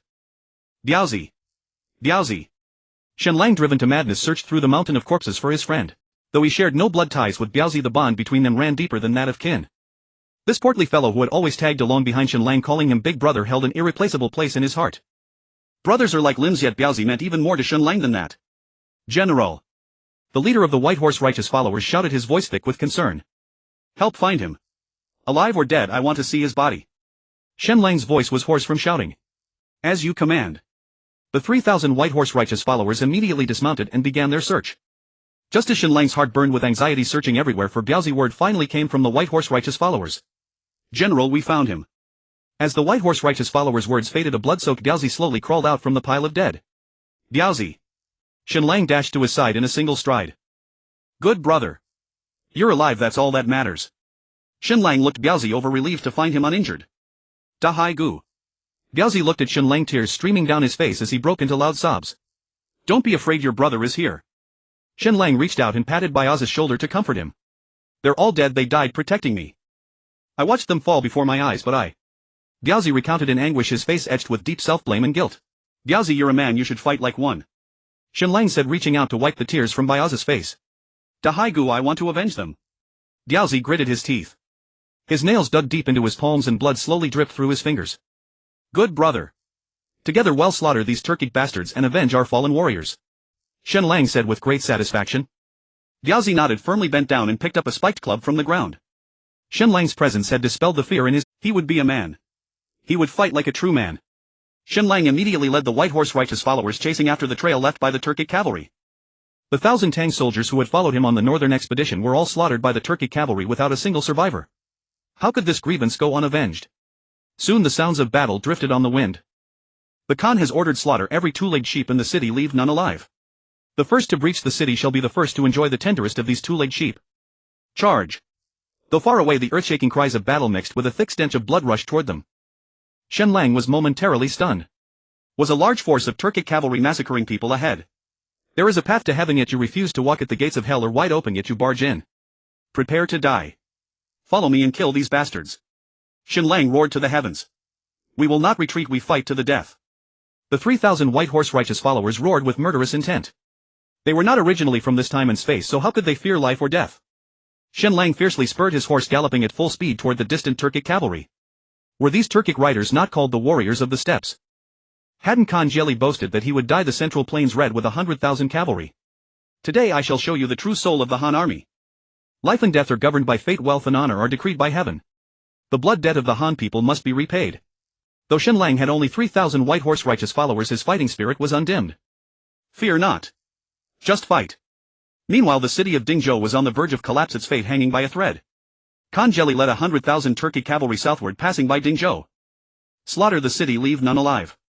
With those simple words he brought catastrophe upon Dingzhou. 30,000 Turkic cavalry surrounded the city and launched their assault. Dingzhou had only 10,000 defenders. The disparity in strength was immense, and with no reinforcements in sight, the city's fall was merely a matter of time. Charge! Slaughter the city. Break the gates and kill every two-legged sheep inside. The Turkic cavalry roared madly, launching wave after wave of attacks on Dingzhou. Dingzhou, battered by the storm, could have its gates breached at any moment.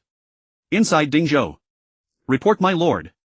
The south gate is in peril, it could fall at any moment. Report, my lord. The north gate is in danger, we can barely hold it. The prefect of Dingzhou, hearing these dreadful reports, collapsed to the ground in despair. Is Dingzhou doomed to suffer this calamity and be slaughtered? He sat on the ground, muttering in a daze. My lord, what should we do now? Are we to watch Dingzhou be massacred? A defending soldier roared in desperation. Follow me to the walls, we will live or die with Dingzhou. The prefect gritted his teeth, rose from the ground and shouted with a resolve to face death. Outside Dingzhou. Khan Jeli stood on a hillside gazing at the distant war-torn battlefield, a faint smile on his lips. A mere city like Dingzhou still mounts a futile resistance, it's nothing but a death wish. Khan Jeli sneered coldly, his face was etched with contempt and arrogance. Taking Dingzhou and slaughtering its Han inhabitants was not his true aim. He intended to rapidly amass his army at the banks of the Wei River, there to fight a decisive battle with Li'er. Then he would march south and bathe the central plains in blood. Move out. Khan Jeli waved his hand and the Turkic army set off again, swiftly heading toward the Wei River. In his eyes, a mere 30,000 Turkic cavalry were more than enough to slaughter Dingzhou. Not worth a second thought. Shen Lang led his 3,000 White Horse righteous followers, following the sounds of battle. He had finally found the source, Dingzhou. Gazing at the distant Turkic cavalry besieging the city, the image of the corpses littering the streets of Yuzhou from not long ago flashed unbidden into his mind. The rage in his heart surged crashing against his mind. He could not allow Dingzhou to be slaughtered and become a second Yuzhou. Biaozi, are you afraid? Shen Lang turned to ask his companion. No, Biaozi replied, his nerves taut, his voice resolute in the face of death. Shen Lang's presence had dispelled the deep fear in his heart and ignited the fire in his blood. The 1,000 soldiers of the northern expedition had all died under Turkic scimitars to protect him. If he didn't avenge them, could he even call himself a man? A man should fight like one. Good. Since you're not afraid, then follow me and slaughter them all. Shen Lang pointed his spear at the sky, let out a roar and charged toward the distant Turkic army. An endless wave of killing intent radiated from him. Charge! The 3,000 white horse righteous followers roared as one charging close behind. A towering, overwhelming, murderous intent surged into the heavens. On the walls of Dingzhou, corpses piled up like mountains. The soldiers defending the city fought valiantly against the onslaught of the Turkic cavalry. The governor of Dingzhou roared with a death-defying spirit. Faced with the frenzied attack of the Turkic cavalry, did he have any other choice? There were no reinforcements for Dingzhou and the defenders had no escape. Only a fight to the death remained. Behind them were tens of thousands of citizens of Dingzhou.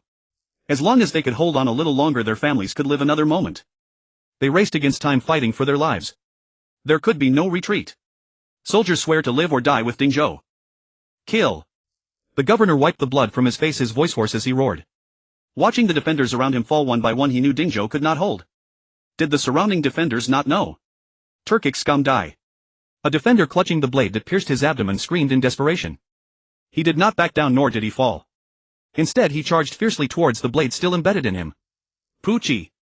The sharp blade pierced through his palm and into his body. Yet he laughed joyfully, looking up. You must survive. He turned to look at Dingzhou behind him, opened his arms and embraced the approaching Turkic scum, unhesitatingly jumping off the city wall. Mutual destruction. This scene continuously unfolded atop the walls of Dingzhou. These defenders, knowing they would die, still charged forward resolutely. One by one the defenders fell, taking a Turkic scum with them. But the numbers of the Turkic cavalry were too great. How could they kill them all? The defenders continued to dwindle, yet the Turkic army surged forward unceasingly. In the blink of an eye, out of 10,000 defenders, less than 3,000 remained. How could Dingzhou hold? My lord, do not surrender. Our Dingzhou soldiers are not cowards. A soldier lying in a pool of blood uttered his last words. Our Dingzhou soldiers vow not to retreat. We will fight to the death. As he watched his comrades falling around him, the governor of Dingzhou could not help but shed tears of grief, roaring in despair. My children, you have all done well. You should rest now. The old man said as he knelt down and gently closed the unseeing eyes of the fallen defenders. Now it's our turn. The governor's wife, holding a sharp sword, choked out a roar. As her words fell, countless citizens of Dingzhou climbed up the city walls. They were indistinguishable by gender or age. They vowed to live or die with Dingzhou. Seeing this scene, the governor of Dingzhou could not help but shed hot tears. Our Dingzhou men are all brave. He laughed heartily, exclaiming, My lady, prepare the pen and ink.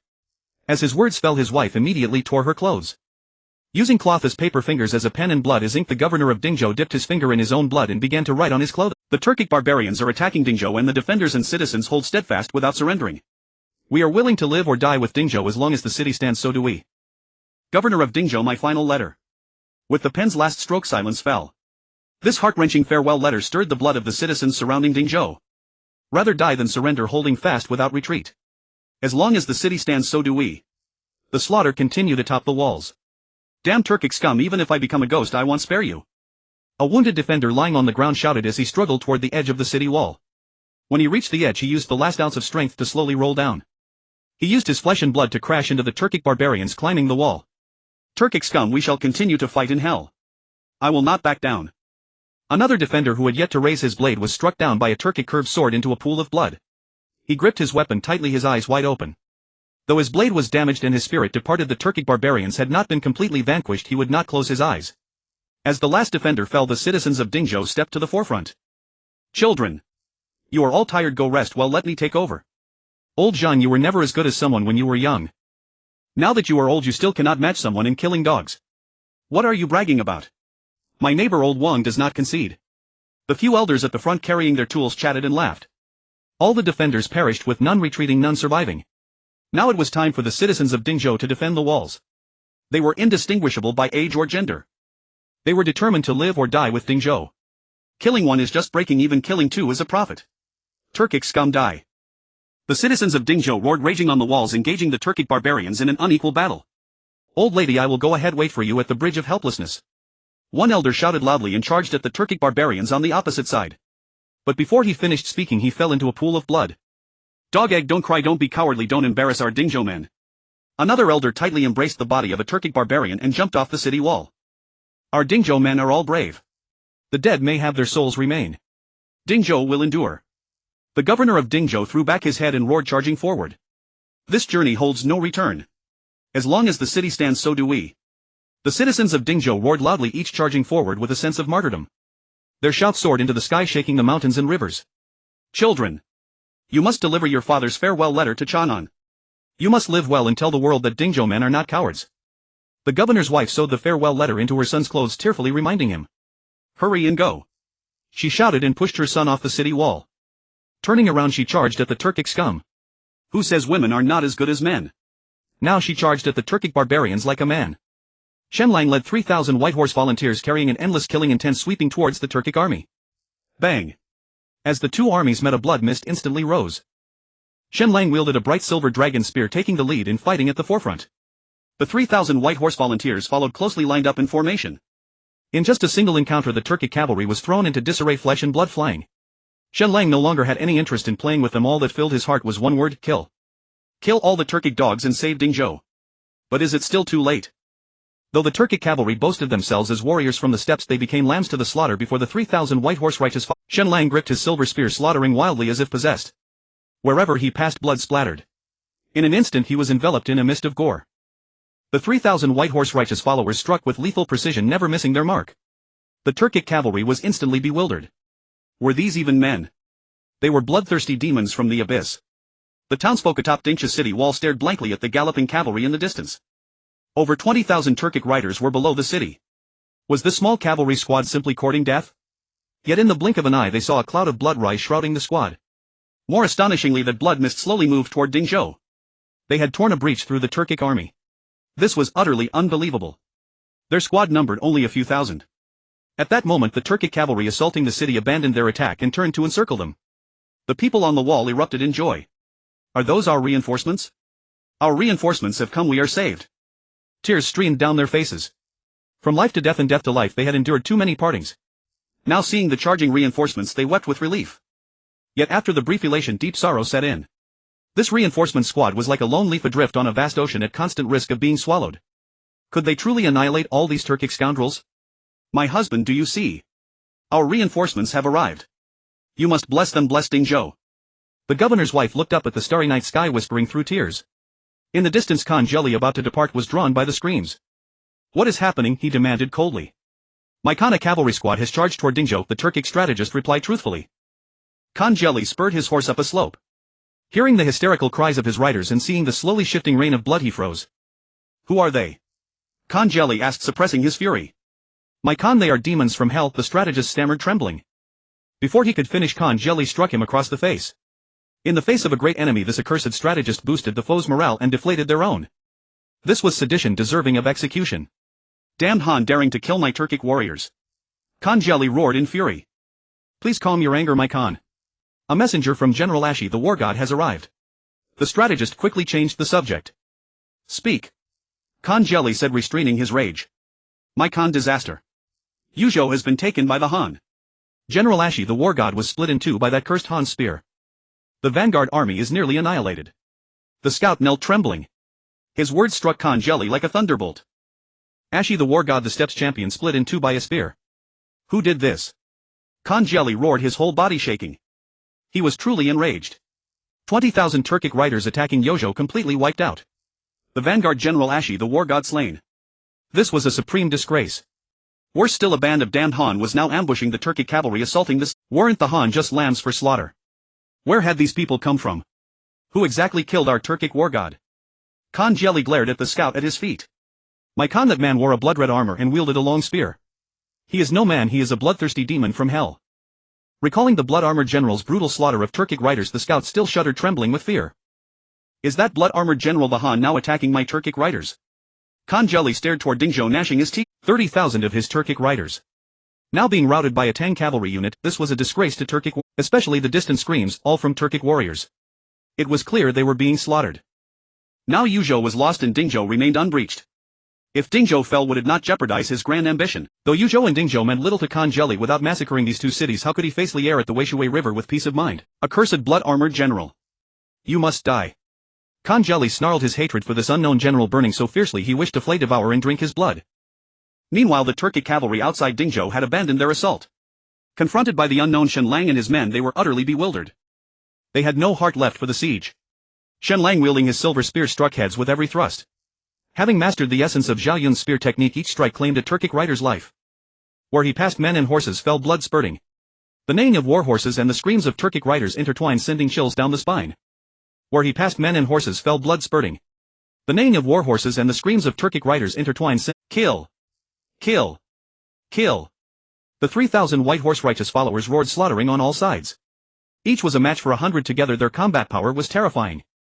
They shared a spiritual connection, their coordination flawless. In group combat they maximized their strength. Gaozi, wielding a spiked club, had been timid at first. But with the followers' deliberate care he swung his weapon, snatching kills. Thud! Thud! The thrill of smashing a Turkic rider into a bloody pulp with each blow was intoxicating. My Khan, save us! Run! Quickly regroup with the Khan. Flee! They are not men, they are demons from hell. The Turkic riders, their courage shattered, had no will to fight. Were these even men? They were demons from the abyss. On the city wall of Dingzhou, the common people watched in horror as the Turkic cavalry fled in all directions, trembling with fear. Is this truly our Great Tang army? An old man murmured in disbelief. If he hadn't witnessed it with his own eyes, he wouldn't have dared to believe it even if he were beaten. 3,000 Tang cavalry had managed to rout 20,000 Turkic riders. This was an unprecedented miracle in the history of the Great Tang. How is this possible? This is simply an army of celestial beings descended to earth. The surrounding citizens couldn't help but exclaim in astonishment. Especially Shen Lang amidst the throngs of soldiers wielding a silver spear that danced through the air, slaughtering countless Turkic riders. Behind him 3,000 white horse warriors followed closely, mercilessly massacring the Turkic cavalry. Faced with this group of bloodthirsty demons seemingly from hell, the Turkic riders had long lost their courage to fight. Khan, save us! Quickly save us! Run! They are not human, they are a pack of demons. The Turkic riders screamed as they turned their horses and fled in panic. Shen Lang immediately reined in his horse, not pursuing them. After all, the Turkic cavalry numbered 30,000 and even now they had only lost half of their forces. With just 3,000 men, how could they possibly wipe out the entire Turkic cavalry? To save the citizens of Dingzhou from the brink of destruction and spare them from massacre, Shen Lang was already satisfied. Seeing the Turkic cavalry flee in disarray, the wife of the governor of Dingzhou immediately led the people out of the city to welcome him. Thank you for saving our lives, General. The governor's wife shouted excitedly at Shen Lang, thank you for saving our lives, General. Then the surrounding citizens of Dingzhou instantly knelt at Shen Lang's feet, tears streaming down their faces as they cried out. Killing all the Turkic riders is the duty of every Han warrior. Shen Lang declared with righteous fervor. General, please rest in Dingzhou for a moment so we can show our hospitality. The governor's wife earnestly invited Shen Lang, General, come to my home for a drink. General, come to my home for a meal and wash up. The citizens of Dingzhou cried out to Shen Lang with tears in their eyes. His blood-soaked armor and the blood dripping from his boots were painfully evident to them. What kind of brutal battle must he have endured to appear in such a state? This bloodstained general filled them with awe, gratitude and more importantly heartache. After all, he was still just a child of 17 or 18. Faced with the citizens' invitations, Shen Lang felt a warm sensation in his heart. For he could see from the sincere gazes of the people that they genuinely cared for him. Then I will humbly accept your invitation. Shen Lang smiled slightly as he spoke. He knew very well that those damned Turkic riders would never give up easily. Having suffered such a significant loss in Dingzhou today, how could they just let it go? Please, General, the governor's wife said tearfully to Shen Lang. However, as her words fell, Shen Lang couldn't help but be taken aback. The governor's wife was covered in blood, but with her frail body she didn't seem like a martial artist. More importantly, among the citizens welcoming Shen Lang there was not a single soldier to guard the city, nor was there a single able-bodied man. Not even one man taller than a meter. Could it be that Dingzhou is a land of women? Where are your city guards? Be extremely cautious. Shen Lang furrowed his brows and reminded the governor's wife from his horse. But as he finished speaking, the surrounding citizens immediately bowed their heads and began to sob. General, all the city guards of Dingzhou except for the severely wounded have perished in battle, with none surviving. The governor's wife said with a choked voice. At her words, Shen Lang was immediately taken aback. Has the situation in Dingzhou become this dire? Please rest assured, as long as there are still breaths left in us Han men, we will never allow the Turkic cavalry to harm you in the slightest. Shen Lang bowed to the group of women before him. This is a promise from a man to a woman. This is a promise from all the sons of Dingzhou to their beloved women. If there is still breath in them, how could they allow their beloved women to go to battle? The women at the city gate of Dingzhou couldn't help but weep bitterly. Return to the city and regroup, we vow to live or die with Dingzhou. Shen Lang shouted passionately. Now does Dingzhou have any choice but to defend itself? As long as blood flows we will fight until we die. Shen Lang raised his dragon's dagger silver spear, pointing the spear tip towards the direction of the Turkic army, roaring hysterically. As long as blood flows we will fight until we die. As long as blood flows we will fight until we die. The White Horse warriors raised their arms in high spirits, their voices echoing like thunder. After cleaning the battlefield, Shen Lang led the White Horse warriors back into Dingzhou. Looking at the shaky city walls that seemed ready to collapse at any moment, Shen Lang's heart was filled with helplessness. Could Dingzhou withstand another attack from the Turkic cavalry? All the soldiers of Dingzhou had perished on the battlefield, sacrificing themselves for their country. Among the 3,000 White Horse warriors, fewer than 2,000 were left. Including the remaining fighting citizens and the wounded, there were not even 3,000 people. Yet they faced tens of thousands of Turkic riders. How could they win this battle? There was no chance of victory. They had no reinforcements, no allies, and no option to retreat. The only choice was to fight to the last man. This was Shen Lang's promise to the women of Dingzhou, and also the promise of the soldiers of Dingzhou. Inside Dingzhou the lights were bright. This night was destined to prevent everyone from sleeping peacefully. Perhaps in the next moment, or perhaps tomorrow, the Turkic cavalry would attack again. By that time Dingzhou would really be unable to hold out. How could they possibly sleep? Perhaps this night would be the last night they could live. On the city wall the citizens took turns keeping watch to prevent the Turkic cavalry from attacking. Shen Lang leaned against a corner, wincing in pain. The wounds on his body, deep and shallow, had become too numerous to count. "General, let me bandage your wounds," the governor's wife said as she knelt before Shen Lang. Shen Lang was taken aback. Though her face was not exquisite, her skin was exceptionally fair and tender. It was evident that she took great care of herself.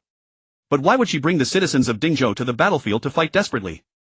"My husband is the governor of Dingzhou. He and all the city guards have perished in battle. Now there are not many able-bodied men left in Dingzhou. If it weren't for the general driving away those Turkic barbarians, Dingzhou would have already been slaughtered," the governor's wife said, choking back tears. "Rest assured, as long as I am alive I will not allow the Turkic barbarians to step into Dingzhou even a single step," Shen Lang said as he reached out to wipe away the drop of blood tear that flowed from the corner of her eye. "As long as I am alive I will never allow the Turkic cavalry to step into Dingzhou even an inch." Facing such domineering words from Shen Lang, the governor's wife could no longer hold back. Though her tears had long dried, 2 streams of blood tears fell down her cheeks. "Thank you, General," she said, kneeling at Shen Lang's feet, wanting to bow her head in gratitude. "Women are meant to be protected. This is an innate responsibility of us men," Shen Lang interjected. "The general truly is the best man of the Tang Dynasty." As the governor's wife spoke, an inexplicable emotion surged within her. Just as she wanted to rise to bandage Shen Lang's wounds, she felt the world spinning and collapsed into his embrace. After all, she was just a frail woman. Yet now she had to pick up a weapon and fight like a man. Holding her delicate body, a pang of guilt surged in Shen Lang's heart. As a man of the Han family, how could I let a woman charge into battle? "Big brother, what are you all doing?" Gaozi stood frozen in place at the sight before him. Shen Lang felt a wave of embarrassment. A lone man and woman in a dark corner. If this got out, wouldn't he be labeled the worst man of the Tang Dynasty? How could he continue to flirt with women in the future? "She's too exhausted." Shen Lang rolled his eyes at Gaozi and said curtly. He then picked up the governor's wife and stood up, slowly walking to where the women of Dingzhou had gathered. "As a man of the Han family, how could I let a woman guard the city walls? You all go home and rest. Fighting against the enemies is a matter for us men," Shen Lang said, gently placing the governor's wife down on the ground.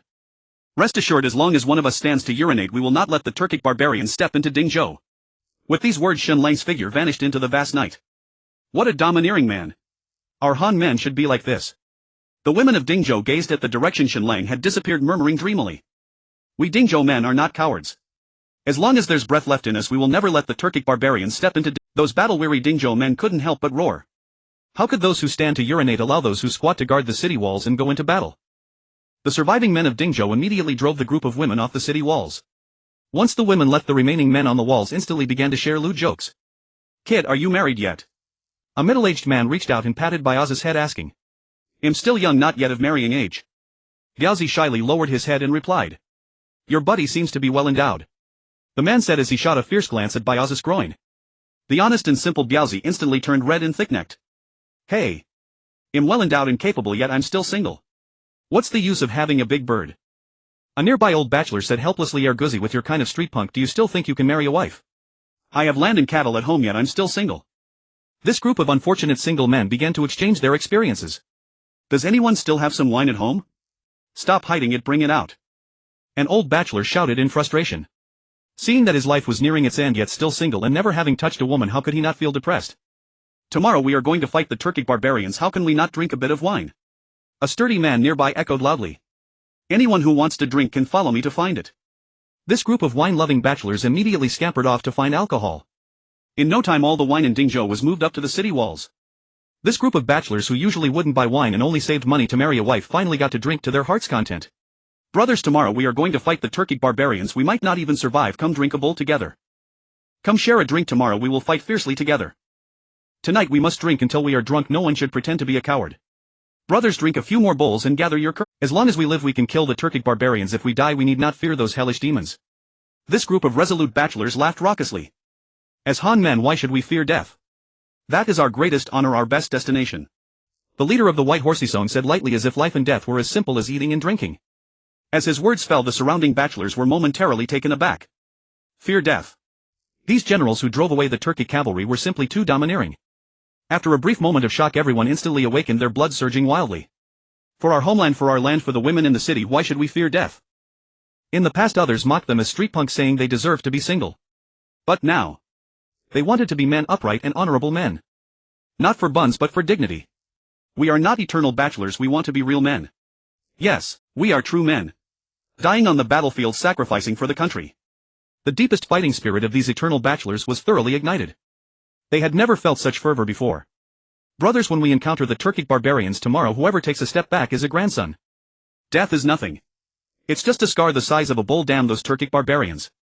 We have no wives or children, no ties. Whoever survives tomorrow will retrieve the bodies of the fallen.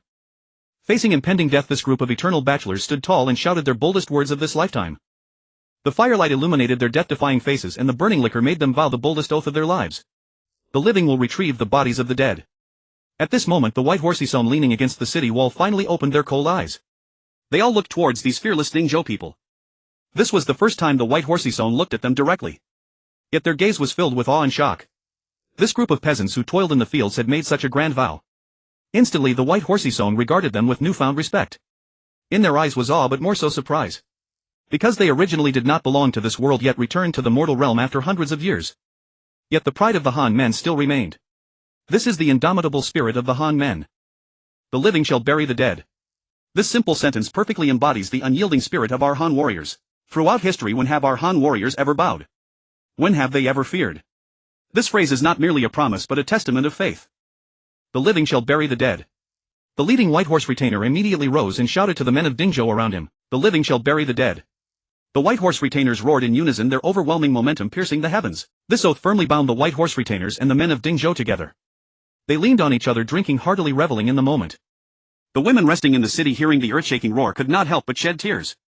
These men were truly remarkable. But would anyone survive? Shen Lang, hidden in a corner, heard their roars and could only force a bitter smile. Now there were fewer than 2,000 White Horse retainers, including the wounded. How could they fight tomorrow's battle? It was like throwing an egg against a rock. Even if the White Horse retainers were an indestructible divine weapon, they faced tens of thousands of Turkic iron cavalry.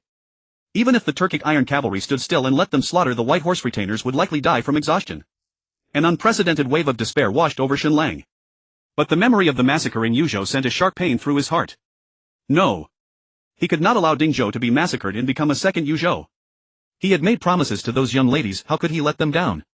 Especially when he thought of the prefect's delicate wife. Shen Lang's heart burned with unwillingness. He absolutely could not let the women of Dingzhou be defiled by Turkic bastards. But Dingzhou had no reinforcements, how could they fight tomorrow? Shen Lang was instantly filled with frustration. Damn system, aren't you supposed to be amazing? Why don't you give me 30,000 White Horse retainers? Shen Lang could not help but furiously vent at the system, cursing it down to its ancestors. System. I recall accepting a new quest last time. I wonder if it's been completed. Shen Lang immediately entered the system in his mind. Ding. Congratulations, Master, for completing the 1,000 slain quest, earning one chance to draw a lottery. As the system's melodious voice faded, Shen Lang was momentarily stunned. Draw now. He suppressed his excitement and eagerly chose to draw. Congratulations, Master, for obtaining demonized Lubu. After reading the description, Shen Lang froze on the spot. Demonized Lubu. Why not give me a phone so I can send these damned Turkic bastards into the King's Canyon? Though the demonized Lubu seemed formidable, it had an absurd requirement. Shen Lang's rage had to reach its peak. Clearly, if he wasn't furious, this divine skill was useless. Damn it. Such a magnificent and dazzling divine skill, and you want me to be angry? I wanted to use this flashy skill to charm girls. It seems that's out of the question. I wonder how it will fare against the Turkic bastards tomorrow. If the Turkic bastards didn't commit heinous acts, how could Shen Lang become enraged? Clearly the demonized Lubu skill was quite useless. Shen Lang hoped to use the skill to wreak havoc but also wished he wouldn't need to. Congratulations master for activating a new quest, set up a street stall before the Turkic army and successfully sell to the Turks. As the system's prompt sounded, Shen Lang was taken aback. Then a torrent of curses flooded his mind. Setting up a street stall before the Turkic army. Wasn't that just asking for death? And sell to Turkic bastards. Did they expect him to sell his own head? Meanwhile in the Turkic camp, Khan Jeli was furious. The 30,000 Turkic iron cavalry attacking Dingzhou had suffered heavy losses, delaying his march to the Wei River. How could he not be enraged? Useless trash. Khan Jeli drew his scimitar and beheaded the vanguard general at his feet. Leading 30,000 Turkic iron cavalry yet failing to take a single city of Dingzhou. What use was such a vanguard general? The brutal Khan Jeli cut off his head without hesitation. The surrounding Turkic generals gasped in shock. Who will bring me the head of the blood armor general tomorrow? Khan Jeli turned and demanded of his generals. Your servant vows to cut off the blood armor general's head for the Khan. A cold-faced man stepped forward from the crowd. Ashasin, if you can take the blood armor general's head, you shall be the war god of the grasslands. Khan Jeli said, looking at him with great satisfaction. I, Ashasin, always let my fists do the talking. Ashasin said coldly. Good. I will give you 30,000 iron cavalry. Take the blood armor general's head and slaughter every two-legged sheep in Dingzhou. Khan Jeli commanded. A mere Dingzhou. No need for 30,000 iron cavalry. 20,000 will suffice. If I cannot take Dingzhou and the blood armor general's head, I will offer my own. Ashasin said with confidence, a cunning smirk curling at the corner of his mouth. Clearly he already had a plan to deal with the blood armor general. I did not misjudge you. Khan Jeli threw back his head and laughed heartily. March. Without further delay he continued toward the Wei River. Ashasin watched Khan Jeli and his men depart, a sinister and icy aura spreading around him. As the first rays of morning sunlight fell upon the earth, the women of Dingzhou carried steaming pots of food to the city walls. They had hardly rested the night before gathering all the city's provisions to prepare this breakfast. For them this might be the last meal in the mortal world, so it had to be grand. Brothers, eat your fill. A full belly means strength for battle. Kill one and you break even, kill two and you profit. Damn Turkic bastards, once I've eaten my fill I'll beat them so badly they'll beg for mercy. The soldiers ate heartily on the wall, laughing and joking. Some would turn and never return. So they cherished every moment together. Ashasin led 20,000 Turkic iron cavalry straight toward Dingzhou. He had no interest in this doomed city. Only the blood armor general's head caught his attention. He would use that head to prove he was the war god of the grasslands. Charge! Our only target is to surround and kill the blood armor general. Ashasin roared to the sky. He was no fool like Ashasin Shen, who lost his head despite leading 30,000 cavalry. No matter how formidable the blood armor general was, could he defeat 20,000 Turkic iron cavalry? As for the few thousand Tang soldiers, they were beneath his notice. He would use a sea of men to surround and kill the blood armor general. Shen Lang stood atop the city wall, gazing at the swirling clouds of yellow sand approaching from the distance, a bitter smile creeping onto his face. The Turkic cavalry had finally arrived. The White Horse Brotherhood will follow this general out of the city to slay the enemy, while the rest of the soldiers will hold the city wall. Shen Lang gripped his dragon spear tightly, roaring with fervor. Understood. The White Horse Brotherhood shouted in unison, each one ready for action. General, we must go out with you to fight the enemy. General, we the men of Dingzhou are no cowards, we will fight the Turkic scum to the death. We have agreed that those who survive will collect the bodies of the fallen, so let us go together. The men of Dingzhou shouted almost pleadingly toward Shen Lang. He turned to glance at them, revealing an immensely gratified. This was not about chasing after wives, but rather about going to meet death. Yet this group of ordinary Dingzhou citizens faced death without fear. You are all true men, real heroes. But we can't let a group of women guard the city wall, can we? Shen Lang said with a hearty laugh. He hoped these true men would remain and survive. They were the last men of Dingzhou. If they fell in battle, Dingzhou would truly be without heirs. General, let them go. There is not a single coward among the men of Dingzhou, they are all fine examples. We will guard this city wall. If we cannot hold it, then even if we have to draw our swords and end our own lives, we will not allow the Turkic scum to tarnish our honor, the governor's wife proclaimed with a heart set on death. Women are no less than men. This is how Han women should be. Follow this general out of the city to slay the enemy. Shen Lang said, leading the White Horse Brotherhood out of the city gates. With those battered men of Dingzhou, there were now barely 2,000 of them. Yet faced with the dense mass of Turkic cavalry, they felt no fear, instead they were eager to engage, brimming with fighting spirit. 2,000 Han warriors charged at the 20,000 Turkic cavalry. Blood will flow, we will not die in vain. Shen Lang raised his silver spear, leading the charge at the forefront. We Dingzhou men are no cowards, let's kill. Kill one to break even, kill two to profit. Hundreds of Dingzhou men roared as they surged forward. Though there was no hint of fear in their words, their tones were filled with desolation and tragic heroism. Boom! In the blink of an eye, the two armies violently collided. In an instant, blood splattered and bodies fell. Puff. Puff. Shen Lang's silver spear danced continuously, each thrust finding its mark. In the blink of an eye, the Turkic cavalry that fell beneath his spear piled up like a mountain. Behind him, the White Horse Brotherhood relentlessly slaughtered the surrounding Turkic cavalry. They moved like relentless reapers of death, harvesting the lives of the Turkic cavalry. Meanwhile, Shen Lang wielded his silver spear, charging into the heart of the Turkic army. With 2,000 against 20,000, there was no thought of retreat. In his heart there was only the urge to charge forward. The women of Dingzhou atop the city walls were momentarily stunned by the scene before them. A profound shock welled up within them. Was this blood-armored general truly a war god descended to the mortal realm? Brothers, kill one to break even, kill two to profit. Let's take down these bastards. The Turkic scum shouldn't be too arrogant. 18 years from now I will still be a good man. Kill. Let's fight them to the death. The men of Dingzhou shouted defiantly, fighting with all their might. They had long forgotten their own lives. All they remembered was, kill. Kill one to break even, kill two to profit. To die for Dingzhou, to die for the Great Tang was their greatest honor in this life. As Han men, as those who stand to urinate, how could they live in shame? Dying on the battlefield was their best destiny. Shen Lang continuously wielded his silver spear, demonstrating the Zhaoyun spear technique to its fullest. Each thrust of his spear raised a cloud of blood mist. He was like a sharp dagger tearing a gap through the Turkic army. The White Horse Brotherhood followed closely behind, spreading out in a triangular formation. This band of fewer than 2,000 soldiers from the Great Tang had actually penetrated into the belly of the Turkic army. If they were completely surrounded by the Turkic army, wouldn't there be only one path left? Death. When had they ever thought of surviving? There was no strategy to speak of. The power disparity between the two sides was so great that in the face of absolute strength any strategy was worthless. The only option was to charge. In a narrow encounter the brave wins. Even if they die, they must die on the path of charging forward. This is the iron will of the Han men. Brothers, I will go first. A man from Dingzhou said before collapsing in a pool of blood. Damn Turkic scum, let's die together. Another single man from Dingzhou jumped off his horse and charged at the Turkic cavalry. The two fell one after the other, trampled into a bloody pulp by hooves. Brothers, do not forget our oath. With the last man of Dingzhou falling from his horse, this band of Han warriors, resolute in their defiance, all perished in battle. Not a single one retreated, not a single one faltered. They were all true men, real heroes. Shen Lang heard the profoundly tragic cries behind him and turned to look.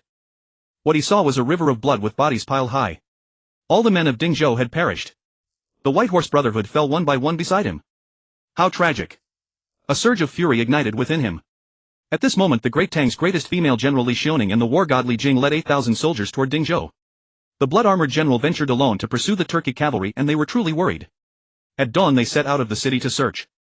General, a deserter has been spotted ahead. A scout reported suddenly. A deserter. Bring him here. Li Xiaoning's expression darkened instantly. The Turkic cavalry rampaged along the borders, even ordinary civilians had taken up arms to fight. How could there still be deserters? Before long 2 scouts dragged a young man before Li Xiaoning. Let me go, I am not a deserter. The boy shouted desperately as he struggled. If you are not a deserter, then why are you running? The nearby scout snorted coldly and kicked him to the ground. I am the son of the governor of Dingzhou, and I must deliver my father's final letter to Chang'an to seek reinforcements. The boy glared fiercely at the surrounding scouts, his anger flaring. Li Jing could not help but furrow his brows. Though the boy was dirty and disheveled, he carried an air of refinement. His words must hold some truth. The distance to Chang'an is far. By the time you arrive, Dingzhou will likely have already fallen, Li Jing said with a sense of despondency. Impossible. With the blood-armored general here, Dingzhou will surely be fine. The boy shot a fierce glare at Li Jing, shouting with a choked voice. Blood-armored general. Could it be that he is still alive? The blood-armored general. Could he still be alive? Could he be in Dingzhou? Li Xiaoning stared fixedly at the youth beneath the horse, her eyes suddenly brightening. Show me your father's final letter. Li Xiaoning suppressed the excitement in her heart and spoke to the youth impatiently. The youth did not resist. He tore open his clothes and produced the final letter written by his father. Li Xiaoning looked at the final letter written on white cloth, the words inscribed in blood so piercing, so heart-wrenching. Especially the content of the letter, which instantly reddened her eyes. Had Dingzhou truly reached a point of life and death? Princess, it seems Dingzhou is indeed in grave danger. Li Jing, standing by, naturally saw the heart-piercing final letter and spoke with deep concern. You must deliver this final letter to Chang'an. Li Xiaoning urged the youth. Then she ordered her subordinates to bring him a fine horse and watched him depart. Reinforce Dingzhou with all speed. At Li Jing's command the army raced toward Dingzhou. Blood-armored general, you must hold on. Meanwhile, outside Dingzhou, corpses littered the ground and blood flowed like a river. All the able-bodied men of Dingzhou had fallen in battle. The White Horse followers had also suffered heavy losses, now fewer than 1,000. 2,000 men against 20,000 Turkic iron cavalry. It was already a miracle they had fought this long. Now they were utterly exhausted. Yet the unyielding will to never surrender still sustained them. The obsession to fight to the death drove them to keep slaughtering. In the distance Ashen watched the carnage silently unmoving. That sinister smile on his lips remained unchanged as if frozen in place. But now the curve of his smile finally shifted. Surround the blood-armored general. A great reward for whoever takes his head. Ashen shouted, his chilling voice instantly reaching every Turkic cavalryman's ears. Warriors of the steppe surround the blood-armored general. Kill the blood-armored general. The general commands a great reward for his slayer. Under heavy reward brave men emerged. The surrounding Turkic cavalry surged toward Shen Lang like a flood. Biazi, are you still alive? Seeing the white horse followers fall from their horses one after another, Shen Lang roared with desperate concern. He slaughtered the Turkic cavalry around him while searching for Biazi. Brother, remember to collect my body. Biazi's voice suddenly rang out, allowing Shen Lang to breathe a sigh of relief. But as he turned his head sharply, he saw a sharp Turkic scimitar plunge deep into Biazi's abdomen. Brother, if there's a next life, Biazi will still be your little brother. Before his words faded, a mouthful of blood sprayed out. Go to hell, you bastard. Biazi bellowed, ignoring the scimitar in his belly. He raised his spiked club with both hands and slammed it fiercely at the Turkic cavalryman before him. With a dull thud, the Turkic cavalryman's head burst like a melon smashed to pieces by Biazi. White brains mixed with red blood splattered across Biazi's face. Brother, I didn't let you down. Biazi gritted his teeth and yanked the scimitar from his abdomen. A spurt of blood gushed out. Ha ha. Biazi clutched the scimitar's blade in one hand and the spiked club in the other, tilting his head back in laughter. He was drenched in blood, his face twisted in a ferocious grin, his round body trembling with laughter. He looked like a demon from hell. Biazi. At the sight, Shen Lang's eyes turned bloodshot. As he prepared to fight his way to Biazi's side, a Turkic scimitar slashed fiercely into his shoulder. Die. Shen Lang roared, swinging his silver spear in a backhanded arc. With a spray of blood, he cut the Turkic cavalryman down from his horse. Whoever harms my brother shall die. Watching Biazi's swaying figure in the distance, Shen Lang's heart felt as if it were crawling with ants. He was truly enraged. Digging his heels into his horse's flanks, he cut down several Turkic cavalrymen and finally reached Biazi's side. Brother, watch out. Before Biazi's words faded, he was struck down from his horse by a Turkic scimitar. His massive body crashed heavily onto the ground, splashing up a pool of blood. Biazi. Shen Lang roared and fought his way to Biazi's side. Die. He kept slaughtering the surrounding Turkic cavalry, protecting Biazi lying on the ground. A sharp Turkic scimitar pierced Shen Lang's abdomen. General. A white horse follower roared and charged forward. But as he cut down the Turkic cavalryman before Shen Lang, another Turkic rider struck him down. Over 10,000 Turkic cavalry swarmed in while Shen Lang's men numbered only 700 or 800. How could they hold them off? Even if each white horse follower was worth 100 men, they were utterly spent after fighting this long. A sharp Turkic scimitar struck Shen Lang's shoulder. He grabbed the attacker's arm and hurled him off the horse. Die. He twisted his wrist and drove his silver spear into the Turkic cavalryman, pinning him to the ground. General, watch out. At that moment, a white horse follower charged past Shen Lang and slammed into the oncoming Turkic cavalry. He was knocked off his horse and the high-stepping Turkic warhorse trampled him under its hooves. General, you must survive. The white horse follower, his abdomen crushed into pulp by the hooves, murmured to Shen Lang. But before his words faded, he was swallowed by the Turkic horse's hooves. Shen Lang's head buzzed and he stood frozen in place. His eyes were vacant as the Turkic cavalry charged at him. General. Watch out. One by one the white horse followers shouted and threw themselves before him, using their flesh and blood to block the Turkic cavalry. Ah. After a brief shock, Shen Lang let out a skyward roar. As his rage peaked, the demonic transformation of Lubu activated automatically. His blood-soaked armor shifted and a rain of blood fell. His eyes turned completely bloodshot, his entire body wrapped in a blood-red glow radiating a murderous crimson light. Die. Shen Lang roared, his silver spear sweeping out with a blood-red glow. Blood sprayed, instantly killing 3 Turkic cavalrymen. Once the demonic Lubu appeared, who could stand in his way? The demonized Lubu makes his appearance. No one can withstand him, he slaughters both Buddhas and gods alike. In an instant, wherever Shen Lang goes, heads fly and blood rains down. Not far away, Ashur Jan was taken aback by the scene before him. How could this be possible? 20,000 Turkic cavalry were nearly halved by this group of less than 2,000 two-legged sheep. It took a long time for them to reach their peak strength, but how could this blood-armored general seem like a different person altogether? He watched helplessly as the Turkic cavalry were slaughtered one by one, his smile instantly frozen, filled with shock. How could this be possible? Is he even human? Shen Lang resembled a demon from hell, exuding a bloodthirsty aura, continuously slaying the surrounding Turkic cavalry. However, the Turkic cavalry numbered in the tens of thousands. Even though he had activated the demonized Lubus divine skill, he was like a demon unleashed, rampaging everywhere. But he was still human, he would tire and get injured. Surrounded by the dense ranks of Turkic cavalry, how could he possibly prevail? After being demonized, Shen Lang's attacks were all fatal strikes, wild and unrestrained, focused solely on offense with no defense. While he was madly slaughtering the Turkic cavalry, their sharp curved blades also fell upon him. As the wounds on his body multiplied, the corpses beneath his feet piled higher and higher. Fight to the death. The excruciating pain made him involuntarily scream. From Yuzhou to Dingzhou he hadn't had a proper rest during this time. The number of slain Turkic cavalry exceeded 10,000 without a doubt.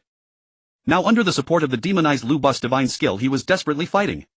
Yet at this point in the battle the bloodthirsty light around him was growing dimmer. The demonized state of Lu Bu was gradually fading and the divine skill was nearing its end. Was he destined to fall here today? Alas! The hero's spirit is short-lived. With this thought a deep sense of unwillingness surged within Shen Lang. He was barely 20 years old. He hadn't even shed the label of being a virgin nor had he had the chance to flirt with girls.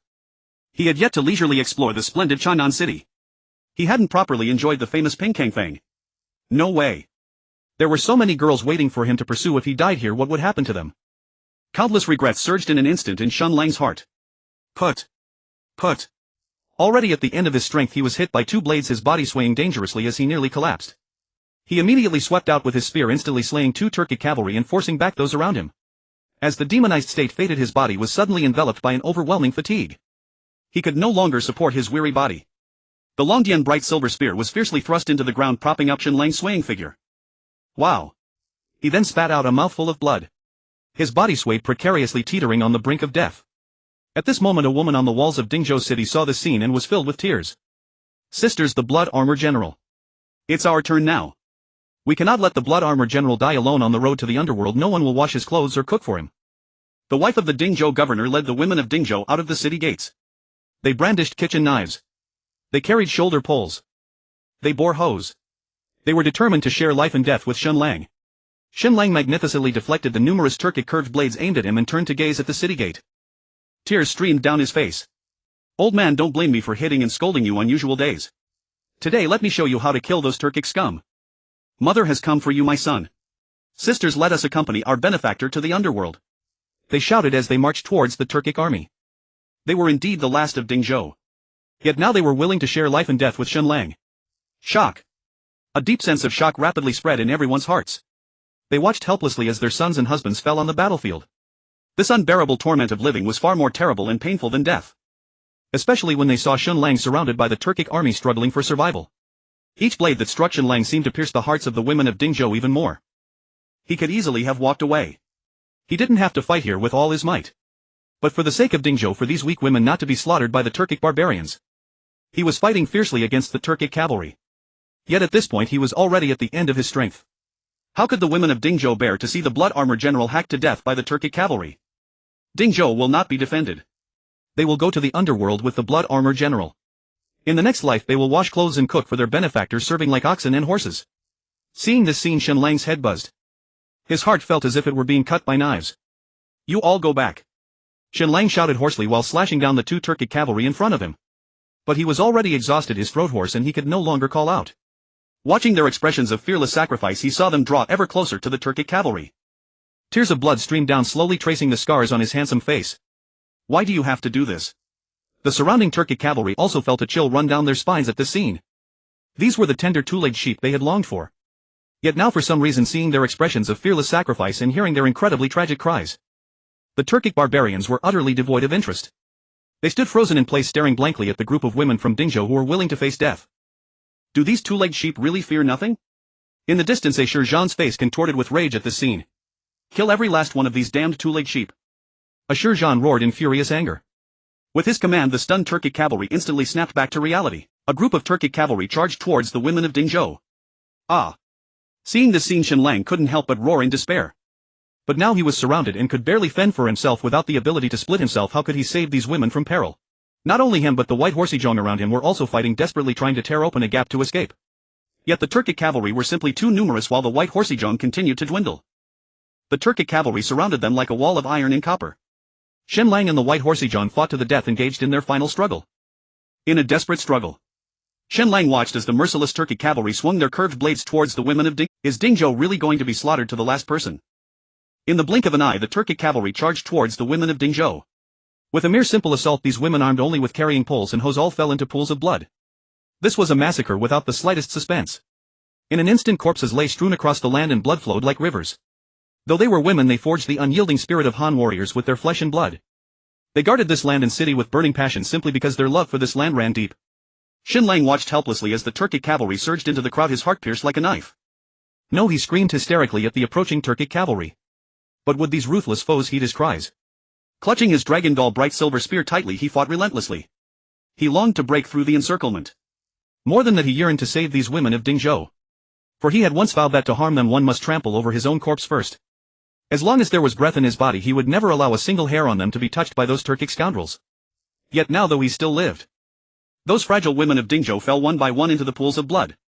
He had failed his promise. He had broken the vow he made to these heroines. If I cannot save you, then we shall live and die together. Shen Lang roared towards the heavens, brandishing his silver spear as he charged into battle. He was mad. Like a beast on the verge of death, he fought furiously against the surrounding Turkic cavalry, heedless of his wounds or his life. Now he no longer sought to break free or merely survive. He only wished to slaughter these damned Turkic riders, to avenge the White Horse volunteers, the soldiers of Dingzhou, and those courageous heroines. Blood debts could only be repaid with blood. His steed, the White Dragon Horse, seemed to sense its master's fury, raising its hooves high and letting out a piercing neigh to the sky. Man and horse stood proudly amidst the vast battlefield. With a thunderous stomp of the White Dragon Horse's forehooves, the Turkic cavalry before them were crushed into a bloody pulp. The Dragon Gall bright silver spear in his hand trembled lightly. The bloodlight once vanished by his demonized divine technique now reappeared vividly. One man, one horse, one spear, relentlessly battling amidst the Turkic cavalry. Wherever he went, blood splattered and heads flew. In the blink of an eye, corpses piled mountain high around Shen Lang. Facing such a ferocious and violent foe, the Turkic cavalry nearby were instantly struck with terror. They trembled in fear. No one dared advance. Were these even men? No, these were demons descended straight from hell. Decapitate him and present the head to the general for reward. They feared their heads would fall before reaching him. Though great rewards breed brave warriors, when it comes to life and death all else pales in comparison. General, save us. He is no man but a demon from hell. Brothers, retreat quickly. The Turkic cavalry closest to Shen Lang lost all composure, roaring loudly. Only roaring and howling could ease the endless terror in their hearts. From afar, Ashi Zhan's face darkened with fury. He had intended to wear down the blood armor general with overwhelming numbers. But who would have thought the blood armor general stood firm while his own men faltered first? Anyone who disrupts the army's morale shall die. After a brief shock, Ashi Zhan drew his blade and slaughtered a trusted aide beneath his horse. He sought to kill as a warning, using blood to stabilize the collapsing situation. Retreat. He had already sworn an oath with Kagansheli. If the blood armor general was not slain, only Ashi Zhan himself would die. Whoever dares to retreat shall meet this fate. Ashi Zhan bellowed, tossing the corpse beneath his steed into the air with his long... This was a loyal confidant of his, now impaled high upon his blade. Seeing the bloodied corpse, which among the Turkic cavalry dared to retreat? Kill. The Turkic cavalry gritted their teeth and charged once more. Fight to the death. Let blood flow endlessly, no surrender. Shen Lang fought like a madman, ceaselessly slaughtering the Turkic riders around him. Meanwhile, the remaining White Horse volunteers encircled Biaozi at the center, desperately blocking the Turkic cavalry's charges. They knew this chubby fellow was the general's most cherished brother. Moreover, the White Horse volunteers had always upheld righteousness above all and never feared death. Protect the general, breakthrough. The leading White Horse volunteers shouted fiercely as the relentless Turkic cavalry approached. They helped Biaozi onto a horse and moved closer to Shen Lang. Kill. Fight until the last breath. The White Horse volunteers roared, brandishing their weapons and mercilessly slaughtering foes. The opposing Turkic cavalry, confronted by these hellish madmen, were thoroughly terrified and dared not fight desperately. They only engaged hastily, unwilling to risk their lives. Under Shen Lang's leadership, a bloody path was unknowingly carved out. From afar, Ashi Zhan's fury boiled over. 20,000 Turkic cavalrymen clashed against 2,000 Tang soldiers. Now not only had they lost more than half their troops, but they had also allowed the enemy to break through their encirclement. This was a monumental disgrace. Surround them. Kill anyone who retreats without mercy. Ashi Zhan roared in rage. These cowardly fools, once the battle ended, would all be sent to meet the king of hell. Unable to contain himself, he spurred his horse in pursuit. His moment to prove himself as the war god of the grasslands had arrived. The blood armor general was at the end of his strength. Decapitating him would be a mere trifle. He had waited far too long for this moment. As for the lives of the Turkic cavalry, he never cared. His only concern was whether the blood armor general's head would be in his hands. Yet seeing the blood armor general and his men break through the siege, Ashi Zhan's hatred burned fiercely. Such a perfect opportunity slipping away was simply unbearable. Escape. When had Han warriors ever feared death or fled the battlefield? Shen Lang was merely charging towards the women of Dingzhou. He vowed to personally slaughter these Turkic brutes, beasts worse than animals. They dared not spare even a group of women. Could they still be called men? Die. Shen Lang roared furiously, swinging his Dragon Gall bright silver spear in a sweeping arc. Splat. Splat. The heads of the two foremost Turkic riders instantly fell. But those Turkic cavalry who slaughtered the women of Dingzhou dared not face Shen Lang, who was like a demon incarnate. They turned their horses and fled in panic. Shen Lang thrust his spear through the skull of one Turkic rider and charged to where the Dingzhou women had fallen. Gazing upon the endless corpses, his heart was torn asunder. In the end he had still broken his word. The corpses still radiated lingering warmth, the blood seeping slowly across the ground remained scorching hot. Yet they would never again behold a single blade of grass or tree in Dingzhou. An overwhelming wave of guilt and self-reproach surged forth, enveloping Shen Lang utterly. He had sworn an oath to these heroines, yet failed to uphold it. Though he had broken through the encirclement of the Turkic iron cavalry and slain countless warriors, he had arrived too late. Every woman of Dingzhou had been slaughtered, none survived. How profoundly tragic. They chose death over surrender. They refused to yield an inch. Like their husbands and families, they now rested eternally upon this burning sacred soil. I have betrayed you, I broke my word. Shen Lang slid from his horse, stumbled violently and crashed to the earth. Ugh! Then he vomited a torrent of crimson blood. They had vowed to live and die with Dingzhou, and they kept that vow. Shen Lang had sworn that so long as he drew breath he would shield them all. Now he had broken that vow. Brother, it's those wretched Turkic dogs who are to blame, said Biaozi weakly, clutching the wound in his abdomen. General! General! Surrounding members of the White Horse Righteous Legion, tears streaming down their cheeks, cried out in anguish. This atrocity was committed solely by those subhuman Turkic fiends. Their cruelty knew no bounds, their humanity none. General, you must rally yourself. You must avenge them, cried the leader of the White Horse Righteous Legion, kneeling on one knee beside Shen Lang. With the enemy looming ever closer, if Shen Lang succumbed to despair and self-reproach, then these heroines' sacrifice would be rendered utterly in vain. Their blood-soaked vengeance demanded retribution.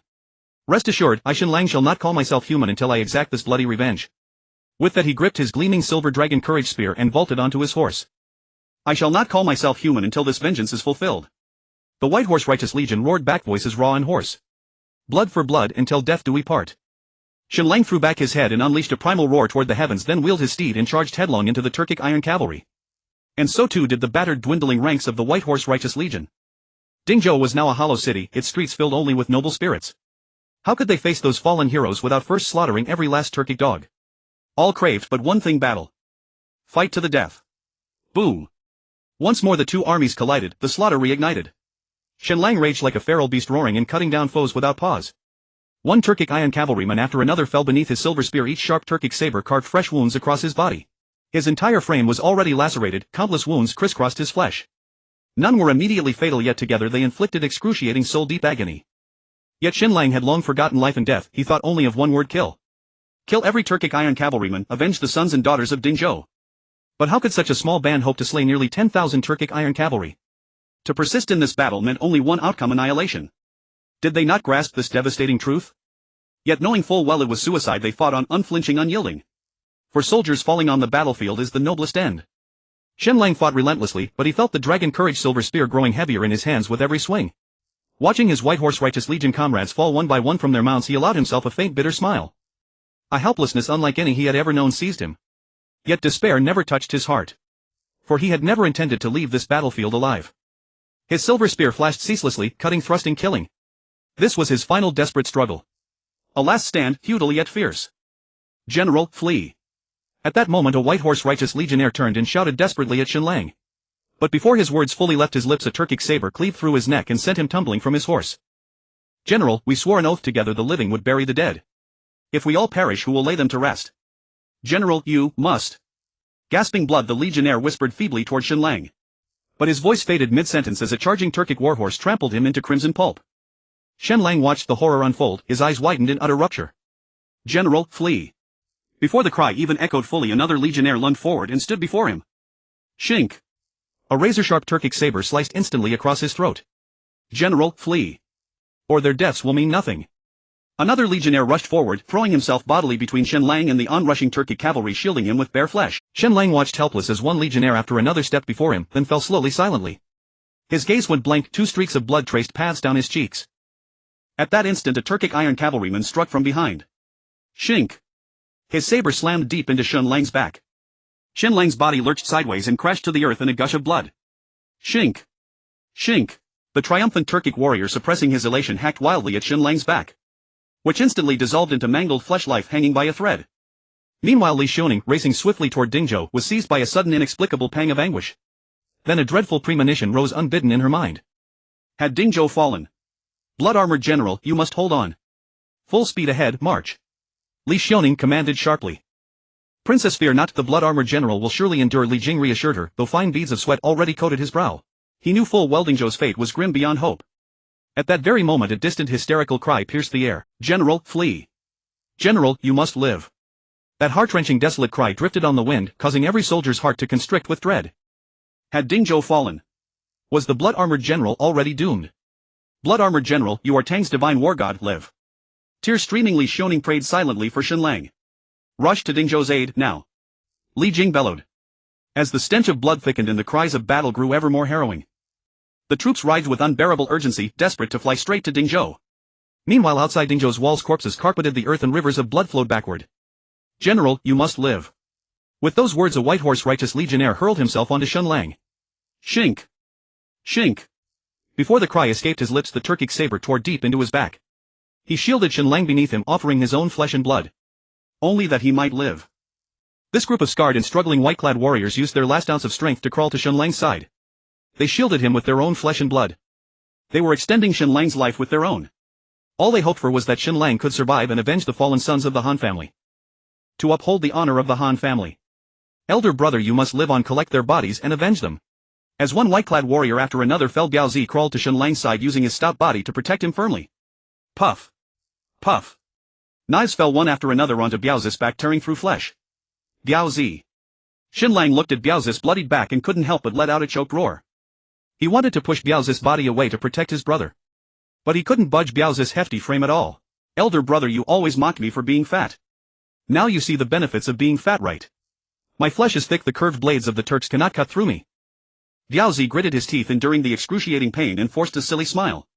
But before he finished speaking a mouthful of blood spewed out. Seeing this, Shen Lang instantly shed 2 drops of blood tears. They say brothers are like limbs, but now Biaozi was extending Shen Lang's life with his own. What more than brotherly love is this? This is a bond of life and death. White-clad warriors gather and escort the general away. The leading white-clad warrior let out a roar and quickly rushed towards Shen Lang. Puff! Puff! As one Turkic cavalryman after another was slain from their horses, the white-clad warriors swiftly reduced their combat area, tightly surrounding Shen Lang in the center. But at this moment there were only a little over 100 white-clad warriors left. The rest had all perished in battle. The remaining white-clad warriors, each one battered and bruised, were already at their limits. If it weren't for the obsession in their hearts supporting them, they would have fallen long ago. Though they came from hell, they originally did not belong to this era. But having fought to this point, they were truly exhausted. Yet the general was still in danger, they could not fall. Help me up! Looking at the corpses of the white-clad warriors around him, Shen Lang clenched his fists tightly and gritted his teeth as he roared. That hoarse voice was so desolate. General! A white-clad warrior quickly pulled Shen Lang out from under Biaozi. Brothers, do you still remember the oath we took last night? With the living to collect the bodies of the dead. Shen Lang said, one hand holding Biaozi and the other gripping a silver spear supporting his body as he asked faintly. But if we all die, who will collect our bodies? A nearby white-clad warrior said, weakly clutching his bleeding belly. As Shen Lang spoke, he suddenly smiled and then spat out a mouthful of blood. As his words fell, an endless desolation enveloped everyone. Indeed. If we all die, who will collect our bodies? They suddenly realized that after fighting to this point there was not even anyone left to collect their own bodies. The good men of Dingzhou who had made the oath together were all slain. All perished on the battlefield, none retreating, none survived. How tragic. Good men should naturally lie on the ground as their bed and the sky as their blanket. If no one is here to collect our bodies, then let us sleep well in this world. As Shen Lang spoke, he threw his head back and laughed heartily. As his voice echoed, the surrounding white-clad warriors also threw their heads back and laughed. That heroic spirit indifferent to death soared into the sky. Yet that sound, seemingly crying and laughing at once, combined into a chilling and tragic chorus. The Turkic cavalry instantly surrounded them completely. However, facing this group of battered warriors, they did not rush to attack. Instead, they were deeply shaken by these warriors who resembled demons from hell. A profound sense of awe surged within their hearts.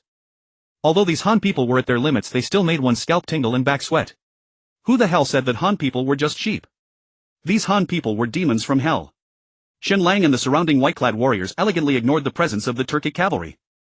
They lay sprawled in the pool of blood with their limbs wide open. They were exhausted, truly exhausted. If they died in battle, would they be able to sleep well? Blood-armored general, come take my life. Just as the Turkic cavalry were stunned in place, the ominous voice of Ashur Zhan suddenly echoed. He knew that the blood-armored general had been dragged down, his plan had succeeded. Now was the time for him to shine.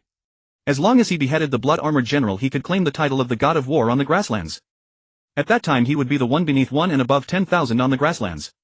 Yet this blood-armored general actually had the chance to escape but chose not to. How foolish. Aren't you supposed to be the god of war descended from heaven? Aren't you demons from hell? Now you are about to die at my hands. That trash Ashur-Jean truly did not deserve his name dying at the hands of this foolish pig. In that moment countless thoughts surged through Ashur-Jean's mind. A hint of sinister joy appeared on his lifeless face. He was going to make a name for himself today. With one strike he would reach the pinnacle of the god of war on the grasslands. However, just as Ashur-Jean was overjoyed, a thunderous battle cry suddenly echoed from afar. Brothers, charge! Slaughter the Turkic scum! Kill! Save the blood-armored general! This sudden battle cry left Ashur-Jean momentarily stunned. Weren't these sheep all killed? There were only less than 200 left. Weren't they all surrounded? Where did this battle cry come from? If another group of madmen came then? Thinking this, Ashur-Jean's body couldn't help but shiver. This is truly unbelievable. Yes. I must have misheard. There are only ghosts around. Where are the sheep? Ashur-Jean murmured in disbelief. The surrounding Turkic cavalry immediately turned their heads to look around, their hearts filled with anxiety. They shared the same doubts as Ashur-Jean. Hadn't they all been slaughtered? Where did this battle cry come from? Could it really be ghosts? In an instant the surrounding Turkic cavalry felt their scalps tingle and their backs break out in cold sweat. After all, after committing such inhumane acts one would ultimately feel fear. The ones coming to collect our bodies have arrived, a white-clad warrior exclaimed, unable to contain himself. With the arrival of the battle cry, the desolation in everyone's hearts vanished without a trace. Since those coming to collect our bodies have arrived, let's kill some more Turkic scum. Saying this, Shen Lang threw his head back and laughed heartily. Now that the collectors of bodies had arrived, he had no more worries. Let's do it. As the sounds of battle echoed, hope once again glimmered for Shen Lang and his companions. They were unafraid of leaving their bodies in the wilderness, yet they could not forget the vow made with the brave men of Dingzhou. The living must gather the bodies of the dead. This group of good men had all perished in battle. If they could not be laid to rest, if this bloody vow could not be fulfilled, how could Shen Lang find peace? But now those who would gather the bodies had arrived. Shen Lang and the white Horsey-John had no further attachments. Blood flows endlessly. We will not rest until they are avenged. Shen Lang howled as he crawled up from the ground. Faced with these true warriors who even struggled to mount their horses, the surrounding Turkic cavalry could not help but retreat in fear. In their minds vivid images of these madmen during their killing sprees surfaced. Especially that blood-armored general who seemed like a demon from hell. This was a fear that originated from the deepest part of their hearts. It made their scalps tingle, sent chills down their spines, and caused their bodies to tremble slightly. Han family sons, charge! Shen Lang raised his long Dan silver spear high and roared as he charged towards the Turkic cavalry. Charge! The remaining 100 or so white Horsey-John roared and launched a charge, resolved to face death. Perhaps this would be their last charge. Who knows? In any case, they had no intention of surviving. Dying on the path of charge was the best fate for Han family soldiers. Supreme glory. Kill. At that moment Li Xiaoning and Li Jing led 8,000 soldiers from the Tang Dynasty into the fray. Li Xiaoning, clad in red armor and wielding a red spear, charged in like a blazing fire. Though her red armor could not conceal her proud figure, her icy demeanor and boundless killing intent were not to be underestimated. Li Jing led the charge at the forefront with his spear, commanding 8,000 Tang soldiers with the momentum of tens of thousands. In a narrow encounter the brave would prevail. This group of Turkic rabble, already terrified by Shen Lang and his comrades, instantly panicked. How could another group of madmen have come? General, save me. Warriors, run. Before the two armies could clash, the Turkic cavalry turned their horses to flee. Kill. Leave no one alive. Blood debts must be repaid with blood. Seeing the corpses strewn about and the blood flowing freely, Li Jing's heart surged with fury. He roared as he slaughtered mercilessly. Thud. Thud. As the two armies met, countless Turkic cavalry were sent tumbling from their horses. Listening to the cries of battle around him, Shen Lang felt a surge of joy.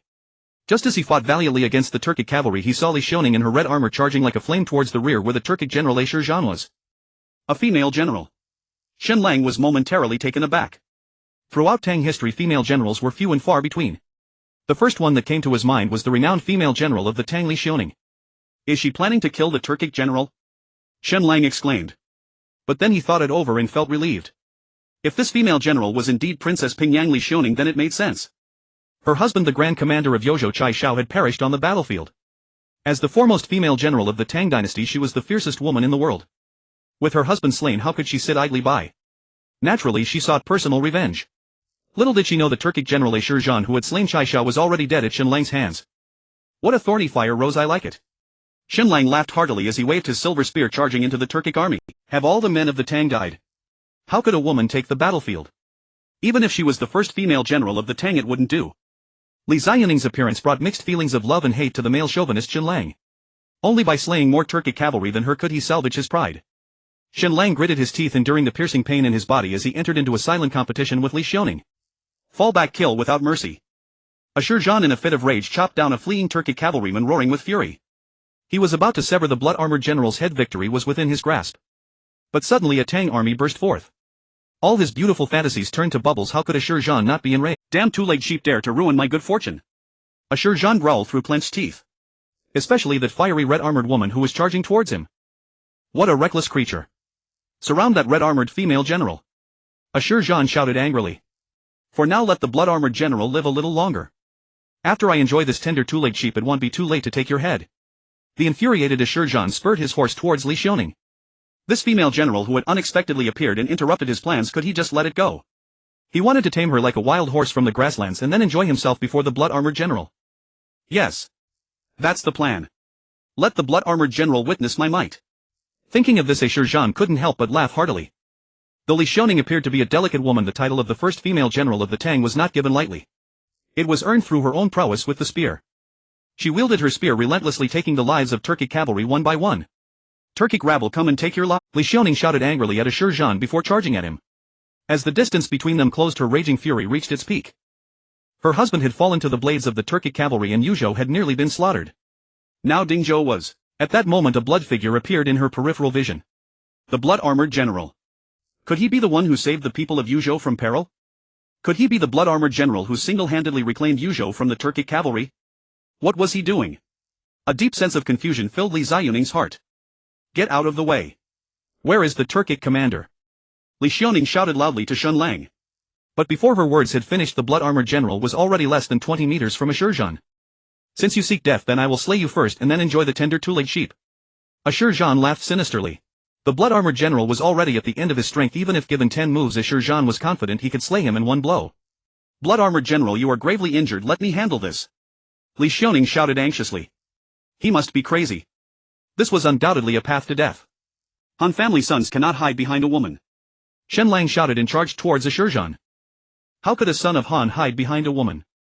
Li Xiaoning was taken aback upon hearing this. What a domineering man. She gazed at Shen Lang's blood-soaked back, murmuring absently, her mind lost in thought. Was he truly unafraid of death? Just as she was filled with curiosity and confusion about Shen Lang, she witnessed him slaying several Turkic cavalrymen in succession. Blood must be repaid with blood. Shen Lang roared, his body soaring into the air. With the last shred of his strength he unleashed the divine skill, Soaring Dragon. He aimed to strike down the Turkic general Zhan in a single blow. He sought vengeance for the Dingzhou soldiers who had fought to the death. He sought vengeance for the people who had sworn to live and die with Dingzhou. He sought vengeance for the countless heroic women of Dingzhou. How could such a mountain of blood debts go unavenged? Otherwise, how could he face the spirits of the fallen in heaven? Witnessing Shen Lang leaping into the air, Li Xiaoning was instantly stunned. How could he, battered and bruised as he was, accomplish such a feat? As the divine skill activated, it imbued Shen Lang with boundless power. That immense mysterious force instantly shattered his already tattered armor. Pieces of armor stained with blood fell away one after another. The horrifying wounds on Shen Lang's back were now exposed to all. The wounds burst open and blood scattered like raindrops. The scorching blood rained down upon the land he had sworn to protect with his life. Seeing this, Li Xiaoning felt a heart-wrenching pain and burst into tears. The battlefield fell silent. All looked up at Shen Lang, who resembled a blood dragon in the sky, utterly dumbfounded. The profound shock in their hearts made them forget this was a life-and-death struggle. They stared in a daze, letting the hot blood drip onto their faces. Zhan gasped in cold air. A powerful aura of death enveloped him instantly. A deep fear surged from the depths of his heart, so intense he could hear the sound of his own courage shattering. He wanted to flee but found his body frozen. How? How is this possible? Is he man or demon? I offer my flesh and blood to condemn him to eternal damnation. Shen Lang's roar thundered like a clap of thunder over everyone's heads. Is the general about to fall here? General, you must survive. The White Horse followers murmured in a daze, tears of blood streaming down their cheeks. The Tang soldiers around them wept profusely, filled with utmost reverence for Shen Lang. Boom! With a thunderous crash, Shen Lang landed. Zhan stood frozen on the spot, motionless. Then a line of blood slowly emerged, cleaving man and horse in two. As the bloodline grew clearer, the man and his horse collapsed with a crash. Killing must be swift, the pose must be cool. The crowd was stunned. Shock. An unprecedented profound shock left everyone with mouths agape and eyes wide. They stared at Zhan's bisected corpse, disbelief etched on their faces. Is this real? How did he do it? Could he truly be a war god descended from heaven? Countless questions swirled in their minds, making it impossible to believe what they had just witnessed. Kill. As the crowd remained in shock, Shen Lang's thunderous voice rang out again. Before the power of the Soaring Dragon divine skill faded completely, he rose and began a massacre. As if sensing its master's call, the white dragon horse galloped toward Shen Lang. He mounted the horse and the slaughter began. Kill! The white horse followers, the first to recover, were overjoyed to see their general still alive. They immediately engaged the bewildered Turkic cavalry in battle. Heavenly God! Heavenly God! Heavenly God! The Tang soldiers, snapping out of their daze, shouted involuntarily. The cries of utmost reverence rose and fell, piercing the heavens. The title of Heavenly God was destined to resound across the 9 provinces. Khan! Help! Run! He's a demon! The Turkic cavalry, now alert, wailed in terror as they turned their horses to flee. The Turkic cavalry, terrified by the sight of Shen Lang soaring through the air like a blood dragon, trembled uncontrollably, some even wetting themselves. In an instant they were utterly routed. Slay every last Turkic rider. Leave none alive. Li Xiaoning roared, brandishing her spear and joining the slaughter. Thud! Thud! With each swing of the blade, countless Turkic cavalrymen were cut down from their horses. Khan, save us! They are demons! Run! The Turkic cavalry screamed in terror, scrambling to escape. But could they still flee? Under the pursuit of the Tang soldiers, countless Turkic riders perished on the run. Drip! Drip! Drip! A light rain began to fall from the sky. As the mysterious power faded and overwhelming exhaustion struck, Shen Lang's body went limp and he fell from his horse to the ground. Thud! Thud! The white horse followers around him also fell from their horses, splashing blood. The remaining 100 or so followers lay side by side in the pool of blood. General, it seems we won't have to die after all. A follower grinned as he spoke. Ha ha! The others joined in, laughing heartily. General, it seems we won't have to die after all. A follower grinned as he spoke. Ha ha! The others joined in, laughing. Yes, they had survived. But the soldiers and people of Dingzhou had all perished. The vast city of Dingzhou now stood empty. Of the 3,000 white horse followers, only just over 100 remained. How tragic! How heroic! Splash! The rain grew heavier and the slaughter slowly came to an end. 8,000 Tang soldiers pursued the Turkic cavalry for 5 li. At Li Jing's command, the army halted its chase. To continue would risk encountering the main Turkic force, and these 8,000 men would be nothing but a mouthful for them. The soldiers turned their horses and retraced their steps over the Turkic corpses. As the slaughter ended, silence fell. No more frantic war cries, no more agonized screams. Only the sound of the pouring rain. When the soldiers returned to the battlefield, the blood armor general and his men were nowhere to be seen. As she searched, Li Xiaoning suddenly discovered the blood armor general and his soldiers lying side by side in a pool of blood, fast asleep. At the sight, a wave of sorrow swept through the hearts of the soldiers. Watching Shen Lang and his companions, each one battered and exhausted, listening to their deafening snores, Li Xiaoning's body trembled and the wave of sorrow surged within her, causing her to shed tears once more. If it weren't for being utterly exhausted, who could lie in this pool of blood drenched by the pouring rain and fall into a deep sleep? The soldiers of the Great Tang around them began to tremble. Gazing at the battlefield piled high with corpses, looking at the general in blood armor lying in the pool of blood, their hearts were filled with profound awe. They were the true warriors. They were the true heroes. Li Xiaoning dismounted and slowly walked towards Shen Lang, who lay on the ground. Under the wash of rainwater, Shen Lang revealed his remarkably handsome face. What a dashing young master! Could he truly be a divine being descended from the heavens? Li Xiaoning stared intently at Shen Lang's face, murmuring with immense curiosity in her heart. If he were not a divine being, how could he single-handedly save the people of Yuzhou from peril? How could he reclaim Yuzhou from the hands of the Turkic cavalry? If he were not a divine being, how could he lead the soldiers of Dingzhou to fend off the Turkic cavalry's assault? How could he cleave the Turkic general in half with a single strike? Yet his features are so refined. Whose son is he? Who would allow him to engage in battle on this hellish battlefield? Driven by overwhelming curiosity, Li Xiaoning slowly squatted beside Shen Lang. She gazed at Shen Lang's extraordinarily handsome face, unable to resist reaching out to touch him. However, as her fingertips made contact with his skin, Shen Lang's tightly closed eyes suddenly opened. Subconsciously, he grasped Li Xiaoning's delicate wrist tightly. Faced with his crimson eyes, Li Xiaoning couldn't help but shiver. Perhaps it was because Shen Lang realized that Li Xiaoning was not a Turkic barbarian, or perhaps he subconsciously opened his eyes, yet he remained in a deep slumber. He then slowly closed his eyes again, his hand retracting. However, he did not release Li Xiaoning's wrist. Stunned in place, Li Xiaoning, caught off guard, fell heavily into Shen Lang's embrace. Bang! With a muffled thud, Li Xiaoning found herself sprawled across Shen Lang. The position of the two was exceedingly ambiguous. Listening to Shen Lang's powerful heartbeat and feeling his warm breath, Li Xiaoning's exquisite face instantly flushed with heat. Seeing Shen Lang's handsome face up close, she couldn't help but reach out to gently wipe away the bloodstains on his cheek. An unusual feeling surged within her heart, as if a herd of fawns had burst in, causing her heart to race wildly. In that moment it felt as if all her strength had been drained away. Just like that, she lay gently against Shen Lang's chest, gazing foolishly at his profile, lost in thought. "Are you all right, princess?" Li Jing, the old man, unexpectedly interrupted this beautiful scene. As he spoke, Li Xiaoning immediately regained her senses. Flustered, she scrambled up from Shen Lang's body. However, staring at the numerous wounds on Shen Lang's chest, she felt an impulse to continue lying quietly against him, shielding him from the wind and rain. In that moment her emotions were utterly in disarray. Since ancient times heroes have struggled against the charms of beautiful women. How could a beauty escape the trials presented by a hero? What are you standing there for? Hurry and clean up the battlefield. Li Xiaoning steadied her emotions and to mask her awkwardness reprimanded the surrounding generals.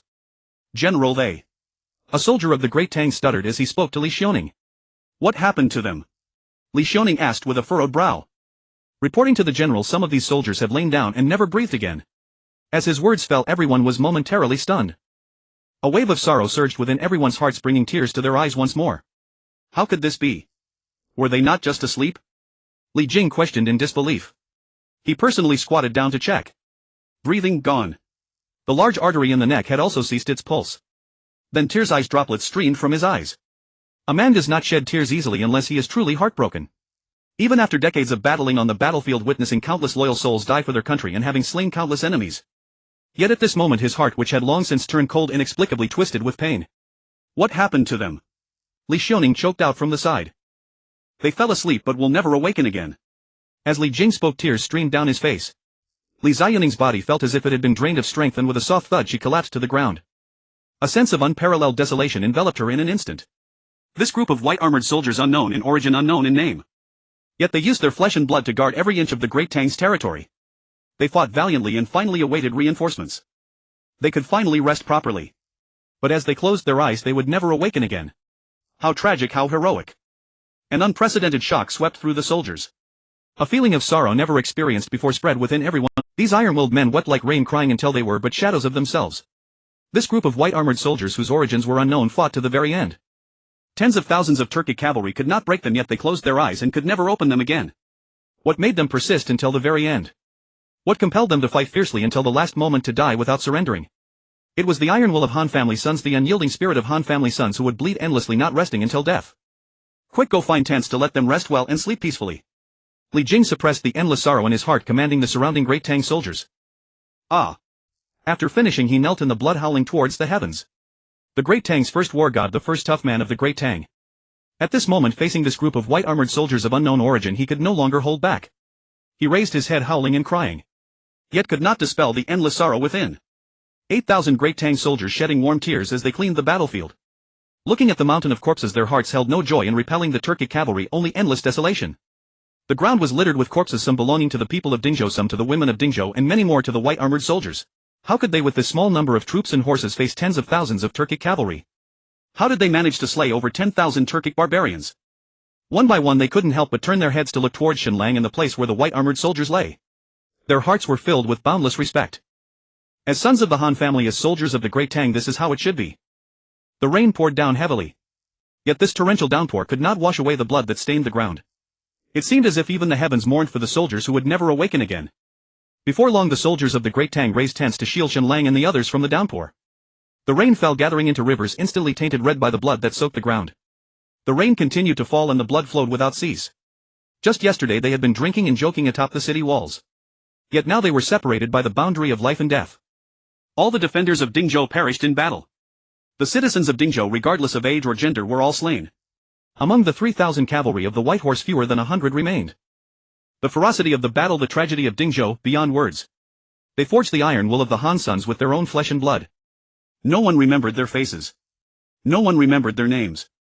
They would not be recorded in history. Yet for this beloved land they shed their fiery blood and offered their very bodies. They created a magnificent myth. Their names were Dingzhou. In a day, Shen Lang seemed to find himself atop the city walls of Dingzhou once more. He gazed at this border city, a heartfelt smile emerging on his face. For he saw the curling smoke rising from kitchens, and Dingzhou was peaceful. He saw the lights of myriad homes, the laughter resonating through Dingzhou. He seemed to behold the resolute soldiers of Dingzhou sworn to fight to the death. He envisioned the heroines charging into battle. Those familiar yet strange faces smiled at him incessantly. "General, come home and rest for a while. General, come have a drink at my home to warm yourself. General, what dish do you love? I shall prepare it for you." Hearing their sincere invitation, Shen Lang immediately broke into a joyful smile. He felt the warmth of home. In that moment he experienced a sense of returning home. Yet this beautiful fantasy was destined to dissolve into bubbles. When he opened his eyes again, tears streamed down his face. The mountains of corpses, the freely flowing blood, resembled a hell on earth. Words could not express the desolation. General, you are awake. A white horse soldier beside him spoke worriedly to Shen Lang. Is everyone awake? Shen Lang asked as he turned his head to look around. The remaining fewer than 100 white horse soldiers gradually roused as well. Some were stretching their limbs. Some were tending to their wounds. Others lay quietly in pools of blood never to awaken again. The rain had stopped but the sky remained filled with dark clouds. There were no rainbows after the storm nor the fragrant scent of wet earth. Only mountains of corpses and a heavy stench of blood remained. Call everyone up to fulfill our vow. Those who are alive will collect the bodies of the dead, Shen Lang choked out. General, some brothers may never awaken again, the leader of the white horse soldiers said hoarsely, shedding 2 drops of blood tears. A sense of foreboding surged from the depths of Shen Lang's heart. What happened to them? Shen Lang asked anxiously. Perhaps they are truly tired, perhaps they long for home, perhaps they wish to take a break and wait for us in another world, the white horse soldier said, breaking into tears. Shen Lang's body suddenly swayed, then collapsed heavily into the pool of blood. A boundless desolation instantly enveloped. The pang of sorrow in his heart blurred his vision. Ha ha. He suddenly laughed heartily. But as he laughed, 2 blood tears streamed down his originally handsome face. Since the moment we stepped onto this battlefield have we not been waiting for this day? Shen Lang said bitterly. Yet that bitterness made him feel like his heart was being ripped apart, difficult to swallow. The long-repressed sorrow surged forth, bursting forth with blood from his throat. General! General! The surrounding white horse soldiers hurriedly supported Shen Lang's wavering body, shouting with deep concern. They are truly tired and should rest well now. Find them a good home, build a proper house and let them rest well. Shen Lang said as he slowly stood up. With the support of those alive will collect the bodies of the dead. This was their final promise. Under Shen Lang's lead, the remaining fewer than 100 white horse soldiers slowly made their way to a nearby hill.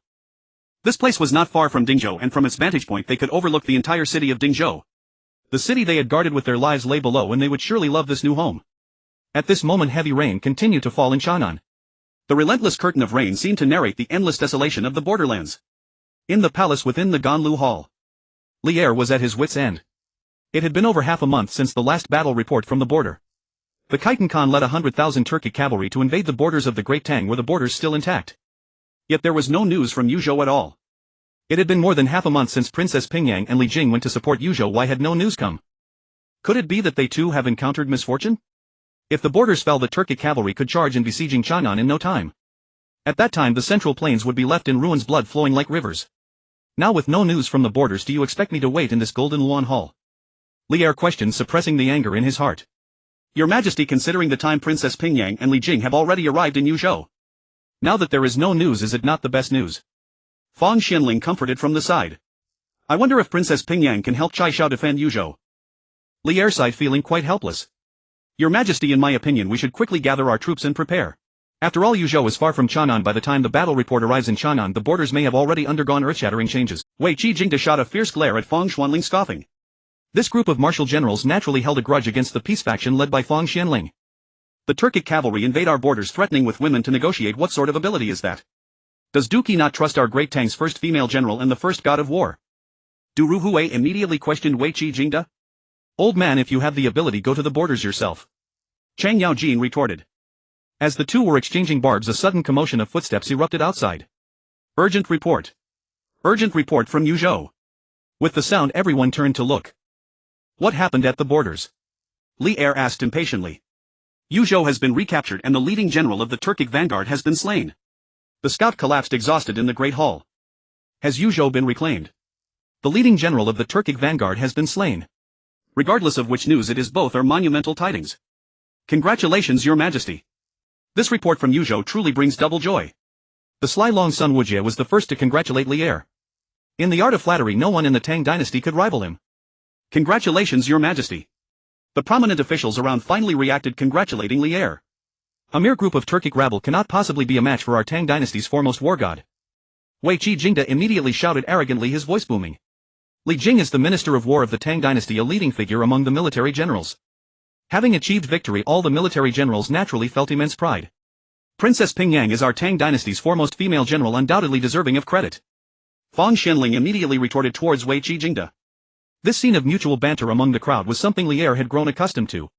He was lost in the elation of victory. However, the scout sitting on the ground was drenched in cold sweat. Actually. The scout stammered, unsure of how to convey the truth. Actually what? Li Er furrowed his brow and asked. Your Majesty, the one who reclaimed Yuzhou from the Turkic cavalry is General Xuejia. As his words fell, everyone was momentarily stunned. When Yuzhou fell as the Turkic cavalry was slaughtering the city, General Shueijia single-handedly not only saved the civilians within but also reclaimed Yuzhou from the Turkic cavalry's grasp. Upon learning that the Turkic cavalry had gone to hunt down the previously relocated civilians, General Shueijia led the wounded soldiers of Yuzhou to provide support. In combat, General Shueijia killed the Turkic vanguard General Ashizhinshan. The scout spoke bravely. As his words concluded, the court fell into a profound silence. The officials were all wide-eyed, their faces filled with disbelief. General Shueijia. When did such a figure emerge in our Tang dynasty? Li Er frowned, quickly opening the memorial to read it thoroughly. Indeed. The one who reclaimed Yuzhou and slew the Turkic vanguard general was not Li Jing, nor was it Princess Pingyang Li Xiaoning, but a mysterious General Shueijia. Subsequently, the memorial sent by Li Jing was passed around among the officials one by one. After reading it, everyone was utterly shocked. Have you ever heard of this General Shueijia? Li Er asked with a frown filled with confusion. Your servant does not know, the officials responded, equally perplexed. Your Majesty need not be troubled by this. When we decisively defeat the Turkic cavalry, it will be the time to behold General Zuijia's prowess, the sly Long-Sun Wujie remarked from the side. When we defeat the Turkic forces and return to the capital, I shall surely confer titles and honors upon him. Li Er vowed earnestly. I congratulate your Majesty on acquiring another fierce general. The skill of flattery from this sly one is truly remarkable, seamlessly pervasive. Li Er took great pleasure in this praise, his face glowing with delight. With this mysterious and valiant General Shueijia along with Li Jing and Princess Pingyang Li Xiaoning, how long can Kaghan Xieli remain heir? Your Majesty, the General Shueijia has gone alone to pursue the Turkic army. The scout spoke, tears streaming down his face. Boo! At these words, everyone was momentarily taken aback. Going alone to pursue the Turkic army? Isn't that courting death? Could it be that General Shueijia is a foolish man with mere bravery? Why did General Shueijia go alone to pursue the Turkic army? Wei Qi Jingda immediately questioned with a fierce expression. General Shueijia said anyone who offends our Tang dynasty, no matter how far, must be punished. The scout spoke with a choked voice. Does General Shueijia truly fear nothing? Those are tens of thousands of Turkic cavalry. Qin Xiong said, still feeling apprehensive. The general said if he does not return, then he shall not return. The scout replied truthfully. Boo! All the officials were taken aback. A deep shock surged within their hearts. If he does not return, then he shall not return. What a grandiose sentiment that covers mountains and rivers. The officials were all veterans who had followed Li Er to conquer the world. Could they not be aware of the dangers of the battlefield? Yet this General Shueijia knowingly undertook the impossible. Is he foolish? Is he naive? No. He is a true hero of the Tang dynasty. Anyone who offends our Tang dynasty, no matter how far, must be punished. Li Er, lost in thought, walked to the door, gazing in the direction of Yuzhou, murmuring to himself. Meanwhile, outside Dingzhou City, Li Jing rapidly penned a battle report instructing someone to send it to Chang'an with utmost urgency. Now that all the soldiers of Yuzhou are dead, Dingzhou has become a desolate city and we only have 10,000 troops left. What should we do? Currently the urgent matter is to await reinforcements from Chang'an, Li Jing said, looking in the direction the scout had disappeared, sighing deeply. But with our meager forces, can we still wait for reinforcements from Chang'an? Li Xiaoning said, forcing a smile. At this moment she seemed to understand why General Shueijia and the others disregarded their own lives and fought bravely. Perhaps he never intended to survive at all. Princess continuing to linger here has lost all meaning. We might as well return to Chang'an to report back. Report back? How do we report back? Shall I tell the entire world how we witnessed the bodies strewn everywhere, how we saw General Shueijia and the others fight valiantly, and how they fell asleep never to awaken again? Li Xiaoning immediately questioned Li Jing with a fierce expression. The soldiers of Yuzhou had fought to the last with very few remaining. Dingzhou had become a desolate city. If it weren't for General Shueijia and the others resisting to the death, risking their lives, the Turkic cavalry would have likely swept through the entire frontier, gathering by the Weishui River, preparing to aim for Chang'an. Return to Chang'an to report back. Who would report back to these frontier soldiers and civilians who face death without fear? When we left Chang'an, the court officials advocated for peace negotiations. Even if the battle report reaches Chang'an, it is likely that reinforcements will not arrive. Li Jing sighed, his face filled with helplessness. The title of the Tang dynasty's foremost war god was earned with his life. When has he ever fled from the battlefield? Yet matters of state are not solely decided by him. Even if he wishes to fight, if the court does not send troops, what can he do? What are these civil and military officials if not men? Do they wish to use the princess as a bargaining chip for peace? Li Xiaoning scoffed coldly, disdainfully. Suddenly the words spoken by Shen Lang to her on the battlefield echoed in her. How can the sons of Han hide behind women? What a domineering man! Unfortunately, how many true men like him exist in the court? At that moment a mournful howl suddenly echoed not far away. Brothers, may you rest in peace. Shen Lang, leading the remaining white horsey song, shouted as he howled, collecting the bodies of the fallen sons of Han. Li Xiaoning strode out of the military tent and was instantly stunned by the sight before her. Shen Lang was leading the remaining white horse righteous followers, gathering the bodies of the fallen Dingzhou civilians. They worked in pairs, lifting the mangled corpses and roaring at the heavens. The long procession pierced the eyes of all who beheld it like needles. Their hoarse cries stabbed into hearts like daggers. The scene was so desolate, so tragic. Li Xiaoning and the soldiers watched in silence, their hearts aching. The pain in their hearts, accompanied by waves of sorrow, brought tears to their eyes. What are they doing? Li Xiaoning asked, choking back her anguish. They are fulfilling a pact made in life, a Tang soldier said heavily. What pact? Li Xiaoning asked, her heart breaking as she gazed at the long procession of bodies. The living bury the dead. Before the words faded, the soldier could no longer hold back and tears streamed down his face. They say men do not easily shed tears, but only when sorrow reaches its depths. The Tang soldiers around could no longer contain themselves, tears flowing freely. This was no pact.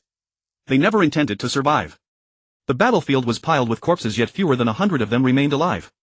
How tragic and heroic. The 8,000 Tang soldiers witnessing this clenched their fists and glared with bloodshot eyes. They silently vowed not to live unless they slaughtered every last Turkic scoundrel. They would give their lives for the Tang dynasty and its borders, just like these fallen warriors. When Shen Lang placed the last body into the pit, the crowd encircled it. Gazing at the cold corpses in the pit, tears of blood streamed down their faces. Though these warriors had fallen, their indomitable spirits still echoed through the skies of Dingzhou. With their flesh and blood they forged the backbone of Han's sons. I have failed you. I held Dingzhou city, but I could not protect you. Shen Lang spoke with immense guilt. If only he had entered the demonized Lubu state sooner, how could these fearless heroines have fallen to the Turkic iron cavalry? General! General! The White Horse righteous followers called out in concern, seeing Shen Lang weeping. How could they not understand his guilt and remorse? Because they felt the same as Shen Lang. If only they had killed more Turkic riders, these women of Dingzhou would not have died. Rest assured, if I do not avenge this, I am not human. Shen Lang clenched his fists and roared to the heavens, his heart torn apart. If I do not avenge this, I am not human. If I do not avenge this, I am not human. If I do not avenge this, I am not human. The White Horse righteous followers around clenched their fists, their eyes blazing as they roared. Their towering wrath, accompanied by boundless killing intent, soared into the sky. The overcast sky suddenly echoed with thunder, as if heaven itself was roaring with them. The 8,000 Tang soldiers in the distance were deeply moved. They clenched their fists and joined the roar. No grave mounds, no tombstones. These Han sons whose names were never recorded were laid to rest forever outside Dingzhou city. No grave mounds, no tombstones. These Han sons whose names were never recorded were laid to rest forever outside Dingzhou city. They lay on the hillside gazing at the city they had given their lives to protect. Blood-armored general, who are you? Li Xiaoning walked slowly to Shen Lang's side, asking with great curiosity. A son of Han. Shen Lang gazed at the sky at a 45-degree angle and spoke calmly, yet his words flowed with boundless sorrow and desolation. Li Xiaoning found herself lost in thought, captivated by his handsome profile and deeply pained expression. Especially the weariness on Shen Lang's face, so out of place for his age, made Li Xiaoning's mind wander. What are your plans? Seeing that Shen Lang was unwilling to reveal his name, Li Xiaoning did not press further. For a man as domineering as him, if he chose not to speak, who could force him? A blood debt can only be repaid with blood. As Shen Lang's words fell, an endless killing intent radiated outward. This was his promise to the sons of Dingzhou. This was his promise to the White Horse righteous followers. This was his promise to the Han people. Until the blood stops flowing, the fight will never end. If I do not avenge this, I am not human. The fierce killing intent emanating from Shen Lang made Li Xiaoning tremble. With just your few men, you are heading to certain death. How can you speak of revenge? Li Xiaoning asked Shen Lang in confusion. She could not fathom where this domineering youth found his confidence and courage. Was he truly unafraid of death? Even if he was not, what a waste to throw his life away so recklessly. What harm is there in dying? Shen Lang gazed at the new home of the Dingzhou sons and said softly. Li Xiaoning wanted to persuade him, but the words stuck in her throat. What harm is there in dying? Had they not always done this? Knowing death awaited, they never gave up fighting until their strength was spent and they breathed their last. Returned to the city to rest. With Shen Lang's command, the White Horse righteous followers mounted their horses. The Turkic army has a full 100,000 iron cavalry. Are you truly willing to lead your brothers to their deaths?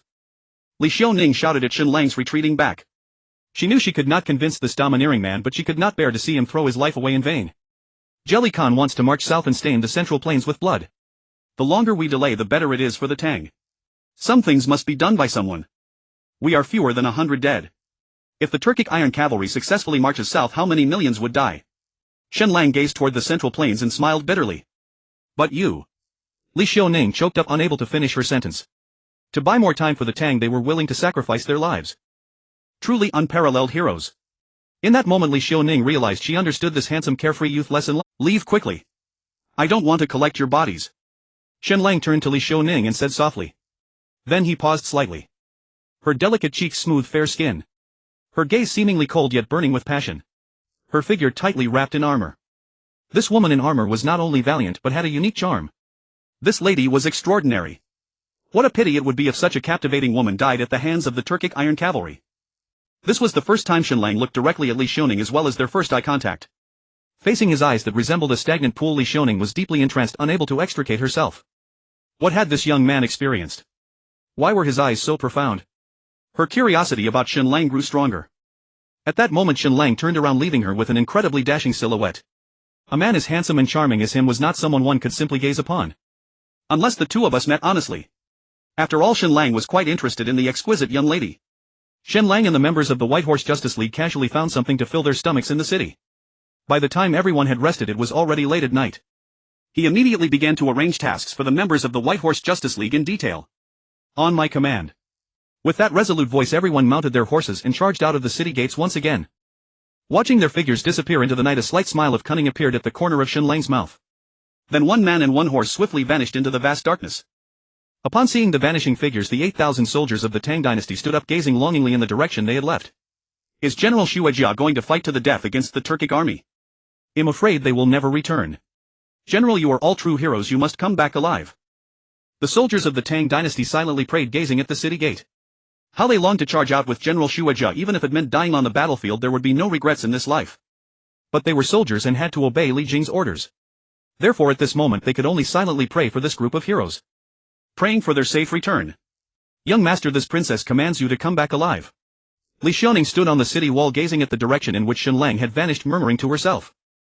In the Turkic army, Khagan Sheli was enraged upon hearing the news of Asha's death. How could a total of 50,000 iron cavalry not take down a single Dingzhou?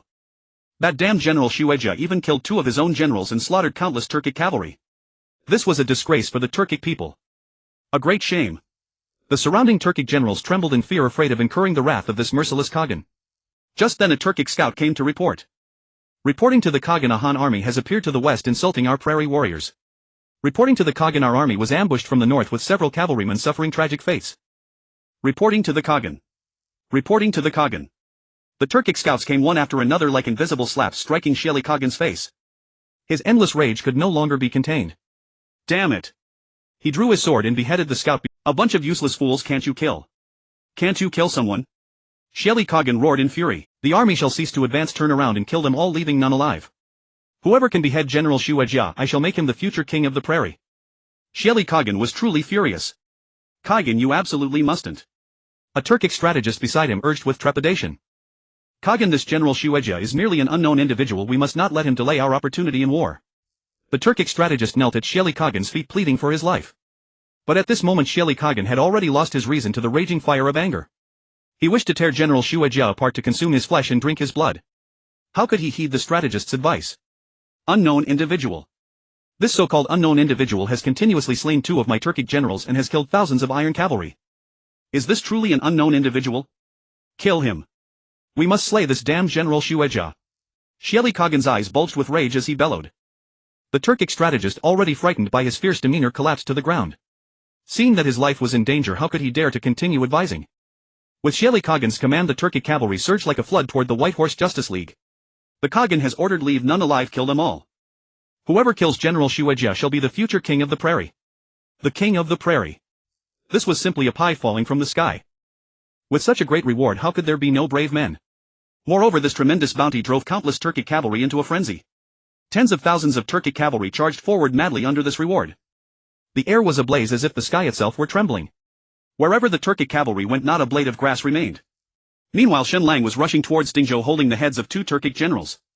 The Turkic cavalry is attacking, brothers, retreat quickly. The members of the White Horse Justice League who had been provoking the Turkic cavalry shouted while turning their horses to flee. However, facing the countless Turkic cavalry, how could it be so easy to retreat unscathed? Puff. Puff. During the escape, several members of the White Horse Justice League were beheaded and fell from their horses. At this moment outside Dingzhou, Shen Lang, holding the dragon Dantian bright silver spear, stood proudly alone on his horse in the endless night. Although his previous armor had already been torn apart, wearing the armor of the fallen members of the White Horse Justice League only intensified the overwhelming killing intent surrounding him. He wanted to avenge those who had died in battle. Even if facing death was inevitable. What was there to fear in death? Reporting to the general, the Turkic cavalry is charging toward Dingzhou. A blood-soaked member of the White Horse Justice League shouted hoarsely to Shen Lang. Good. Shen Lang shouted coldly. A sly smile crept onto his lips. That damned Sheli Khagan had finally fallen for the trap. The reason he sent the White Horse Justice League to provoke the Turkic cavalry in batches was to thoroughly infuriate Shen Lang. Only by thoroughly enraging him could they buy more time for the Tang dynasty. With Shen Lang commanding 100,000 Turkic cavalry, how could he regard their small number? Faced with such provocation, how could he endure? Only by killing could he quell his hatred. To satisfy that hatred, he even ordered the Turkic army to cease advancing and turn around to hunt them down. Shen Lang's plan to delay the Turkic cavalry had a perfect beginning. Little did he know that in Shen Lang's heart the General Shueja was far more important than leading troops southward to conquer the Central Plains. This General Shueja who had suddenly appeared had continuously slain 2 Turkic generals. How could he be an unknown individual? If Shen Lang did not kill him, how could he be at ease going to the banks of the Weishui River? Only by slaying him could Shen Lang find peace. Hearing the approaching sound of hooves, Shen Lang involuntarily trembled all over. This moment had finally arrived. Young master is going to set up a stall and sell dog heads. Shen Lang shouted excitedly. Hearing the thunderous hoofbeats, Shen Lang's battle spirit blazed with fervor. The lavish gift he had prepared for Kanjeli was already laid out like a street stall awaiting their purchase and admiration. Yet facing the tens of thousands of Turkic iron cavalry, setting up a stall before them was no easy feat. Though it meant braving near certain death, what was there to fear? On a narrow path the brave prevails. You all guard Dingzhou. With these words, Shen Lang charged toward the endless Turkic iron cavalry. General! The White Horse righteous followers around him roared at Shen Lang's swiftly vanishing figure. I fear this time I cannot obey your— All troops heed my order, protect the general. The lead White Horse righteous follower bellowed with death-defying resolve. Protect the general. The others roared and gave chase. How could they stand by and watch Shen Lang court death while they lingered in Dingzhou? In the blink of an eye, Shen Lang met the Turkic iron cavalry heeding. Squelch! Squelch! With a single spear thrust, Shen Lang slew 2 Turkic iron cavalrymen, then wheeled his horse and fled. Haste the head of your Ashina war god. You weaklings, come chase me. Shen Lang hurled the head of Ashina war god toward the Turkic army behind him. As the round head flew toward them, the Turkic iron cavalry shuddered with dread. This was the head of General Ashina war god. Haste, another one for you.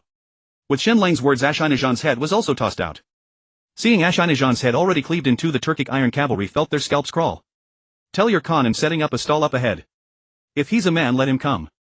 Shen Lang then burst into unfettered laughter. The Turkic iron cavalry gave chase relentlessly, but his white steed Bai Long Ma was too swift. They were always a dozen meters behind.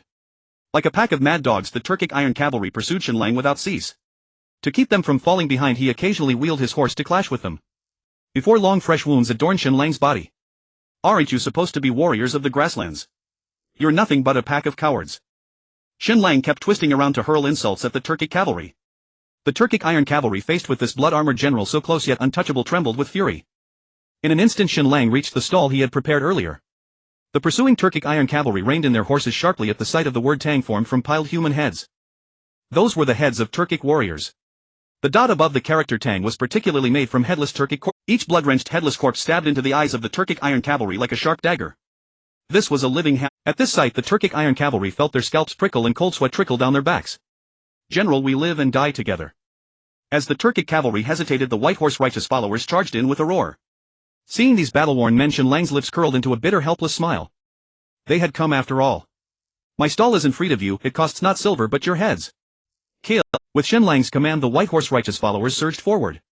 Though they numbered barely 50 or 60, their spirit matched that of the countless Turkic cavalry. Squelch! Squelch! Shen Lang, wielding his silver spear, relentlessly slaughtered the surrounding Turkic cavalry. The White Horse righteous followers followed like a sharp blade, tearing a rift through the Turkic army. What did it matter if the Turkic cavalry numbered tens of thousands? Shen Lang led his death-defying followers charging straight into the heart of the Turkic forces. The first wave of pursuers numbered at least 4,000 to 5,000. The rift they had torn was instantly sealed. On to the next stall. Shen Lang bellowed as he wheeled his horse to fight his way out. They were like demons from the abyss. If they wished to leave, who could stop them? Slay gods, slay Buddhas, nothing would stand in their way. Yet in this charge and retreat, White Horse followers fell from their saddles one by one. Now fewer than 30 remained. You bunch of cowards, still dreaming of staining the Central Plains with blood. If you have the guts, come after me. Shen Lang roared over his shoulder, then led his followers away. Watching their silhouettes vanish into the dark night, the Turkic iron cavalry howled with rage like frenzied old maids. When Khan Jieli arrived with his main force and saw the field strewn with corpses and the word Tang formed from Turkic heads, he trembled with fury. That damned blood-armored general. Tonight he'll tear him limb from limb. Khan Jieli clenched his fists and ground his teeth. His nails dug deep into his palms, blood seeping through his fingers. How many of them are left? He fought to suppress his blazing rage and asked the scout. Your Khan, they seem to be fewer than 100, the scout replied, trembling. Useless. Tens of thousands of grassland warriors can't capture 100 men. What use are you alive? Khan Jieli roared, drawing his blade and beheading the scout. The spurting blood left the surrounding Turkic warriors weak-kneed and shaking. Keep chasing. Tonight I must have the blood-armored general's head. With Khan Jieli's command, the Turkic army pressed on. 30 li later, at the foot of a slope, they found two more characters, invincible. Unsurprisingly, these were also formed from Turkic heads. Tang. Invincible. Khan Jieli's eyes nearly burst as he stared at the mountain of corpses before. Each Turkic iron cavalry corpse was like an invisible slap across his face. These were warriors of the grasslands, yet now they had all fallen to the blood-armored general, not even leaving intact bodies. Their heads had been used to decorate his stall. This was the greatest disgrace in Turkic warrior history. Khan Jieli's arrogance stemmed from the belief that his Turkic iron cavalry was the mightiest army. But now they couldn't even capture a few dozen men. Shen Lang had shattered Khan Jieli's dignity and confidence into— How could he not be furious? Continue the pursuit. Khan Jieli's voice trembled with rage. He was utterly enraged. Shen Lang set up a unique stall on the battlefield of Dingzhou and Yuzhou. However, what he sold were not goods but the heads of the Turkic cavalry.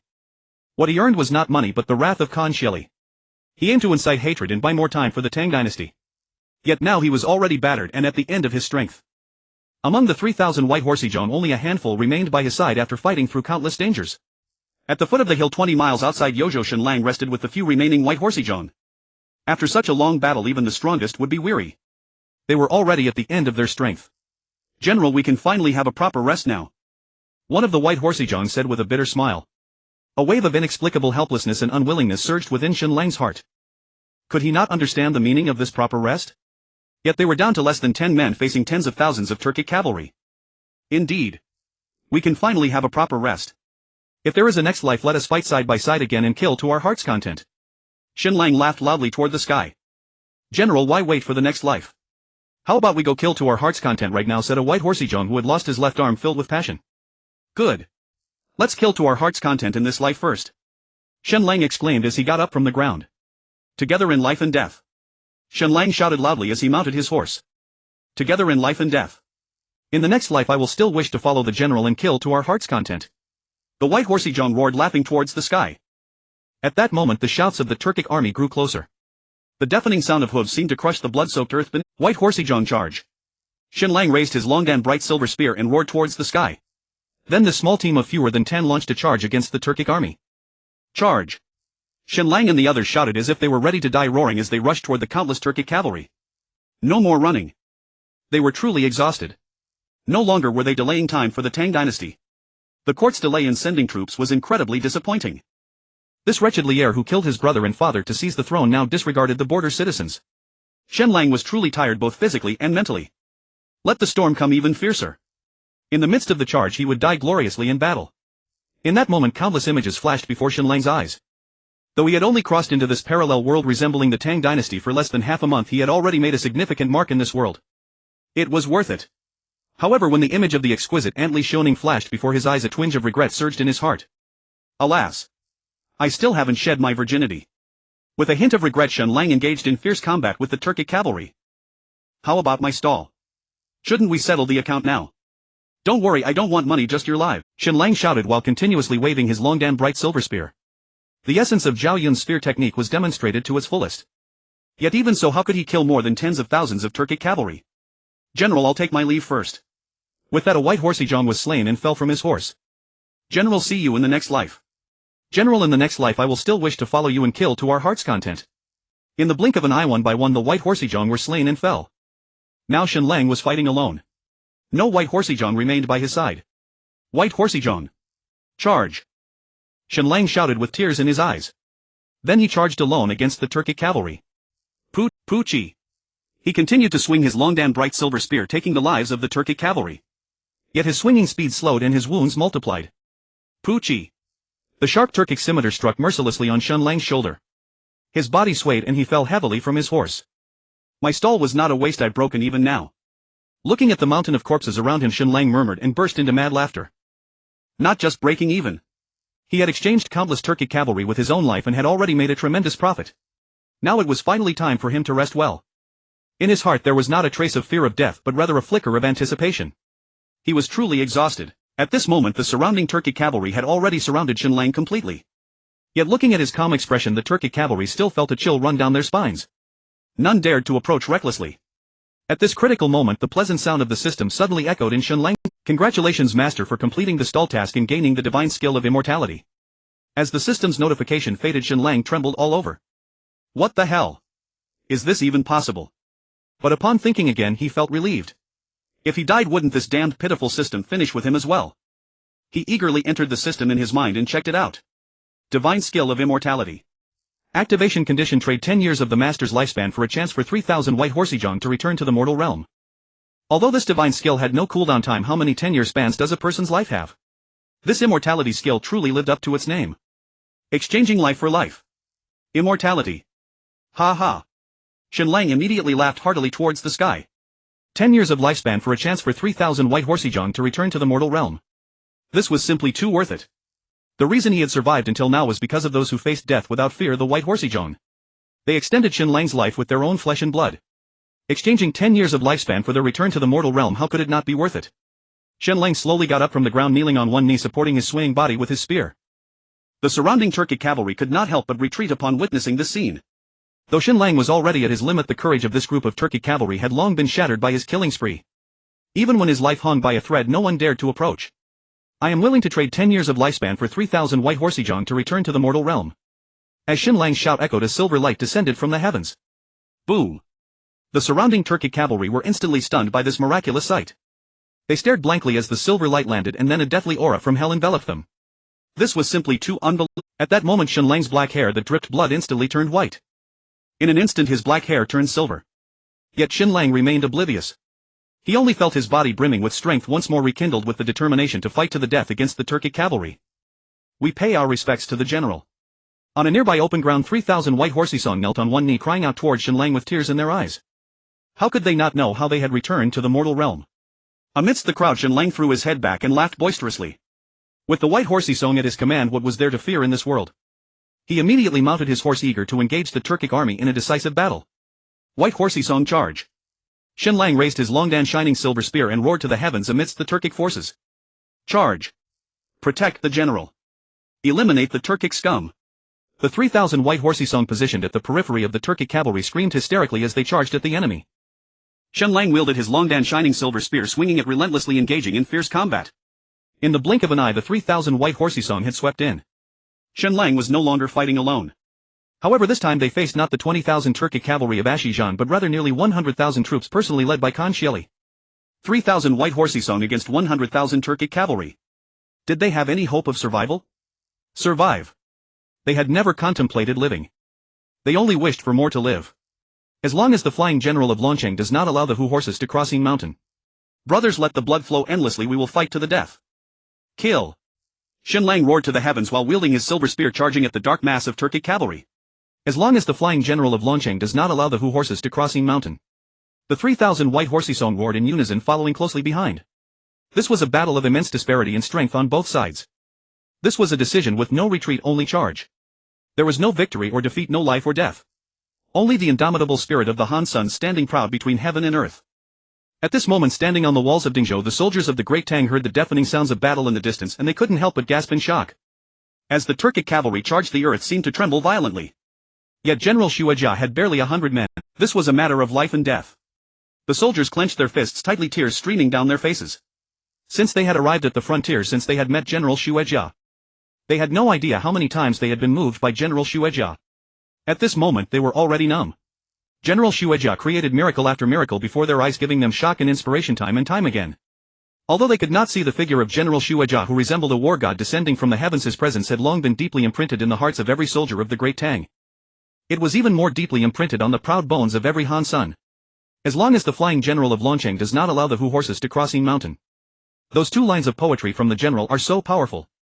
Yet, if I could know the name of General Shueijia, I would have no regrets in this life, even if I die. General, you must return alive. Li Xiaoning, listening to the discussions of the surrounding Great Tang soldiers, immediately slumped against the city wall. Her tears could no longer be held back, bursting forth and streaming down her exquisite cheeks. Benefactor, you must live. This princess has yet to properly thank you for the people and soldiers of Yuzhou. Li Xiaoning buried her head between her legs, sobbing and murmuring. As long as the flying general of Longcheng does not allow the Hu horses to crossing mountain. She kept murmuring this incomplete poem by Shen Lang, her heart twisted with pain, ebbing and flowing. What moved her was not the stunning lines of poetry but the determination of General Shueja and those unnamed soldiers to fight to the death without. They used their own flesh and blood to block the advance of the Turkic army's cavalry, preventing them from stepping into the central plains. In this vast world, whose daughter could possibly match the blood-armored unparalleled General Shueja? Li Xiaoning slowly rose, gazing at the blood-armored General Shueja and others fighting desperately in the distance, murmuring to herself, lost in this vast world, which young master could make Princess Pingyang Li Xiaoning's heart flutter? If there was one, it would only be one person. That would be the blood-armored General Shueja fighting with all his might. As the saying goes, heroes have difficulty passing the Bowtai's gate.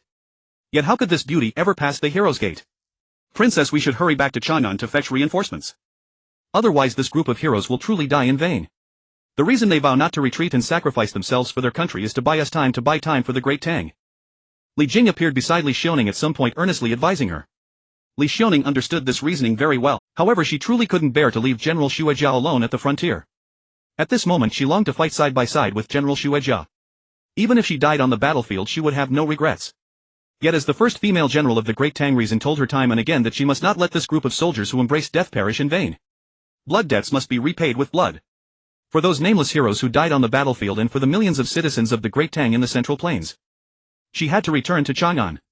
She needed to go back to fetch reinforcements to seek revenge and justice for the millions of citizens and soldiers at the frontier. Otherwise how could the souls of these heroes rest in peace? If the Turkic cavalry were allowed to march south, how could those heroic souls close their eyes? Return to Chang'an. Li Xiaoning roared with clenched fists. However, as soon as she finished speaking she burst into tears. All troops, heed my command, swiftly return to Chang'an. At Li Jing's command the Great Tang soldiers hurriedly mounted their horses.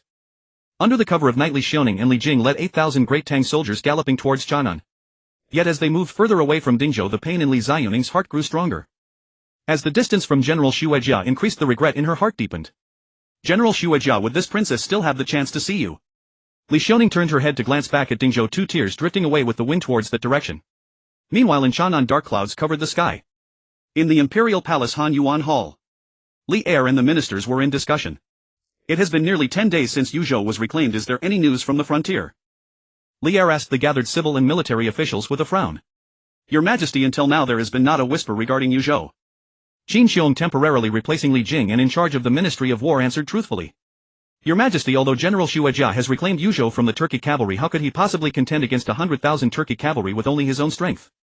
Fang Xinling sighed heavily. Your Majesty, our Great Tang's treasury is empty and can no longer withstand any turmoil. We should negotiate for peace instead. Du Ruhui advised from the side.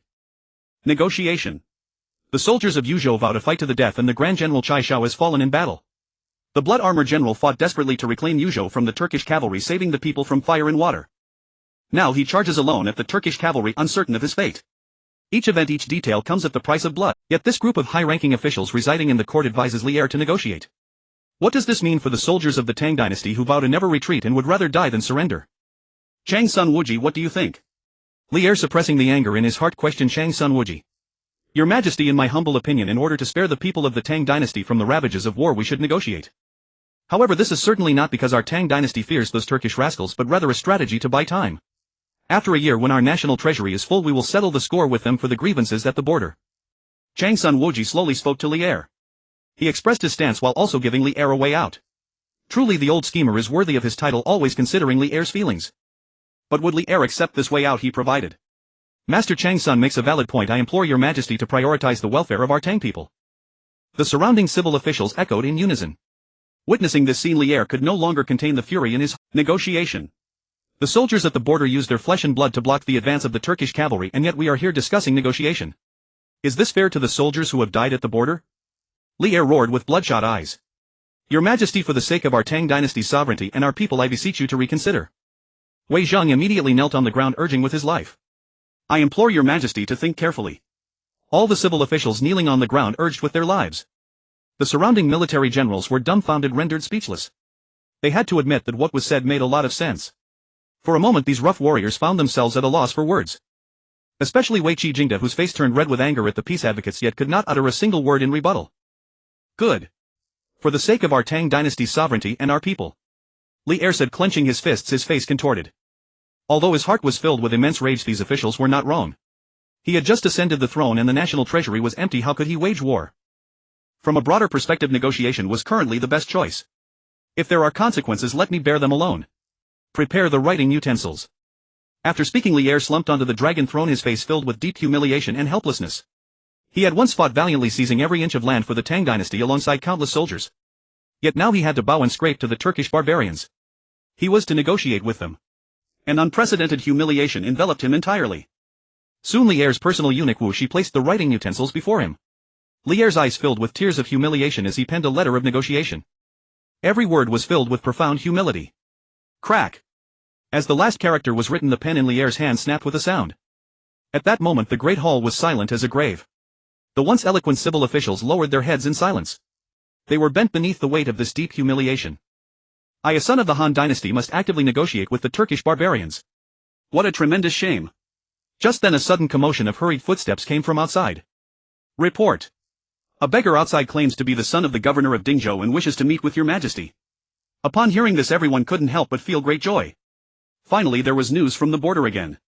Quickly bring him in for me. Lier shouted eagerly. Regardless of whether the news was good or bad, there was finally news from the border again. This filled Lier and all the civil and military officials with anticipation. Bang! Bang! Bang! As an incredibly heavy sound of footsteps approached, a disheveled youth, dirt-streaked and resembling a beggar, slowly appeared before everyone. Why was the son of the Dingzhou governor in such a wretched state? An ominous premonition instantly spread within everyone's hearts. Commoner Suji pays his respects to his majesty. Suji said as he knelt on the ground. How are the border battles going? Did Dingzhou hold its ground? Lier asked impatiently. Suji slowly shook his head, tears welling up in his eyes. 30,000 Turkish cavalry attacked Dingzhou and the defending soldiers vowed to never retreat, all perished in battle. Fortunately the blood armor general arrived in time, otherwise Dingzhou would have been sacked. When I came, the blood armor general and the people of Dingzhou were desperately defending the walls. Now it's likely. Suji said, choking on his tears, unable to continue. He knew in his heart that his father and mother had likely left him far behind. Boom! As his words fell, it struck like a thunderbolt above Lier and all the civil and military officials. 30,000 Turkish cavalry attacking Dingzhou while the defenders numbered only 10,000. How could they hold? Although everyone was not in Dingzhou, they could easily imagine the brutal nature of the battle there. The soldiers of Dingzhou are all heroes. After a brief shock, Lier spoke with a trembling voice. This is my father's final letter, begging your majesty to inform the world that not a single soldier from Dingzhou fled and not a single citizen of Dingzhou is a coward. Suji said as he used the last ounce of strength in his body to tear his clothes and produce a piece of white cloth. Then he collapsed to the ground. He had rushed day and night, exhausting 3 horses along the way. If he had not carried his father's final letter, he might have already fallen short. Lier with trembling hands slowly opened the final letter before him. White cloth. Blood writing. Each blood character pierced his eyes like needles. Everyone take a look. Lier's eyes were bloodshot as he spoke, trembling all over. Subsequently the final letter from the governor of Dingzhou was passed around among the ministers. An overwhelming sorrow instantly spread throughout the great hall. At that moment a rip sounded as Lier directly tore the prepared letter of negotiation into shreds. Your Majesty! The ministers exclaimed in shock upon witnessing this scene. The soldiers of Dingzhou vowed to never retreat, the entire army perished. The governor of Dingzhou leads all the citizens willing to perish with Dingzhou. This is the soldiers of our Tang dynasty, my people. They are all heroes. And what about you? If you are even inferior to my people, then draw your swords and end your own lives to appease the heroic souls. Lier roared frantically. The powerful killing intent instantly spread out. Those officials who had prepared to advise for negotiation quickly lowered their heads in silence. The defenders of Dingzhou have all perished in battle. The people of Dingzhou vow to live and die together with their land. How tragic. Yet these officials in the court, despite their lofty positions, actually counsel for peace, urging for negotiations even in the face of death. Compared to those soldiers and commoners on the frontier, they are nothing but a bunch of cowards. Lier was immediately enraged.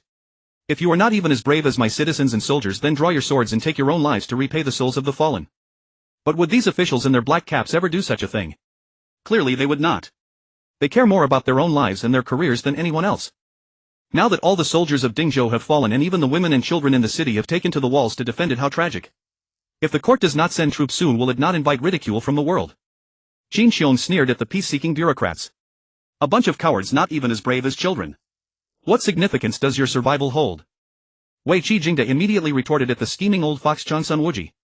If they must die, let them die at the hands of the barbaric Turks, let them experience the taste of slaughter. A bunch of shameless wimps. Zhang Yaojin added, flicking the booger from his nose towards those bureaucrats. The bureaucrats advocating for peace trembled with anger, yet they could not utter a single word. Their arguments were not without merit.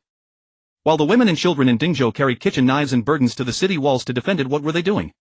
They were advocating for peace. A deep sense of humiliation caused these bureaucrats to lower their heads in shame. Even though they were eloquent facing the insults and disdain from Chang Yaojin and Wei Qijingde, they found themselves utterly speechless. Do we really not compare to those people on the frontier? Deep down they questioned themselves profoundly. I am willing to lead troops northward to live and die together with the frontier citizens of our Great Tang. Qin Xiong volunteered. Good. Uncle Bao is indeed a true man of our Tang. Li Er praised loudly. If you Qin Shubao can fight bravely, does that mean our advocacy for peace is not manly?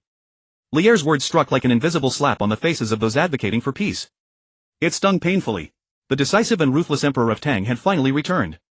I am willing to die on the battlefield fighting the Turkic cavalry to the end. The decisive and ruthless emperor of Tang had finally returned.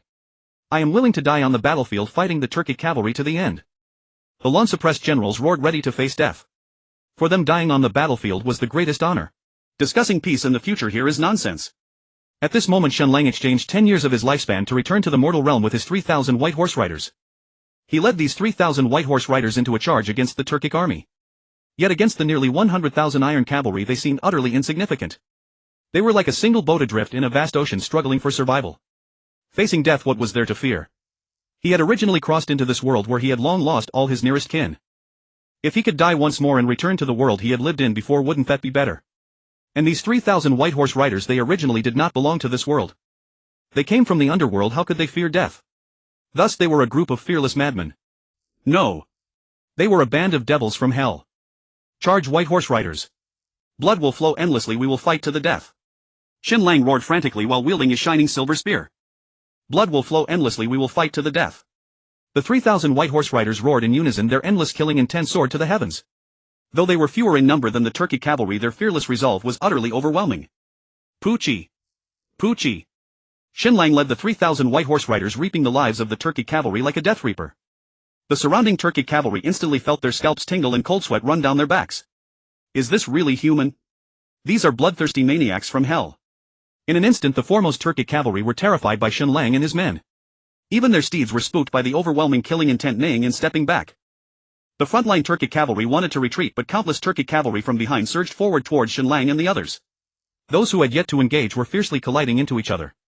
The frontline Turkic cavalry fell into chaos in an instant. Seizing the opportunity, Shen Lang did not let it go, continuously wielding his shining silver spear, reaping the lives of the Turkic cavalry. Khan, save me. They are not human, they are a group of demons. Run. Quickly regroup with the Khan.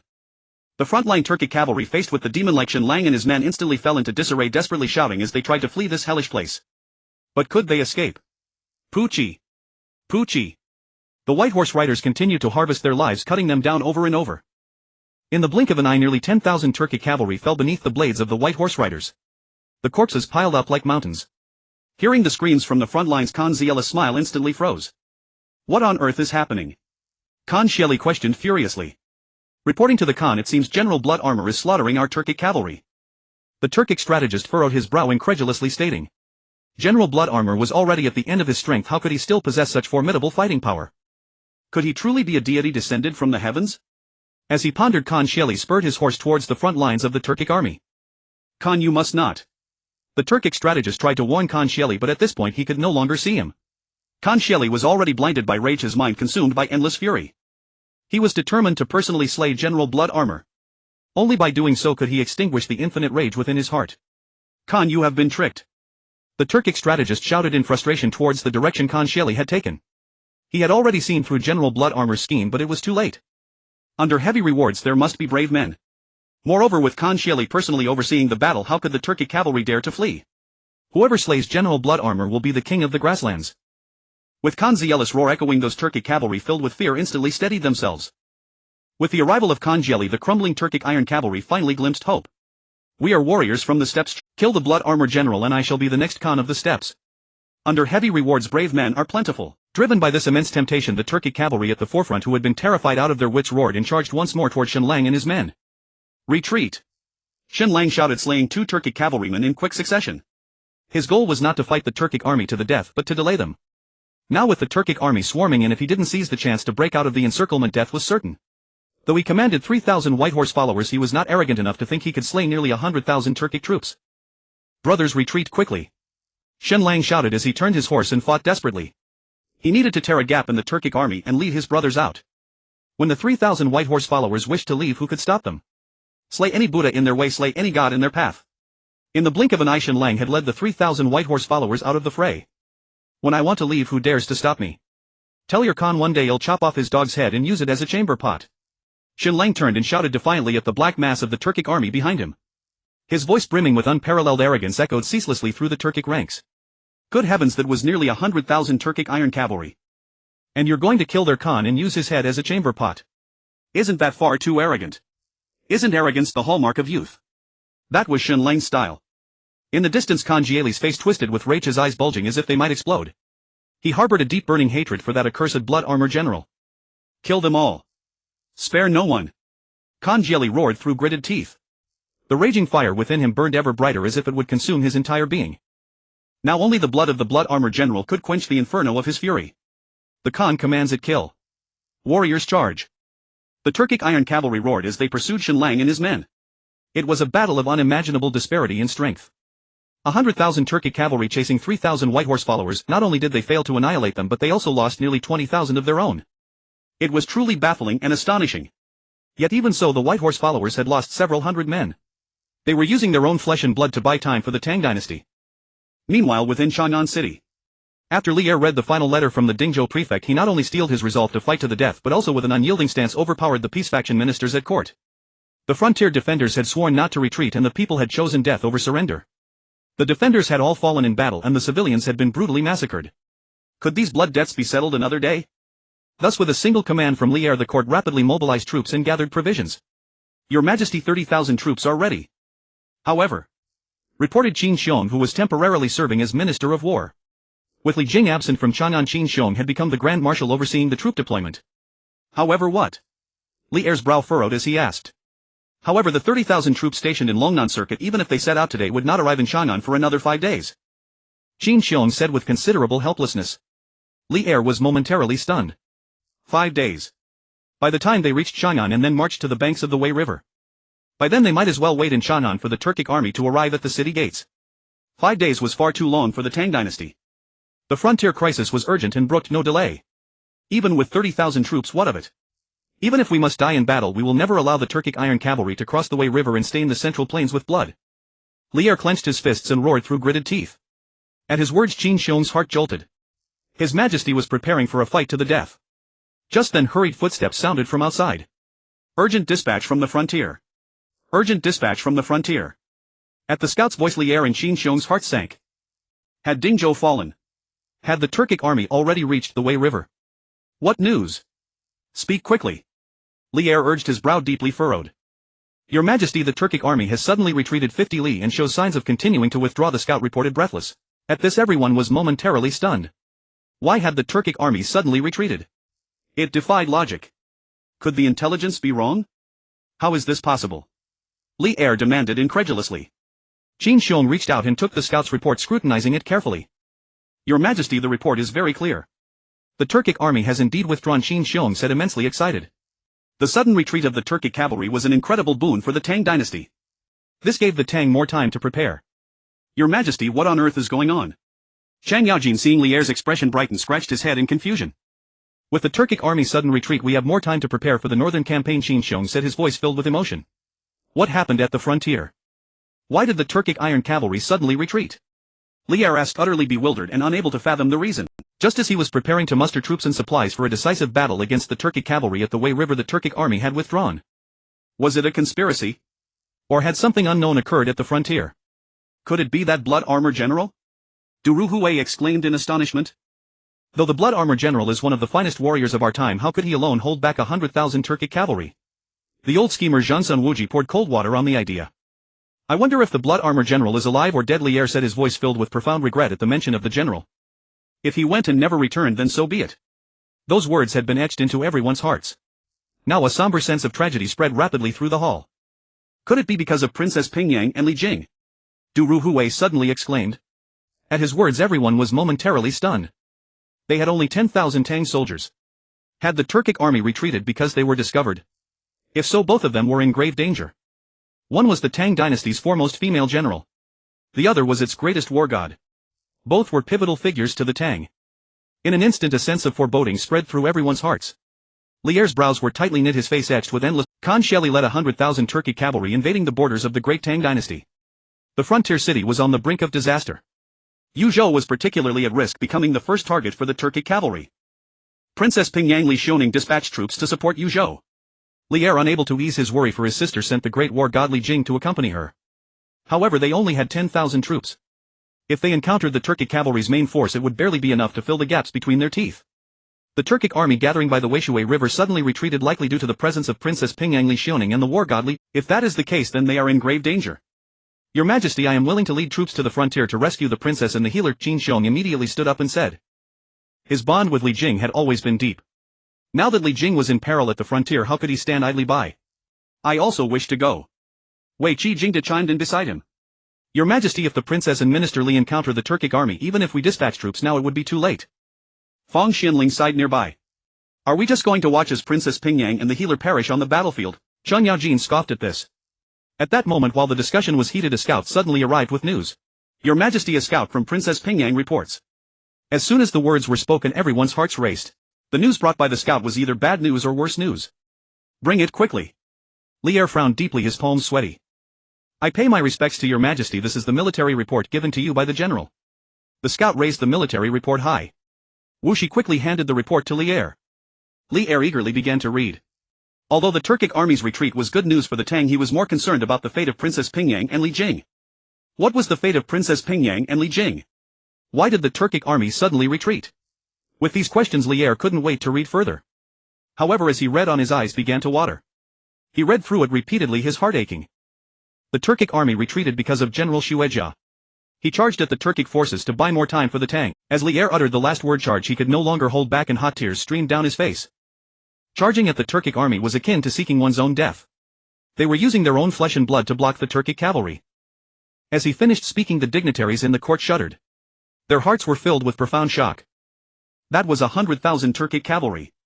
And they probably had less than a few hundred men, yet they dared to do the impossible. This was a national hero without equal. Their hearts were not only filled with deep shock, but also a sense of sorrow and reverence. Do you know the name of General Xuejia? Lier asked the scout with a trembling voice. Replying to Your Majesty, this humble soldier does not know. The scout answered truthfully. Then have you seen his appearance? Lier continued to press on. When I saw General Xuejia, he was covered in blood. Although he was drenched in blood from his appearance, he did not seem very old. Recalling the scene of General Xuejia slaying the Turkic vanguard general with a single strike, the scout still felt a chill run down his spine. That figure soaring like a blood dragon, and the earth-shattering power like a war god descending to the mortal realm. But faced with nearly 100,000 Turkic cavalry, could he return alive? General Xuejia, you are the national hero of the Tang, unparalleled in your valor.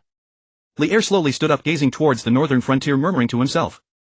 Although he did not know the name of General Xuejia, the towering figure was already deeply etched in everyone's hearts. For the millions of citizens of the Central Plains to buy more time for the Tang, General Xuejia used his own flesh and blood to block the Turkic cavalry. This was a matter of life and death. Yet General Xuejia faced it with such calmness as if it were just drinking water. This was a national hero without equal. The military report sent by Princess Pingyang Li Xiaoning was passed around among the dignitaries in the court. After reading it, everyone had tears in their eyes.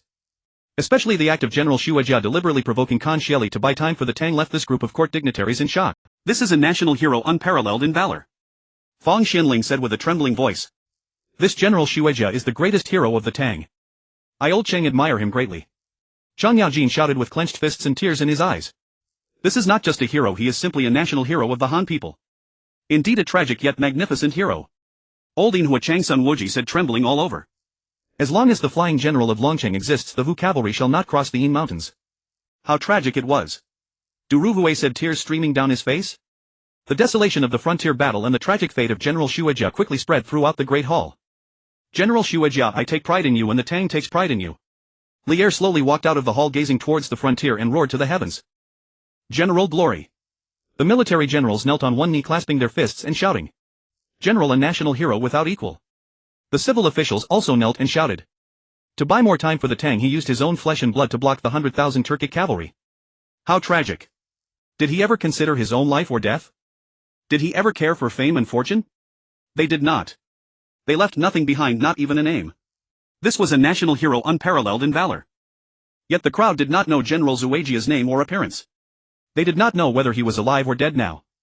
Quickly gather the army. 3 days later I will personally lead the charge against the Turkic army for a decisive battle. Lier raised his hands high and roared to the heavens. He seemed to be pleading for the favor of the heavens, as if telling the brave souls in the frontier.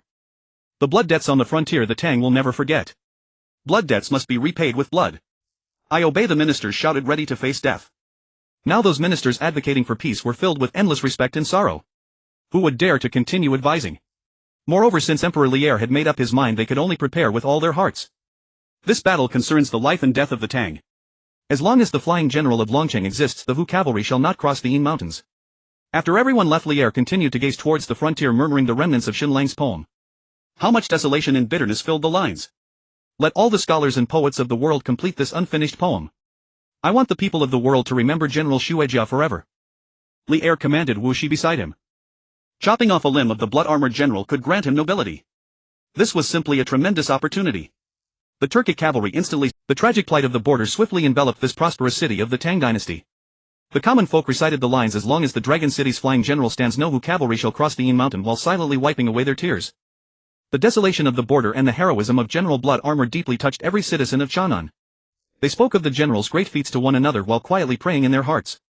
Praying for his safe return. Yet the Dragon City's flying general stands preventing the Hu cavalry from crossing the Yin mountain. How mournful it is. How majestic. However, countless young talents in Chang'an could not complete this fragmented poem. No matter how eloquent one's words, they would only tarnish this tragic poem. More importantly, aside from General Blood Armor, who else has the right to complete this fragmented poem? This fragmented poem is as mournful as General Blood Armor himself, who could capture the valor he displayed in facing death for the country. The current Tang dynasty is in a state of full military readiness, with countless troops madly advancing towards Chang'an. The scholars were profoundly moved by the heroism of General Blood Armor. Filled with awe, they broke their writing pens and picked up swords and spears. They wished to abandon literature for martial pursuits to protect the nation's gates, as General Blood Armor did with their lives. Though they knew not his name nor his appearance. Yet in their hearts the name General Blood Armor transcended all. They wished to fight alongside him, even if it meant dying on the battlefield. They would never allow the Hu cavalry to cross the Yin mountain. At this time at the border, Shen Lang led 3,000 white horse companions out from the Turkic army and swiftly made their escape. The furious Kagan Shieli relentlessly pursued, determined to take General Blood Armor's head. Only by completely annihilating this group of unknown origin led by General Blood Armor could Kagan Shieli feel secure in heading to the banks of the Weishui River. Otherwise, how could he feel at ease? But could Shen Lang allow Kagan Shieli to have his way? He led the 3,000 white horse companions, continually harassing the Turkic army. They would charge in for a wave of attacks, and when the Turkic army advanced they would turn their horses and flee. After a while the Turkic cavalry could no longer find their traces and would rest in place. While they rested, Shen Lang and his men would strike again.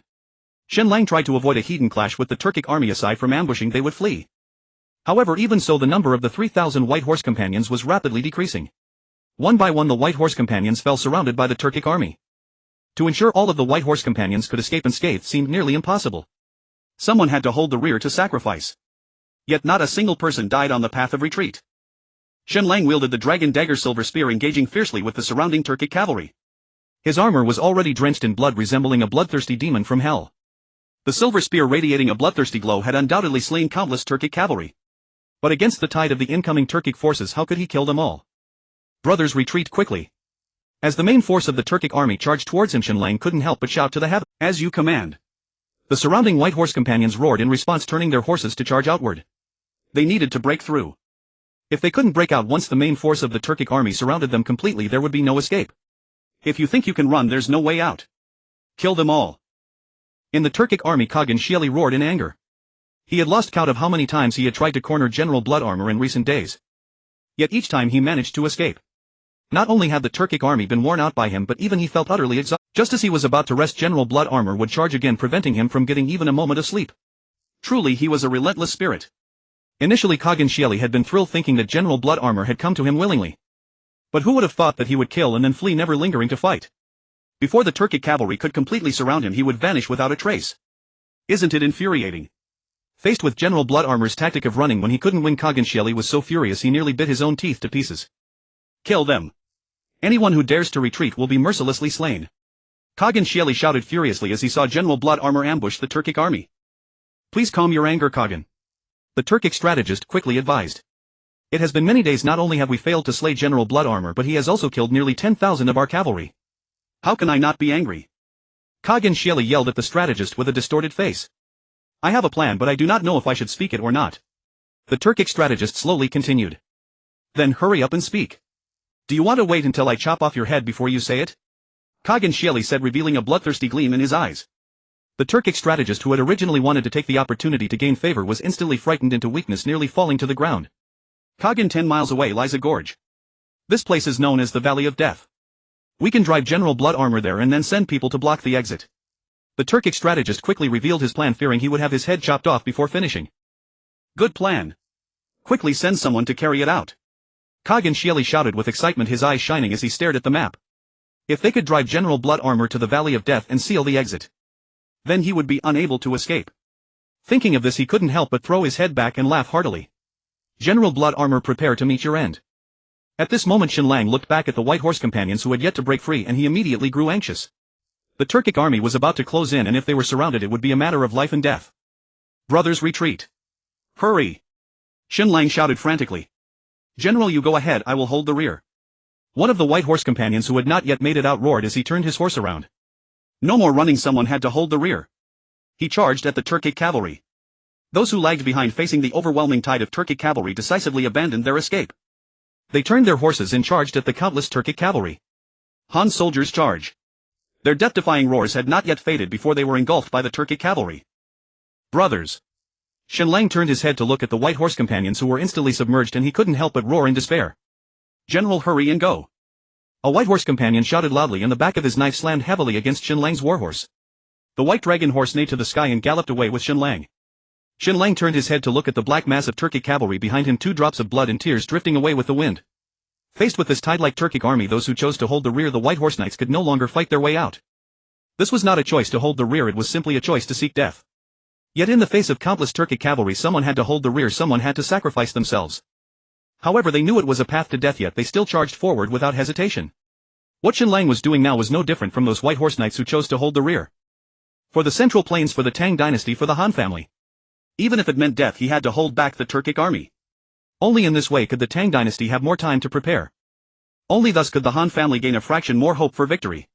Shen Lang led the remaining White Horse Knights to continue their flight towards the northwest. He had to restrain the Turkic army, leading them northward as much as possible, making them move further away from the Central Plains. However, at this time the Turkic cavalry behind them clung on like a stubborn adhesive plaster, refusing to be shaken off no matter how hard they tried. As Shen Lang led the White Horse Knights in a frantic dash, the slopes on both sides grew steeper. Shen Lang couldn't help but frown slightly. In this pitch-black darkness he couldn't observe the terrain around him and had to force himself to keep running forward. Yet after a short while a valley appeared before him. A bad premonition surged within him instantly. Not good. Shen Lang immediately reined in his horse, unable to contain his exclamation. He was not familiar with the terrain of the border and had no map. In recent days he had been running around like a headless fly. As long as he could shake off the Turkic cavalry, that was enough. But tonight he had stumbled upon the mouth of the valley. If he rashly entered the valley, what would happen if the Turkic cavalry were already prepared? If they were to block both ends, there would be no escape. Yet if he did not enter the valley, there were countless Turkic cavalry behind him. Moreover, the slopes on both sides were getting steeper, making it entirely unsuitable for the warhorses to escape. If he abandoned the horses and fled to the sides, it would be tantamount to dying quicker. Without warhorses, the White Horse Knights would undoubtedly have their combat effectiveness greatly diminished. More importantly, without warhorses, even if they survived, how could they delay the advance of the Turkic cavalry? Were they supposed to fight on foot against mounted warriors? That would be like hitting a stone with an egg. Now Shen Lang found himself in a dilemma. General, the Turkic army is closing in. At that moment of hesitation, a White Horse Knight shouted from behind. Into the valley. Shen Lang weighed the pros and cons in his heart and decisively said. He tightly squeezed his horse's belly and charged into the valley. As the saying goes, fortune favors the bold. Moreover, did he have a better choice now? He sought no blessing from the heavens, only that he could win this gamble. Life is a gamble, and he was no exception. He was betting that the Turkic cavalry did not know there was a valley here. He was betting that this valley was not a dead end, that there was no Turkic cavalry guarding the exit ahead. This time he was staking not only his life but also the lives of the White Horse Knights behind him. If they won, they could successfully shake off the Turkic cavalry. If they lost, everyone would be trapped and they would likely perish in this valley. This gamble was indeed a high-stakes one. Shen Lang had staked not only his own life but also the lives of all the White Horse Knights. There was no other way aside from charging forward. Did he have any other choice? There was no retreat possible. And at this moment, on the nearby hillside, the Turkic strategist saw the Turkic army rapidly moving toward the mouth of the valley, and his heart raced. Khan, the Blood Armor General, has entered the Valley of Death. The Turkic strategist could no longer contain his excitement, shouting ecstatically at Khan Shieli. You did well. Once we take the head of the Blood Armor General, this king will reward you heavily. Khan Shieli laughed heartily, his eyes gleaming with bloodthirst, his face filled with indescribable excitement. At this moment he had waited far too long. Kill them all, leave none alive. For those who slay the blood armor general there will be heavy rewards. Khan Shieli roared, excitedly eager to charge into the Valley of Death and personally take the head of the blood armor general. The Khan commands, leave none alive. Brothers, kill. For those who slay the blood armor general the Khan will reward heavily. The Turkic cavalry roared as they rushed into the Valley of Death. As the saying goes, a brave man must arise under great rewards. But the reward that Khan Shieli offered for slaying the blood armor general was not just a heavy reward. It was to make him the next Khan of the steppe. This enormous temptation was enough to drive every Turkic cavalryman mad. The Turkic cavalry, their eyes red, rushed toward the Valley of Death, eager to become the next Khan of the steppe. Khan Shieli was no fool and naturally would not easily relinquish his position as the king of the steppe. For he aimed to stay in the central plains with blood to take the Tang dynasty's place and become the emperor of the Tang.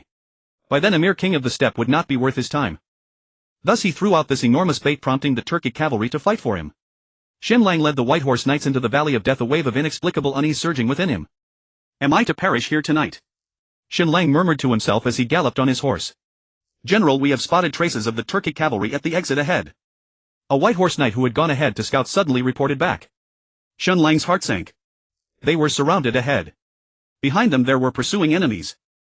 The steep slopes flanked them on both sides. In this narrow valley they had become fish in a barrel.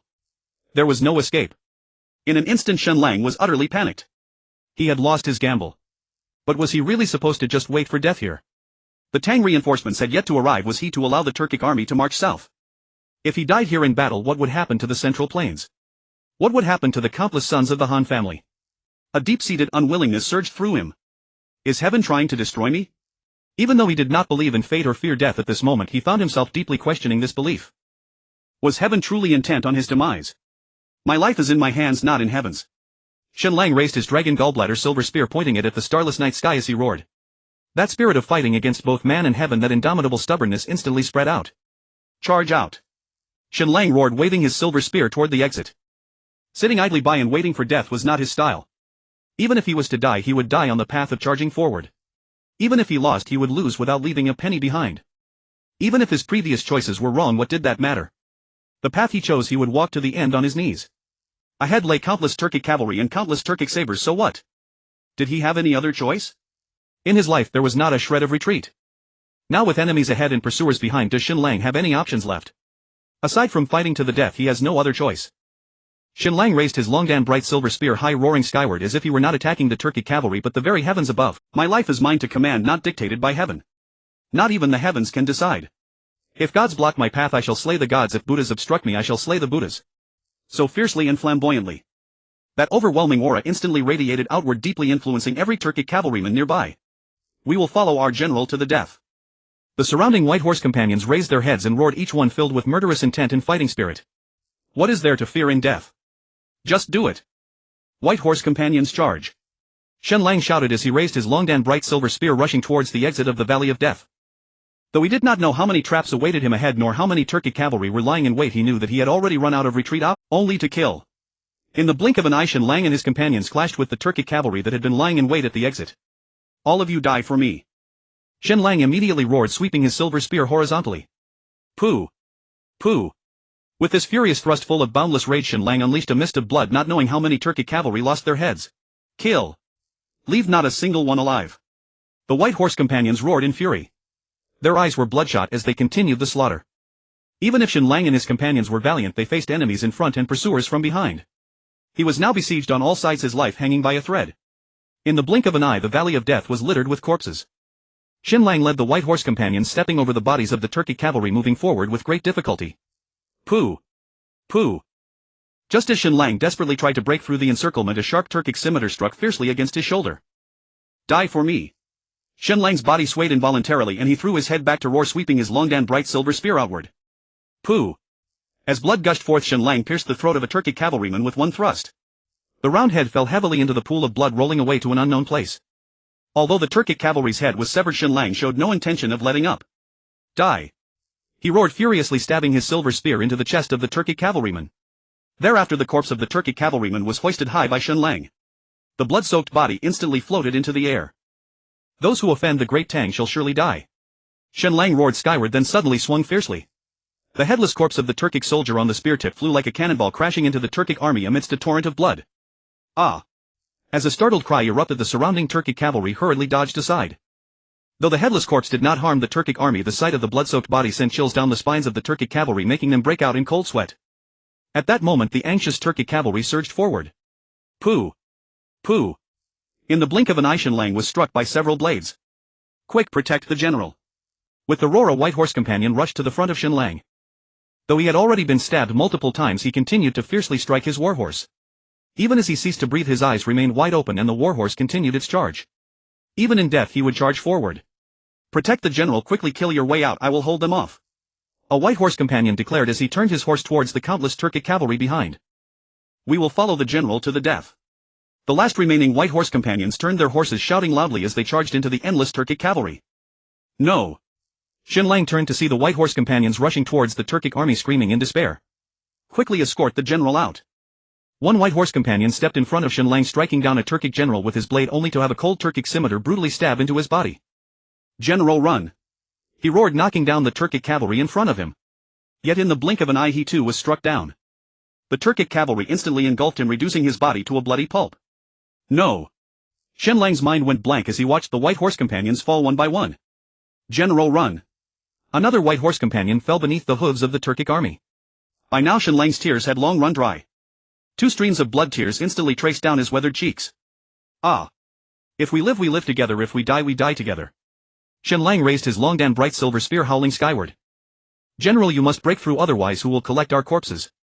Who will avenge us? As he finished speaking, a white horse companion charged forward with a roar. Shen Lang watched as one white horse companion after another brushed past him. They shouted, rushing towards the dark mass of the Turkic army. Yet they never returned. Who will collect our corpses? Who will avenge us? The words of the white horse companions echoed endlessly in Shen Lang's mind. Everything before him began to blur and his world was filled with endless blood. Just as he was lost in thought, a Turkic scimitar suddenly swung down towards his head. General, run! In this critical moment, a white horse companion blocked the falling Turkic scimitar with his own arm. With a crack, his left arm fell away. Shen Lang suddenly jolted, letting out a desperate roar. Kill! His eyes were bloodshot, his mind blank. He swung his long and bright silver spear like a madman. At that moment a single thought occupied his mind: kill. Warriors of the grasslands, run! He has gone mad. The blood armor general has gone mad, retreat. Quickly tell the Khan help. The 10,000 Turkic cavalry that had come to encircle him were already frightened out of their wits at the sight of the mad Shen Lang. Along with those fearless white horse companions, they were already terrified. Watching the number of Turkic warriors dwindle from 10,000 to 8,000, then from 8,000 to 4,000. At this point they dared not fight hard. Even though they were bloodthirsty by nature, they were still human. They feared death. Kill for me. Charge into the valley of death. Let the blood armor general be buried here. Khan Sheli roared in fury. The passage within the canyon is narrow, only allowing 7 or 8 people to walk side by side. Therefore, no matter how many Turkic cavalry there are, they cannot charge into the canyon all at once. This presents an excellent advantage for Shen Lang and his companions. Meanwhile, not far away, Khan Sheli observes as the Turkic cavalry charge into the canyon, their pace of attack incredibly slow. He is truly furious. If this continues, when will he ever be able to slay General Blood Armor? He simply cannot wait any longer. He eagerly longs to hold up General Blood Armor's head and confront the Tang Dynasty in a decisive battle by the Weishui River. However, at present General Blood Armor is using the terrain of the Death Valley to slay countless Turkic cavalry. How can Khan Sheli not be enraged? Charge into the fray for this king. Those who dare to retreat shall be killed without mercy. Khan Sheli drew his curved blade, his face twisted in a fierce roar. The Khan has given the order: kill. Warriors from the grasslands, charge. The Turkic cavalry roared as they rushed into the Death Valley, competing to be the first. At this moment the entrance of the Death Valley is piled high with corpses. The white horsey song who chose to cover the rear continuously waved their weapons to block the influx of Turkic cavalry. If these Turkic cavalry were allowed to enter the valley, General Blood Armor would truly be besieged from all sides. Only by blocking them could more time be bought for General Blood Armor. This is the only chance for General Blood Armor to break free. One by one the white horsey zone fell under the blades of the Turkic cavalry, only to have others charge forth. They fought relentlessly, using their flesh and blood to impede the advance of the Turkic cavalry. Meanwhile, at the other end of the Death Valley, the white horsey zone seemed to have gone mad, attempting to break out. White horsey zone, charge. I am willing to fight to the death to pave the way for the general. They screamed hysterically as they charged at the countless Turkic cavalry. They aimed to carve a path for Shen Lang with their own flesh and blood. In the blink of an eye the narrow valley was layered with bodies. Shen Lang led the white horsey zone, relentlessly clashing with the Turkic cavalry. Yet the Turkic cavalry flowed in like the waters of the Yellow River, ceaseless and unending. The battle quickly fell into a stalemate. The white horse Song in the back fought desperately to block the Turkic cavalry from entering the canyon while those in the front attempted to break free. However, facing such a situation where there is both a blockade in front and pursuing enemies behind, how easy is it to break out? Shen Lang and the others are now trapped with no escape. Their lives hang by a thread. At this moment Princess Pingyang Li Xiaoning and Li Jing had already led 8,000 soldiers back to Chanan. Your Majesty, Yuzhou has been slaughtered. The defending soldiers have all perished and few civilians remain. In Dingzhou the defending soldiers have all died and the civilians vowed to share the fate of Dingzhou with none surviving. Now it is an empty city. Li Jing said hoarsely. Before his words could finish, the hot tears had already streaked down his weathered cheeks. He is the greatest war god of the Tang Dynasty. Yet recalling the countless corpses on the border and the rivers of blood, he can no longer hold back. A man may shed tears but seldom does so unless truly grieved. Boo! Li Jing's words struck like a thunderbolt upon the heads of the gathered officials. They learned from the son of the Dingzhou governor that Dingzhou was in dire straits. However, they never imagined that the war had become this tragic. The defenders of Dingzhou and the civilians had all perished. Dingzhou is now an empty city. How heartbreaking. In an instant those court officials who had foolishly hoped to negotiate for peace at the border were overwhelmed with shame. Yet they still naively believed that negotiating with the Turkic scum could bring peace. Simply a pipe dream. The border now, I fear, is already a site of corpses and rivers of blood. Instantly a deep sense of guilt and remorse spread rapidly through the hearts of those pro-peace officials. On ordinary days they would be eloquent and persuasive. Yet now each of them lowered their heads in silence. An indescribable sadness quickly spread throughout the Great Hall. As we set off to return to Chang'an, General Blood Armor to buy time for the Tang Dynasty led 100 or so remnants and charged at the Turkic. Now I fear. Princess Pingyang Li Xiaoning choked on her words, unable to speak due to tears. Your Majesty, please quickly send troops to the border to protect the gates of our Tang Dynasty. Li Jing immediately knelt on the ground hoarsely shouting. Yao sure, you may not know, but His Majesty has long ordered preparations for provisions and the mobilization of troops. Qin Xiong standing beside him said with red eyes. I thank His Majesty for his great kindness on behalf of the countless heroic souls at the border. Li Jing spoke in an extremely sorrowful tone. Each word felt like a dagger piercing the heart. Those defenders who died on the battlefield along with the civilians who would rather die than surrender, how many are there? These debts of blood are deep-seated grievances. Quickly prepare, I wish to lead the charge myself as soon as possible. Li Er shouted, his fists tightly clenched, gritting his teeth. I accept the order. The martial generals of the Tang Dynasty, each one with clenched fists, wished they could sprout wings and fly to the border, battling the Turkic cavalry to the death. As the Tang Dynasty prepared for war at full scale, scouts from the border continuously sent messages to Chang'an. Not only were Li Er and the entire court on edge, but the citizens of Chang'an were also anxiously awaiting news of General Blood Armor. Although the news from the border was not very accurate, having news is much better than having none. Urgent report from the border. General Blood Armor has charged at the Turkic army. Urgent report from the border. General Blood Armor has slain countless Turkic cavalry and is currently in flight. Urgent report from the border. General Blood Armor has launched a surprise attack on the Turkic army. Urgent report from the border. General Blood Armor is trapped in the Death Valley. Urgent report from the border. The Turkic army has retreated from the Death Valley and General Blood Armor's fate is unknown. Urgent report from the border. General Blood Armor has disappeared after the battle in the Death Valley. Urgent report from the border. General Blood Armor has been missing since the battle in the Death Valley 2 days ago. Urgent report from the border. General Blood Armor has had no news since the battle in the Death Valley 3 days ago. Messages about General Blood Armor continued to pour into Chang'an. Yet no one knew of his life or death. Throughout the city of Chang'an, countless people worried for him. However, ever since the battle in the Death Valley 3 days ago, General Blood Armor seemed to have vanished into thin air. No trace can be found. Is General Blood Armor dead in battle? That ominous premonition instantly cast a shadow over the hearts of everyone in Chang'an. The common people of Chang'an with tears in their eyes shared stories of General Zuajia's glorious achievements while silently praying for him, and the endless sorrow and desolation enveloped the skies above Chang'an, leaving the citizens within the city without a single smile. Princess Pingyang Li Xiaoning stood alone in the courtyard, gazing longingly in the direction of the frontier. General Shuajia, where are you now? Are you safe? Without my command you must not perish. Li Xiaoning murmured, tears streaming down her delicate cheeks. The remarkably handsome face of Shen Lang, his decisive demeanor and his towering figure resembling a war god constantly surfaced in her mind. Scenes flashed one after another, refusing to fade away. Little did she know Shen Lang's image was not only etched in her mind but also deeply engraved in her heart. At this moment Li Er was discussing the plans for the northern expedition with Li Jing and others. Although the troops gathered from various places had yet to fully arrive in Chang'an, Li Er could no longer suppress the raging fury within him. Countless nights he dreamed of arriving at the frontier, standing atop the frontier city wielding the emperor's sword alongside the soldiers guarding the nation, but upon waking he found himself in the palace. The deep guilt and self-reproach kept him awake through the night. He yearned to become a legendary emperor, a wise ruler. Yet the frontier was devastated by the Turkic cavalry's massacre. Now he could only anxiously pace within the palace. How could he endure this? Thus even though the army from Longnan Dao had not yet reached Chang'an, he could no longer hold back and began discussing the northern expedition plan with Li Jing and others. He would lead the charge himself. He intended to confront Kogin Shieli in a deathmatch. However, upon hearing the news of General Shuejiao Lier, and the minister's eyes instantly turned moist. In order to buy more time for the Tang dynasty, General Shuejia had charged into the ranks of the Turkic army. How tragic. Now he was missing his fate unknown. This caused a dull ache in everyone's hearts. General Shuejia, you must live. I will soon go to the frontier to bring you home. Li Er murmured tearfully as he gazed towards the frontier. Upon hearing the news of Yu's massacre and that Dingzhou had become a deserted city, Princess Chango Li Lizzie had long since turned into a weeping mess. Mother, do you think Brother Dahai is still alive?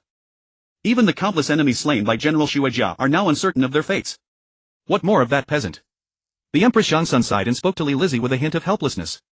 Brother Dahai is not just any peasant, he is the bravest man of the Tang dynasty. Li Lizzie glared fiercely with her swollen eyes at the Empress Zhangsun. You are a princess of the Tang dynasty while he is just a nameless nobody who only knows how to boast about his bravery. Forget him, he is unworthy of you. The Empress Zhangsun gently stroked Li Lizzie's head, earnestly advising her. Lizzie will have no one but Brother Dahai. Li Lizzie jumped into the Empress Zhangsun's arms, saying with a spoiled tone. Faced with her lovesick daughter, the Empress Zhangsun felt helpless. Why did she and Li Er spoil Li Lizzie so much?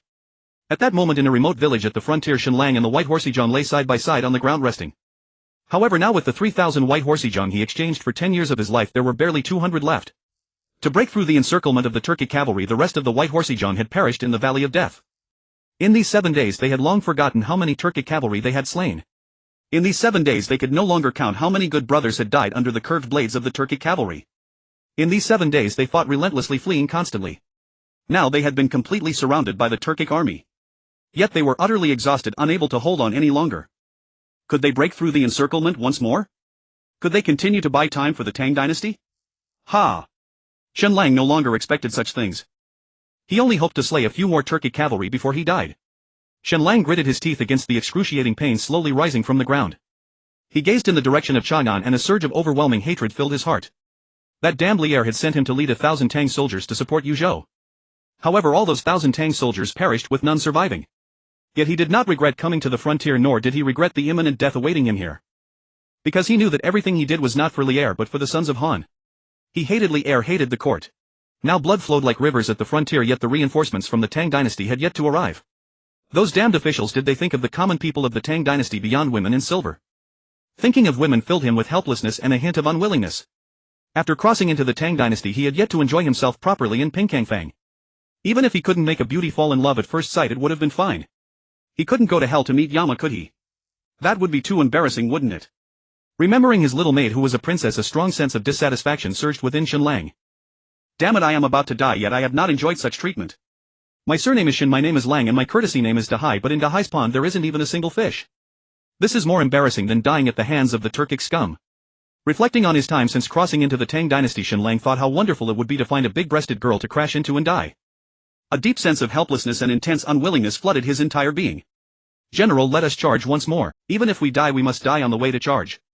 A roar from one of the white horseyjong awakened Shen Lang, who was lost in thought. Shen Lang slowly turned around and looked at the fewer than 200 white horseyjong before him. A deep sense of guilt and self-reproach surged within him.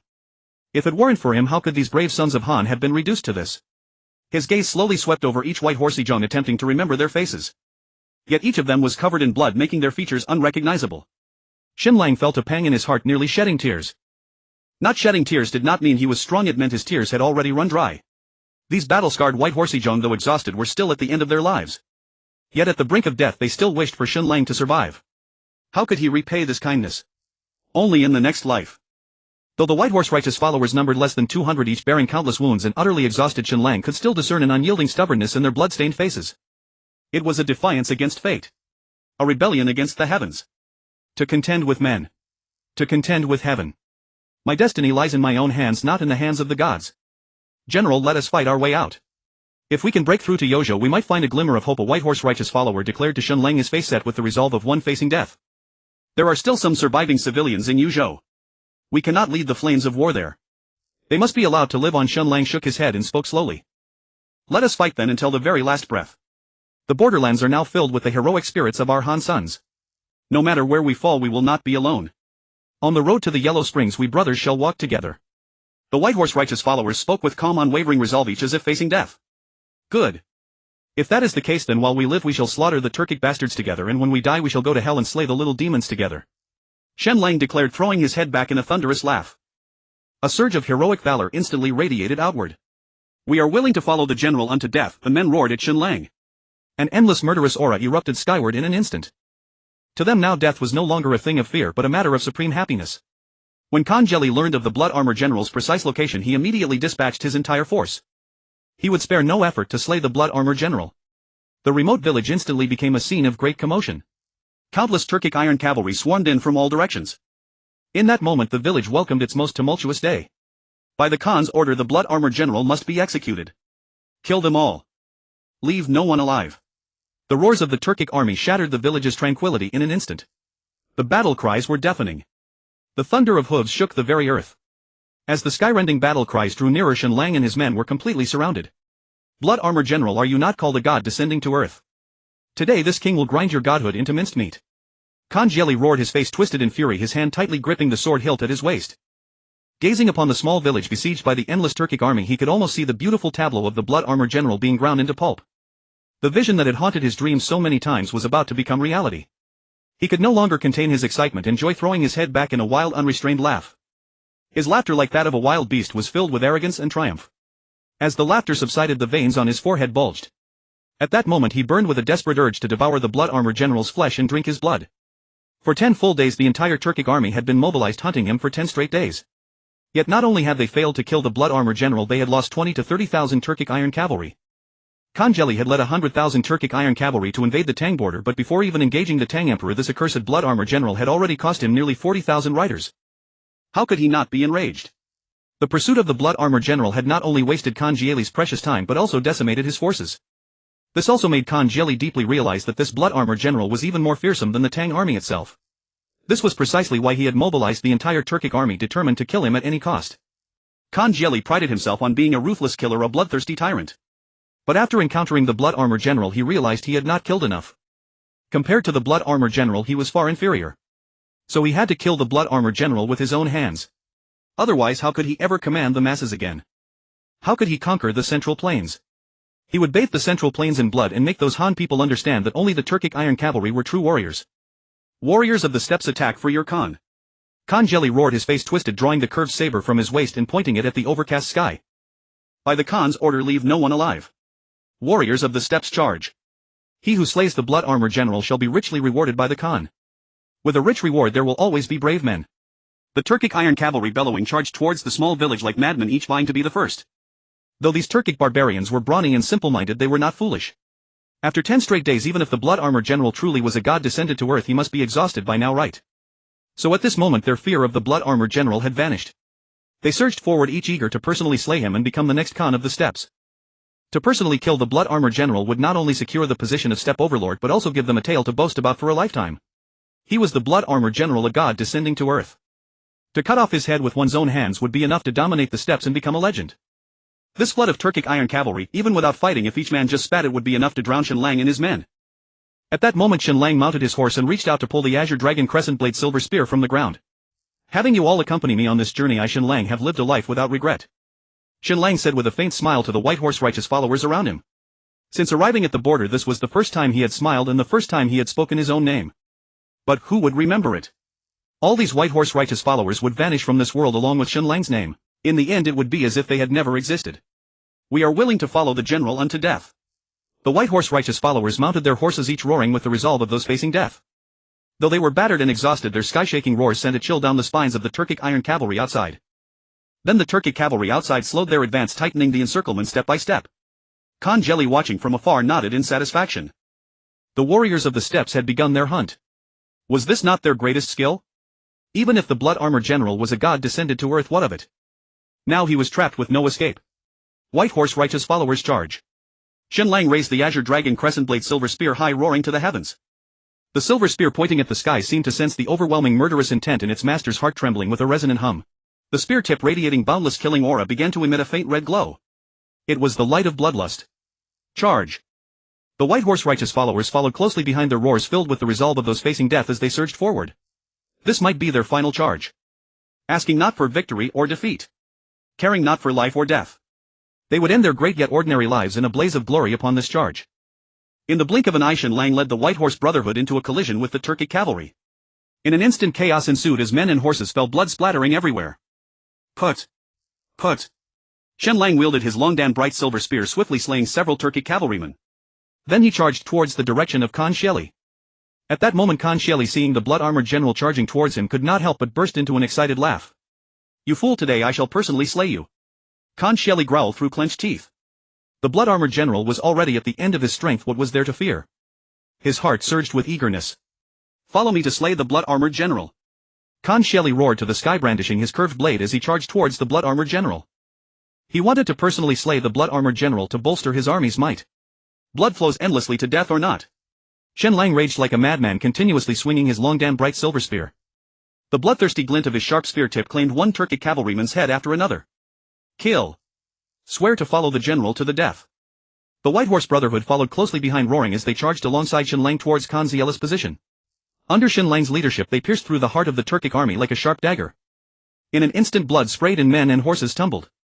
A thin layer of blood mist enveloped the heads of Shen Lang and his companions, continuously shifting and slowly expanding. "General, I will go ahead." "General, let us fight together in our next life." "General, you must survive."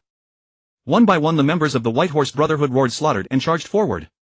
In the end, each of them fell in the heat of battle. They concluded their glorious charge, bidding farewell to this world. Watching as his brothers fell, Shen Lang felt as if his heart were being torn apart. No! He howled desperately at the White Horse Brotherhood behind him. These brothers were the lives he had traded 10 years of his own lifespan for. Yet they had barely spent half a month in this world. Now they had completely departed from it. Shen Lang raged like a madman, and his already battered body took 2 more blows. "Return my brothers' lives." Shen Lang roared like a madman, driving his spear into the head of a Turkic cavalryman across from him. Watching his brothers fall one by one, a storm of fury erupted within him. The blazing flames of rage filled his entire body, causing his blood to surge. His eyes began to turn increasingly red, radiating a bloodthirsty glow. His mind grew more chaotic, swirling like a vortex. Faces stained with blood, corpses in a state too horrific to bear. Those of the White Horse Brotherhood who had fought to save him. Those brothers who had blocked blades for him. The tragic slaughter of the people of Yozhou, the valiant death of the people of Dingzhou. Scenes unfolded in his mind like his consciousness blurred. The bloody word kill grew ever larger. Boom! With a thunderous sound echoing in his mind, he completely lost his sanity. Now in Shen Lang's mind and heart there was only one word. That was kill. His eyes were entirely replaced by a bloodthirsty glow, and he resembled a frenzied beast. The demonized Lu Bu descended once more. God blocks kill God, Buddha blocks kill Buddha. Kill! Shen Lang roared, raising his long and bright silver spear to sweep across. Facing his thunderous strike, the surrounding Turkic cavalry were momentarily stunned. Just moments ago he had been struggling for survival, yet now he seemed like a different person. Could it be that they were witnessing a ghost? As they stood dazed, the bloodthirsty glint of the long and bright silver spear took their bewildered heads. This time the transformation was different from the last.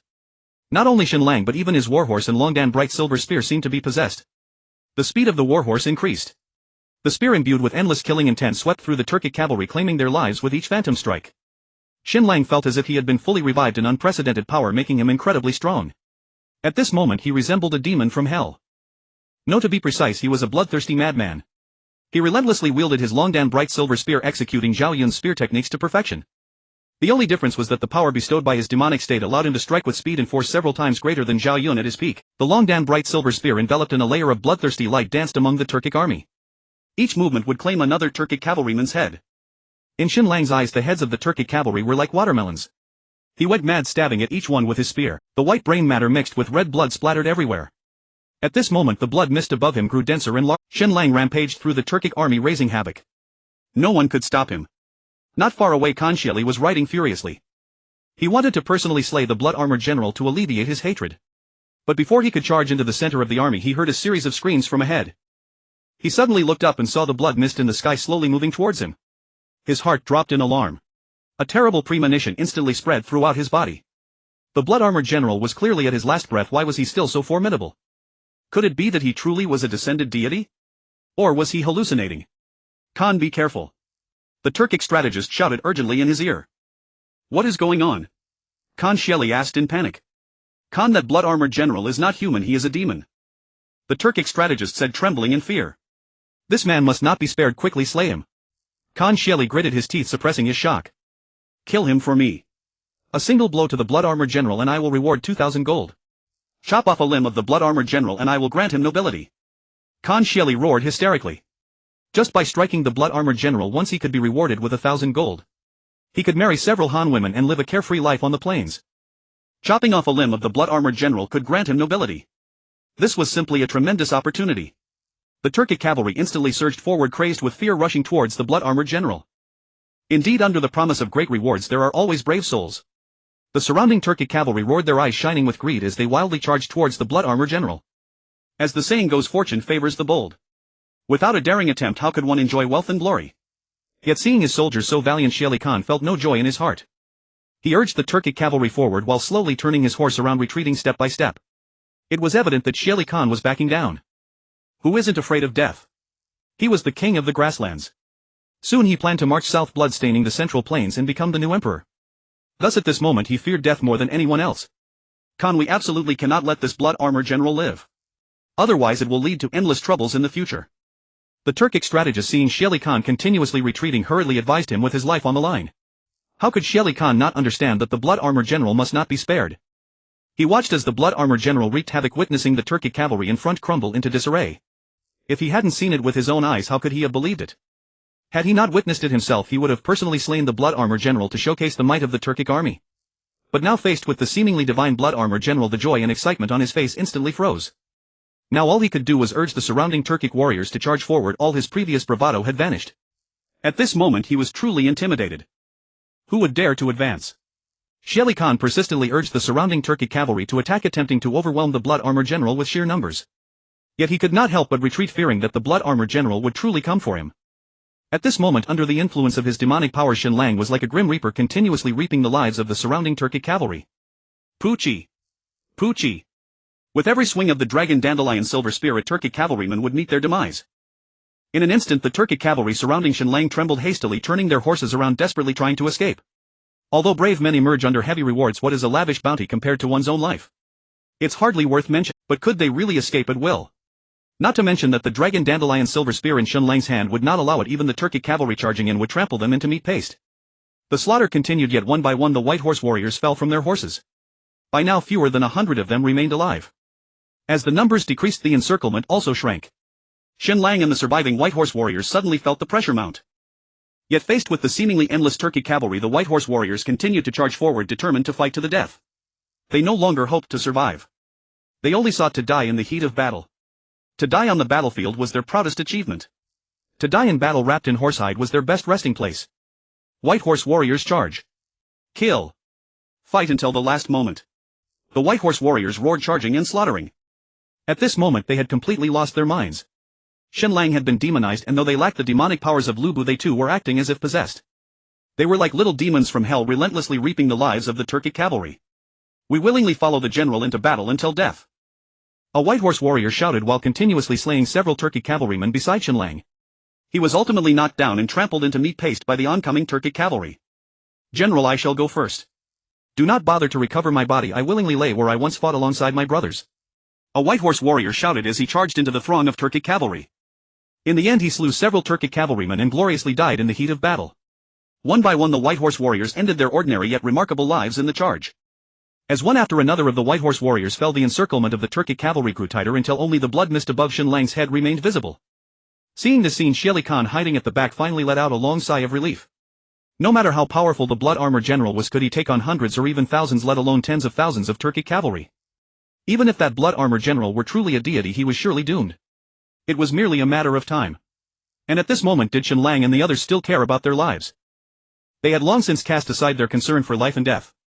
Like madmen they frantically reaped the lives of the Turkic. Knowing they were to die, they still fought until their last breath.